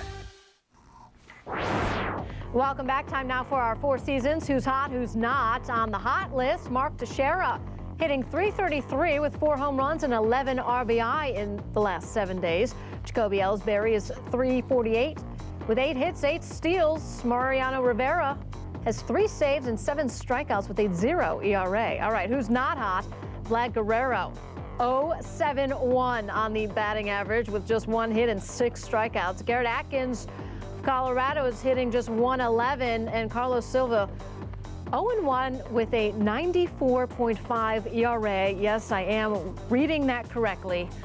Dan, have you ever had a 94 ERA? Oh, Gil, I've had worse than that. There's nothing worse than starting the season out. Sure, starting the season out, your first appearance, 1 inning, like 3 earned runs. Oh, it's ugly. And that'll get up As there. a reliever, it takes you about 18 scoreless outings to at least get it to 5 to where you're not embarrassed. You get up in the morning when you're on the road, you want to go in the hotel lobby and grab every newspaper and buy them all so people can't read and see how bad you're doing. All right, welcome back to Lowe's Cubs postgame live. Gail Fisher and Dan Plesac here with you. The Cubs get the victory in San Diego, 9-6. They have now won 9 in a row. They will go for their 10th straight tomorrow and the sweep over the Padres. And let's take a look at tonight's sweep play of the game. It will be in the top of the 8th inning, Alfonso Soriano taking this pitch deep to left center. It will clear a 3-run home run. You didn't think was necessary at the time because it put the Cubs up 9-3, and with the way this long game was going, you thought, all right, let's get to the end of it. But it proved necessary as the Cubs win 9-6, giving some runs back. That is our sweet play of the game, and really, the way the Cubs pitching has been going, you kind of need those insurance runs. Well, sooner or later, this Cub pitching staff and the bullpen has been really good. The back end of the bullpen has been terrific. Michael Wirtz threw the ball much better tonight. Scott Air is really coming around and throwing the ball very well. But they need somebody other than relying all the time on Carlos Marmol. I'm sure that Lou was trying to save Bobby Howry. I know he really didn't want to use Kerry Wood, but Kerry Wood's had a big workload, and he's been getting better and better and better. And I think the fear is he going to break down? You never really know, but he looks like he's getting better. He's getting stronger. His velocity on his fastball is terrific. He really looks like he's in for a big season. All right, we do have to take one final time out here as we go to break. Let's check out our Pontiac Opinion poll question of the night once again. Are you worried about the Cubs bullpen being overworked this early in the season? Yes or no?